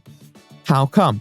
I think the problem that you have is that you are impulsive, and so you go and make videos without thinking about it, and then people start to disbelieve you, and they think you're like this drama machine, and that you make these videos intentionally. And so, like, I get why he would think that. You know what I mean? Because it's like every week, you know, it's like I'm transgender, I have personality disorder, and so people start to think like, what is really going on here? I get it. I'm not mad about it, but Anthony Padilla, of all people, Mr. fucking woke, if there's something wrong with someone, which there clearly is, let's say I'm a pathological liar and there's some fucking disorder where I'm just like always needing attention. Like, I have something wrong with me. You don't fucking attack someone because something's wrong. How about get that person fucking help? How about butt out because there's probably other people helping? People don't know fucking shit when it comes to this stuff. Well, I suppose more cynical viewers would assume that once again it comes down in part to control. Unlike a collaboration with Keemstar, for example, Ethan had an idea of how a podcast with Trisha could go. He had relative control of it on his platform, and at the time there was a notion of that greater evil for both parties to combat. Trisha did what Trisha was brought on to do, and people catered to them and supported them. And although there were conflicts, they were regularly brought back not too long after with the expectation that if Trisha could be kept happy, the podcast would continue. Some might even say that Trisha's behavior was enabled by an environment that valued their presence over the actual truth, despite the fact that this contradictory evidence was available during many of the discussions they held. Trisha is an autonomous adult and therefore has to bear some responsibilities for their statements. However, if their inconsistency has been as consistent as it's made out to be, some would claim Ethan isn't as innocent as people might assume, that he must have had some awareness of what he signed himself up for, but didn't mind as long as he had control of the environment that Trisha existed in, as long as the narrative was on his side. I do have a premonition that I feel like I'm going to be like a Jimmy Fallon and I'm going to just have to leave this show, and I feel bad because you're so nice to me. You're going to move up. You're going to ascend to late night and say, Ethan, I'm sorry. I'm the next. We've had a good thing, but I have to leave you behind. Eventually, we're going to have to part ways. And when is that going to happen? And what's going to happen? Like, I'll feel bad if that's you. Like, what if, you know what I mean? I'm pretty content. I'm not looking to move up anywhere. I feel like that's the problem with me. I'm never content. I always think I'm going to be doing better and bigger things. Some had always believed that Ethan just wanted to use Trisha's controversial persona for the clickbait and the views, without real regard for the place that Trisha's inconsistencies and outbursts came from. And although Trisha did consent, was Trisha too in love with the attention to even process the situation rationally? Was it really responsible to provide them with that space anyway? Maybe Ethan only wanted Trisha for as long as they played the part they wanted, and the moment they attempted to take more control was the moment they were no longer useful. This is all just speculation and a reflection of how people view this situation quite cynically. And I want to make that clear. But it often did latch on to one key factor of the podcast, particularly one with such notable personalities, and that is control. So what did that control come down to? Well, one statistic springs to mind. We bought a studio downtown. That was always the plan, by the way, that we were going to move downtown. And then all of a sudden, I was like, yo, and I was like, yo, we're moving. I told you ahead of time, but it's fine because you didn't tell me downtown LA. We're still at my house now. But I said, okay, so I was like, yo, by the way, we moved into our new office. We're going to be there next week. It's good. And then you're like, oh, I don't want to go down there. And we had made all these plans to move the set and everything and to do everything. So you're like, I don't want to go down there. And then we talked about it for a little bit. And I said, okay, fine.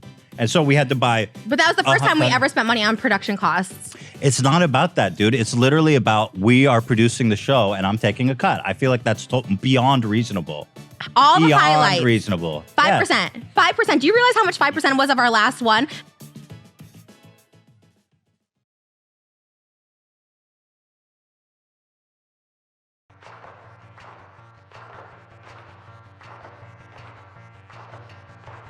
As said, it's very hard to distinguish Trisha's true beliefs from the ones they push for provocative purposes. There was one situation which I do feel represented Trisha's opinions from a fairly genuine perspective, as it was one where their behaviour didn't benefit this arc of attention. That is arguably the most memed issue of it all, the 5% and what it represented. Although Trisha is a person who often isn't completely honest with what they think or how they feel, it's never without a greater motive. And in absence of a trolling motive, we have to ask ourselves, what is so important about 5%? In her whole family, it's like they're all just sitting there counting the 5%. Like he takes that 5%. You got her whole family. They're just like the 5%. 5. That's a small number. 1, 2, 3, 4, 5 out of 100.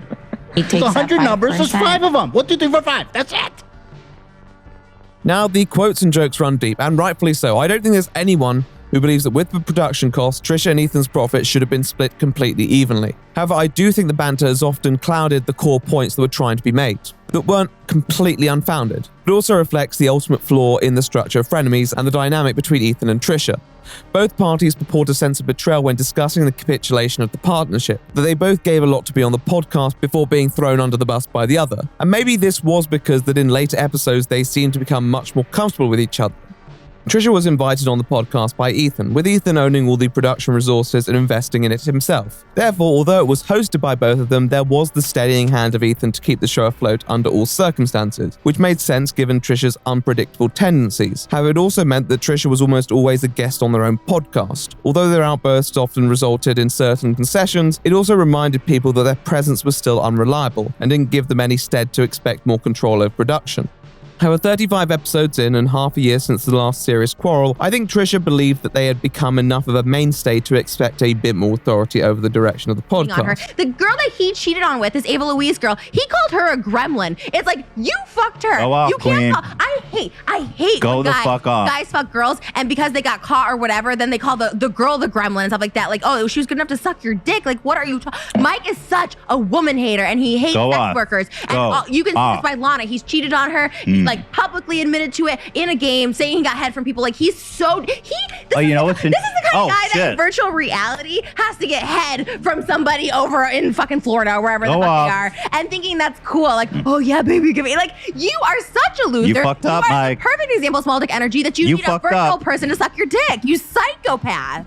It's no secret that they read the comments and reception had really turned in the prior months. One issue remained though. How are they to bring up this point of discourse? Well, Trisha has a way of not bringing up specifically what they want, rather pushing discussion in a direction that will eventually result in their desirable proposition. In that final episode, it was a problem that clearly bothered them, which is why they attacked the production aspect, eventually escalating the situation to the point where the episode ended prematurely. However, the 5% narrative in my mind was Trisha's logical entry point to this discussion, and a clear signifier of what they wanted. Basically, Trisha's point was that, as it wasn't 50-50 exactly, because that 5% came from their own share, they deserve more influence in the decisions being made. Ultimately, I disagree with this specific line of logic, and I think you have to look more at the share from the perspective that this 5% was nobody's money to begin with. However, I also think there was a case to be made for Trisha to have more of a say in certain decisions regardless of the money, because Frenemies was presented as a joint project and they were part of the appeal. But that discussion didn't happen because of how Trisha subsequently handled it. Now, the tinfoil hat guy in me would question how much of Trisha's outburst was calculated, and I really can't say for certain in that case. However, I would go as far to say that I think their announcement to step down was done with almost the opposite intent. With people's desire to keep the podcast together and the result of previous tantrums, Trisha had every reason to believe that actually them standing down would prompt Ethan to do everything he could to keep the podcast together, possibly having another Dr. Drew episode which results in Drew recommending Trisha has more representation on the podcast, and Ethan abiding by the expert advice. However, that did not happen. The 5%, as amusing as it was, became that primary narrative to show that from Trisha's perspective, they never really had any control. And for a podcast that they featured on, in their eyes, that wasn't fair. In my opinion, Trisha didn't want the extra 5%, they just wanted what it represented. In the videos following the collapse of the podcast, Trisha emphasized that from their perspective, their input wasn't valued enough, and although certain points they made were contradicted pretty directly, once again bringing that intent into question, I do think there was a tension that neither of them wanted to address until after they didn't have an obligation to each other. Both Trisha and Ethan sought to emphasize how much they cared about each other, and I don't doubt that's true, but I guess the question would be, how much did they trust each other? One clip from Ethan's video in particular seems quite relevant. So she wants me to hire people, lease an industrial space, of which, by the way, the leases are usually 3+ years on industrial spaces, for something that she's inevitably going to quit. Like, I mean, it's happened 3 times already. So like, and guess who's going to take all the risk on that? Me. I'm going to risk my ass. Here he states he didn't want to hand over more authority to Trisha in the say of the staff because from his perspective, he was the anchor and Trisha could walk out at any time without experiencing any repercussions. This is true, but in a way, he walks himself into cyclical reasoning because what he says is only true because Trisha walked out because of that specific reason, in which case Trisha would just reply, well, that's where the 5% of my cut comes in. Now, as said, I don't necessarily agree with Trisha that a cut should give them a stronger say necessarily. I think it's much more to do with trust, but in this case, all you do is prove that you ultimately didn't trust them, and you can turn around and say, well, they walked out, which proves that I shouldn't have given them a greater input anyway, but if they walked out on the basis of that specific issue, then it doesn't really prove your point, because Trisha would continuously push the idea that they were prepared to take more responsibility, and that Klein would not grant them that. That was the significance of the 5% in their mind. As noted earlier, there were some who found Trisha's nature to compare themselves with Hila Klein concerning, some even going as far to suggest that Trisha was concealing feelings for Ethan themselves. I wouldn't say that, but what I would say is that Ethan and Hila were able to launch the H3 podcast with the mutual trust that a married couple would invest in themselves. I think Trisha wanted that feeling of partnership as well. They wanted that even split, even leadership, even management, even power. Ultimately though, deep down they knew that wasn't something that Ethan would ever be prepared to provide, and that just exposed those doubts once more, and how they interpreted them. The core disagreement was this. Trisha clearly believed that Frenemies had outgrown the platform of H3 and that it ultimately needed its own space to blossom. This was a discussion that needed to be had openly and honestly. Instead, it came down to one number. That number wasn't important as a singular statistic, but more for what it meant to Trisha, the fact that there would always be that difference between them, that neither party was completely ready to trust the other. Neither quite possessed that faith.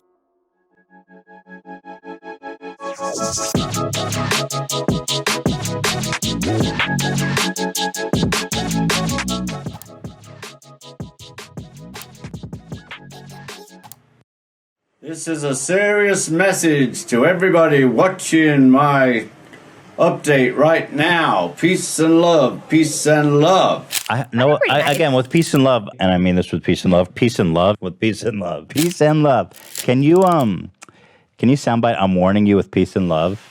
Peace and love. It's a phrase you heard a lot on the H3 podcast and Frenemies. It was first said by Ringo Starr, but quickly garnered meme status on the H3 podcast. At first, it merely held meme status, but eventually it evolved into something greater. Just don't eat the crust. Why are you hating on the end? I think it's a way to keep skinny. Dolly Parton once said she only eats the first bite and not the last bite. With peace and love, it's not working. I'm just saying. I have lost 3 pounds this week. Thank you very much. And guess what? I don't eat the last bite. With peace and love, it's not working for you either, whatever you're doing. And you're working out. I'm not even working out, and I'm skinnier than you. Let's go on the scale right now. I'm not calling you fat. I'm just saying you. Over time, peace and love became a way to contextualize or mitigate a possible disparaging remark or negative statement in good faith. Although not a method I would typically employ, I understand that some, especially Trisha, may have found that reassuring. The problem is that eventually it begins to tire as a technique, particularly when sometimes it feels difficult to fully present something as coming from a place of peace and love. And so I say with peace and love that, as a friend, I have come to love and appreciate Trisha. It's hard to do that when reflecting on a falling out publicly, and Trisha immediately uploading videos, tweets, and everything under the sun about how they felt placed everyone else on the back foot. Ethan was completely in his right to respond. Although it was a solid response in many ways, there was also a sense of vexation at the fact that he had tolerated so much of Trisha's behavior this time round, and yet still ended up in the same position. The problem is that when you have that building up, your narrative begins to spiral into that cynical perception of a person's actions. Take the issue of Trisha wanting to fire the crew. Is that I was talking to the crew like, Trisha wants to, I was like, listen, Trisha wants to hire a new crew. Now, as noted, Trisha did not say this directly, but I can understand why you'd seem to think that they are implying it. Ethan admits he handled this situation incorrectly by paraphrasing Trisha's comments to the crew. However, he doesn't actually walk back the notion of Trisha wanting to fire the crew, in fact continuing to mention it throughout the video, even stating that Trisha had directly said they wanted to fire the crew. If anyone was upset, it's because she said that she wanted to fire everybody and get a new staff.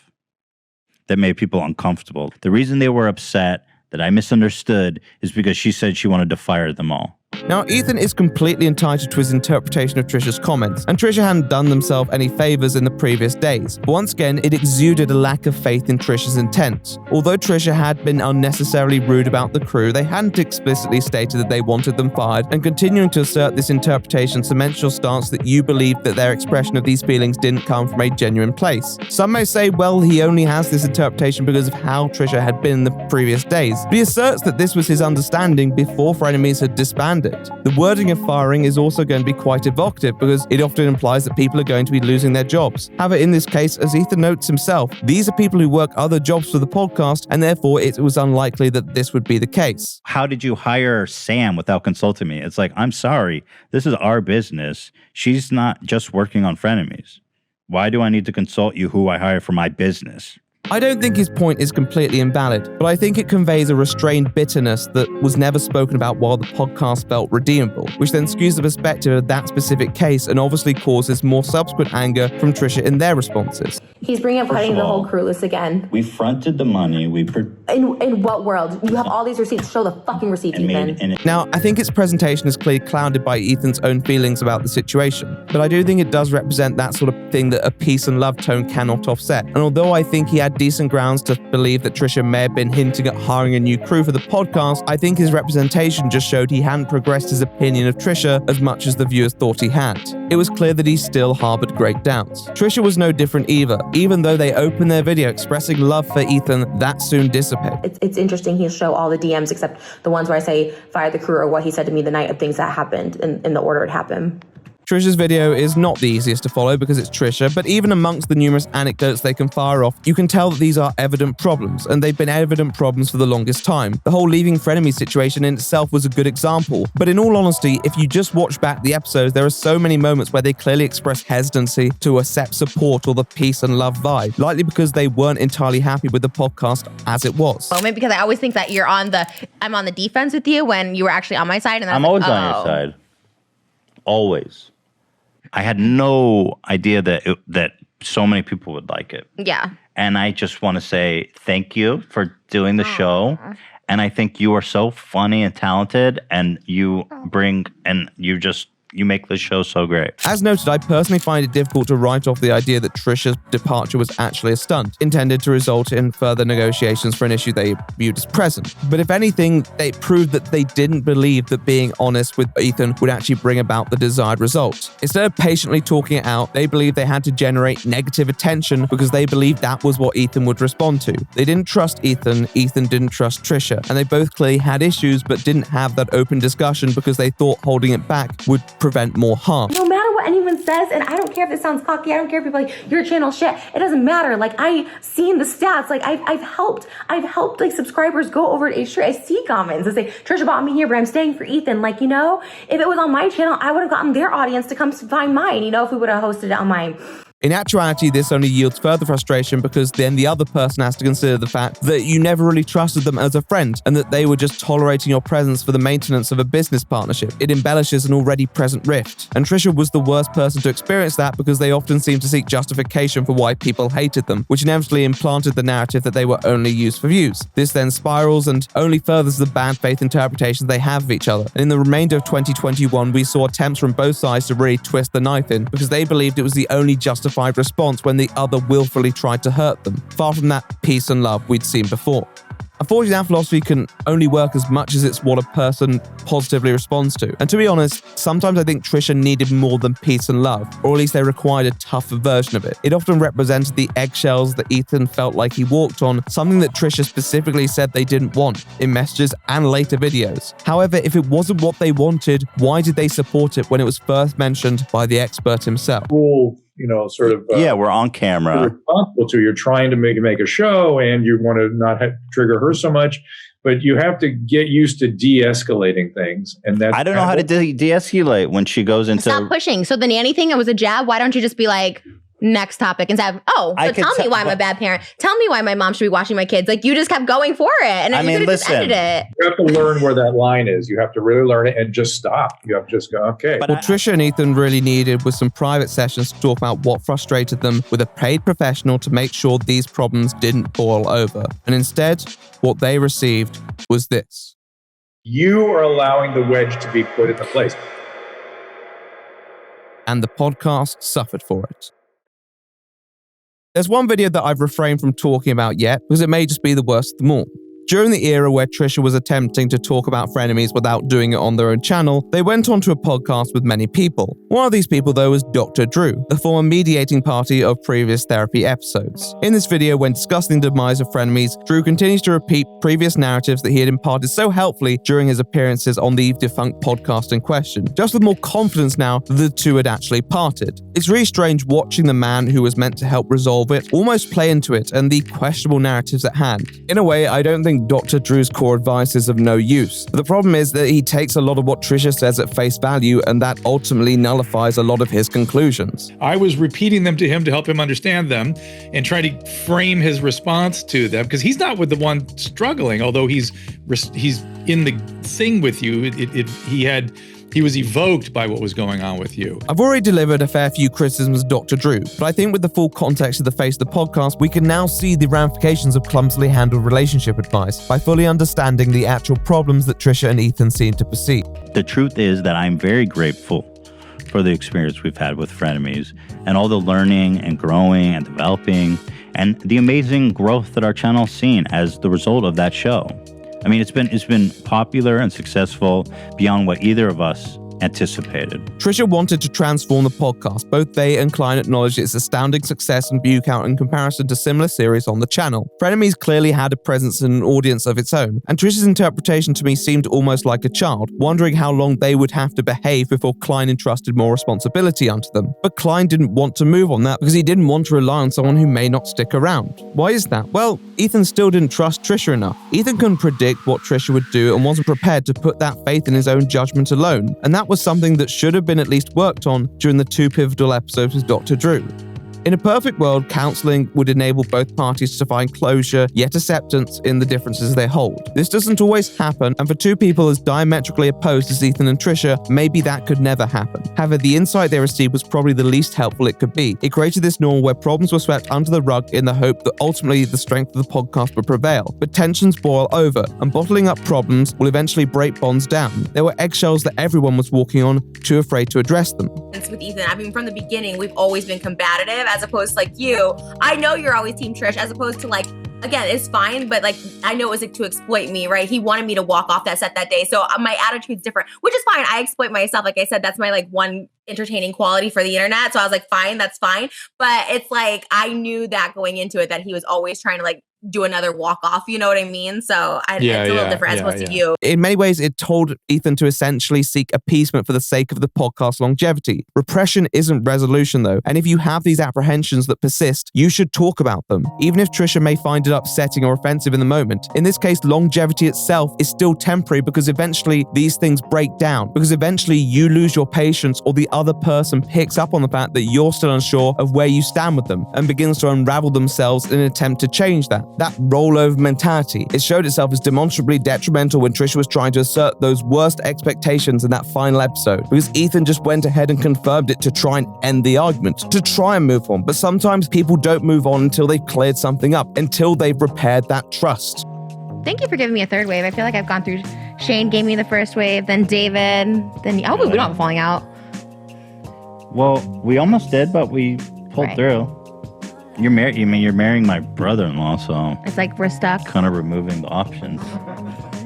You haven't effed your cat or I'm anything. not the kind of dude who like holds grudges. I like to squash beef, especially with people like in my family. Trust starts with transparency. Understanding boundaries is an important building block to that. Trisha is wildly inconsistent, and hell, it may have been a lost cause to even try and understand what lines they would hypothetically draw, but it would have been better than doing nothing at all. At the worst, it would have allowed the podcast to end on a note of mutual agreement, something that proved impossible in the current environment and was only illuminated by their conflicting interpretations of the unaired episode where they attempted to settle those. But it wasn't just about Trisha's boundaries. I think every single person, every group I've been with, Shane Dawson, David Dobrik, Ethan and his crew, like they're all these guys that are like, oh my God, Trisha's so crazy. Like, what the fuck? She says this crazy stuff, her crazy life, like candlesticks up her ass, all this stuff. And then as soon as like I get triggered by it, it's like, oh, too much. Oh, like she's just a bad person. She's just like mental. It's like all of a sudden it's like, you know, it's like if it's too much to like disengage. It's weird. I don't know. There are no two ways about it. The infamous December episode where Trisha loses their temper at Ethan and the absent Hila was unacceptable behavior for anyone. And although their conduct never approached that specific degree of volatility again, it should have been outlined that they wouldn't receive the same treatment if that happened next time. I think Trisha almost believed their loyalty to the podcast was assumed because drama was naturally inbuilt. They repeat this on the Dr. Drew podcast, but they continue to focus on that one event, the storming out, and not actually what followed. I'm good about this. Okay, let's go to your stupid. Sure I don't like this segment. Just for the record, fan advice is a stupid segment. Why? But we can do it. It's so dumb. What's the point? I don't think Ethan's greatest issue with Trisha was their on-podcast behavior in the final episode. I think what more pushed him towards the conclusion that the partnership was beyond saving was the DMs that Trisha Trisha leaked themselves, where they once more lose their cool and Trisha announcing that they were leaving. However, this probably wouldn't have happened if Trisha knew it wasn't going to work. In a couple other notable instances, Trisha's explosive behavior had been rewarded with a seat at the negotiation table, with a therapist by their side. That didn't happen. From my perspective, Ethan felt like he'd done everything to keep Trisha happy and it still wasn't enough. And at that point, he decided there was nothing else he could do and concluded that accepting Trisha's resignation from the podcast was the smartest route. This wasn't the first time that Trisha had said they were quitting, but it was the first time that Ethan rubber stamped it. If there had been an established method in problem resolution beyond just pushing it towards the back burner, Trisha may never have considered leaving the podcast as an acceptable course to having their qualms recognized. They needed a system for these problems that was mutually acknowledged that if breached, would bring about the show's termination. If Trisha did have some form of rationale to their behavior, then this would at least serve as greater motivation to not act in a way that they did after the show's downfall. That's pretty cool. No, I knew the show would only ever end if you said I can't end anything. I've never ended anything. Like even the most toxic relationships where people like cheat on me over and over and give me STDs, like I still won't. I've never cheated on you or given you an STD. Thank you. So we're good, doing good. We're doing good. It's very easy to point fingers at people directly involved in the drama. And to be honest, I think there is some responsibility that can be attributed there. But I also think that sometimes you need the right guidance. And in this case, that could only be provided by a professional therapist who didn't have any biases, any priorities, or a public personality to maintain. If you put the survival of a podcast above the survival of your friendship and the openness that you can express in it, then the podcast will suffer nonetheless. It is built from that friendship or frenemyship, not vice versa. People have to understand that's what they've set up. I don't understand why they. I guess it's because people, they don't understand mental illness. They don't really understand it, and I that's why we're here talking today. However, as much as we can assign blame to subpar advice, it was also Ethan and Trisha's decision to bring Dr. Drew on and abide by his wisdom. If anything, the presence of a personality like Dr. Drew showed that although the drama was personal, Frenemies was still just a spectacle, and it needed to be more than that to survive.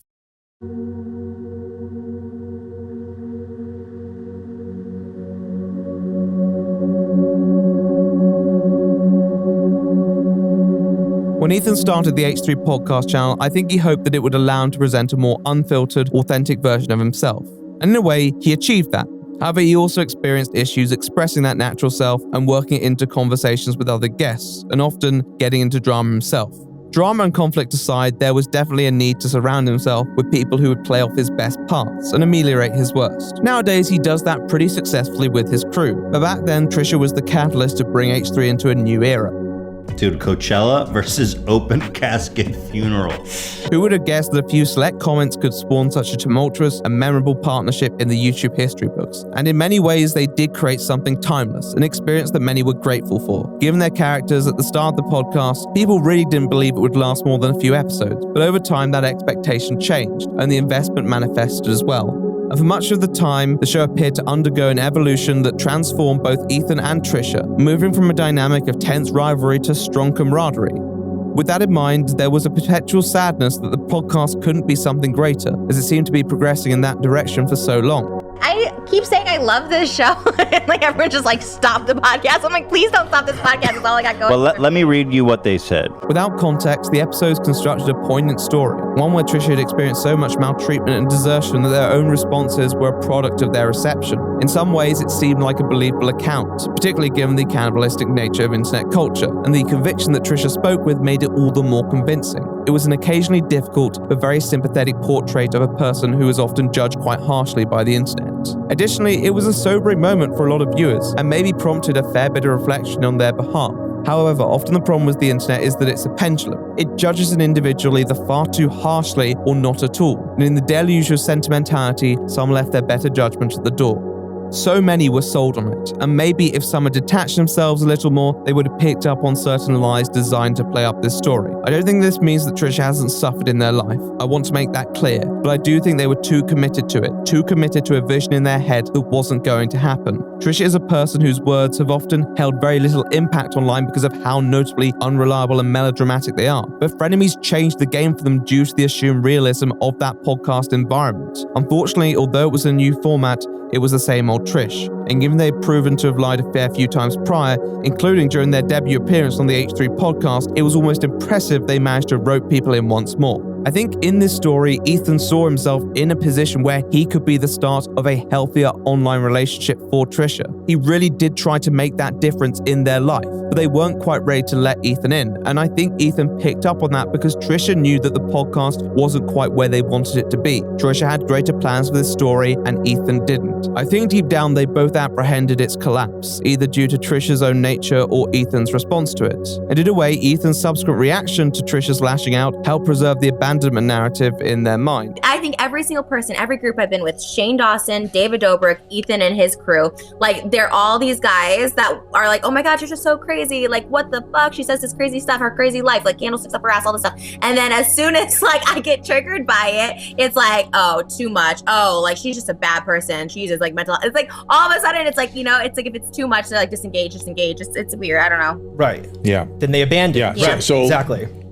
The difference is at that stage, it was Trisha who left the podcast. It wasn't Ethan's fault. The one thing that I would say Ethan was unequivocally right to do, though, was to accept the end of the podcast. I have my problems with Ethan's reaction and response. I think I've made that clear. And I don't know the exact reasons behind his decision, but he couldn't have maintained it in good faith with the then present arrangements. It was the best thing to do, not just for him, but for Trisha as well and everyone around them. And honestly could have helped preserve a good friendship. To do so much in public on one hand can be raw and powerful. On the other hand, it blurs the line between persona and person, and Trisha is so bad with that. I know I've probably said that before, but it doesn't become any less true. And as the personal relationships become more and more intertwined, it was clear that these moments of conflict were only going to cause more harm to Trisha, Ethan, crew, friends, and family. At the start, I noted that a podcast sometimes could only run as long as there is a motivation. But in the case of Frenemies, the motivation to start the podcast was ultimately the motivation taken to end it, because what initially benefited them became a detriment as they grew closer, that friendship. Unfortunately, that friendship couldn't be saved because of what followed. Trisha's failure to distinguish between that public and private aspect of Frenemies, and Ethan being pushed past breaking point when reflecting on it. If you had a time machine, you could probably change a few things and maybe it would have kept the podcast alive a little longer, but maybe it would have imploded even sooner. Who knows? I think the one element that may have been worth saving was the friendship itself, removing that betrayal and reflecting on the intent of the parties on that podcast, and with the family involved, maybe it would have been a more peaceful conclusion for all. Instead, we had one which dragged in other parties, over-invested fans to an extreme degree, and always ended up exhausting everyone actually involved because they couldn't say anything final. As much as it's entertaining for audience members and possibly cathartic for yourself to go mask off in a stream, a stalemate is never satisfying, and when you pitch yourself against each other in such a way, that's all you're ever going to end up with. As we've seen, if you wrong Ethan, he's often not afraid to hold back.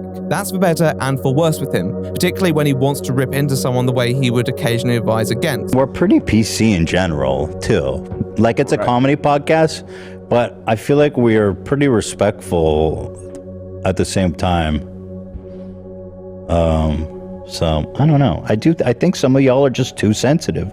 Like, not a politician. Yeah, exactly. And thank God for that. Thank you, AP, by the way, for defending me. I feel like, you know, if you're watching this show and you're perpetually offended by things I'm saying, you may want to just stop watching, like genuinely. And I'm trying my best to learn when I can. And I did take and learn what I could from Matt, and I listened respectfully. But to say it's gross and disappointing, which is a comment I'm reading specifically, is just, I think you're too sensitive for this show. I really do. I'm sorry. Ethan is a regularly cynical guy who tries to be socially conscious but often fails, and will draw criticism for supposed pandering and double standards due to it. Trisha and their loyal fans clearly possess this impression that Ethan still only cared about the podcast for its content, and not for them. And maybe at the start when some people raised that concern, it was a valid point, but over time I do think Ethan's intentions evolved, which I think is what made him so bitter at the end. I think he did care, and I think he was embarrassed at himself for caring. You see me as a troll and a trickster and nothing's true. Right. You see me as that way because you see through your own lens. You yourself are only seeing your own kind of shadow being cast on the world. That's not true. I don't. Trisha has a problem with the public sphere. As acknowledged early on, there's evidently an issue with the fact that they don't value the consequences their words can hold and the implications they may have in a socially sensitive environment. Even if the comments didn't directly affect the people that were being referred to, there were others in those circles and even on the podcast that did feel that impact. Whether Trisha cared too much about themselves or not enough about others is judgment I'll leave down to you. But whatever the reason, it ultimately wasn't one one made for a podcast, or the podcast. I know some will probably be disappointed that I didn't comment on Trisha's personal life more, particularly their contentious marriage to Moses. But simply put, I don't know enough about it. All I'll say is that I think Trisha needs people around them who don't condone their behavior just because it's Trisha. Give Trisha a reason to be better. Trisha can get better. It's just a shame that wasn't the result of the podcast. It was a project that yielded so much for Ethan and Trisha, but also left the feeling that there could have been so much more. And it had long overreaching personal implications, leaving some questioning whether it was ever worth it. For what it is worth though, one thing I've learned from reading too many comments was that even if it wasn't quite what it appeared to be, Frenemies was still a moment of divine escapism for many. Those who came home on a Monday night, tired and daunted by the week ahead, had something to look forward to. Two of YouTube's most recognizable and polarizing figures providing their informed and occasionally uninformed takes on YouTube drama.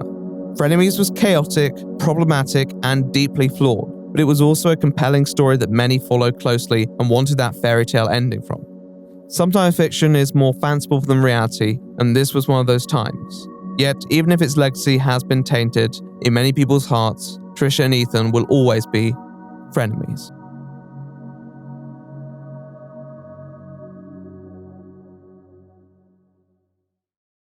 So yeah, that's the video. I hope you enjoyed it. Big thanks to everyone who's watched this far. I want to give a big thanks to all the editors who worked on this. They've done a fantastic job. Really appreciate you guys. All their credits are on screen in the description below. It means a lot to me. I want to give big thanks to my patrons and my $50 patrons, Hypercube, Esther Bedoya, Goldman, Belarex, and Seri Tish. It means a lot to me. Thank you so much for your support. But I also want to give big thanks to any artist whose art was used in this video. Credits are all in the description again. If your art appears in this video and you're not listed, then just let me know. Also, as said in my previous video, I have a bit of a merch project going on right now. A link for that will be available as well if you want to check that out. And we have some pretty neat new products. I like the little battery pack we've got going right now. I think that's a nice little contraption. Just my personal opinion though. And also, one final thank you to Advanced Global for sponsoring the video.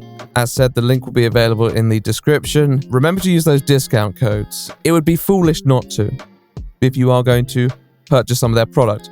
And remember, you've got to be of age and you've got to live in the US. So apologies to any Brits out there who want to get their hands on some product. Our time will come, I'm sure. Anyhow, I hope you enjoyed the video. Again, let me know. Comments, go ahead, speak your mind, whatever. Anyhow, hopefully you enjoyed the video. As said, put a fair bit of effort in, so hopefully it's paid off. I'm The Right Opinion, and I will see you in the next one.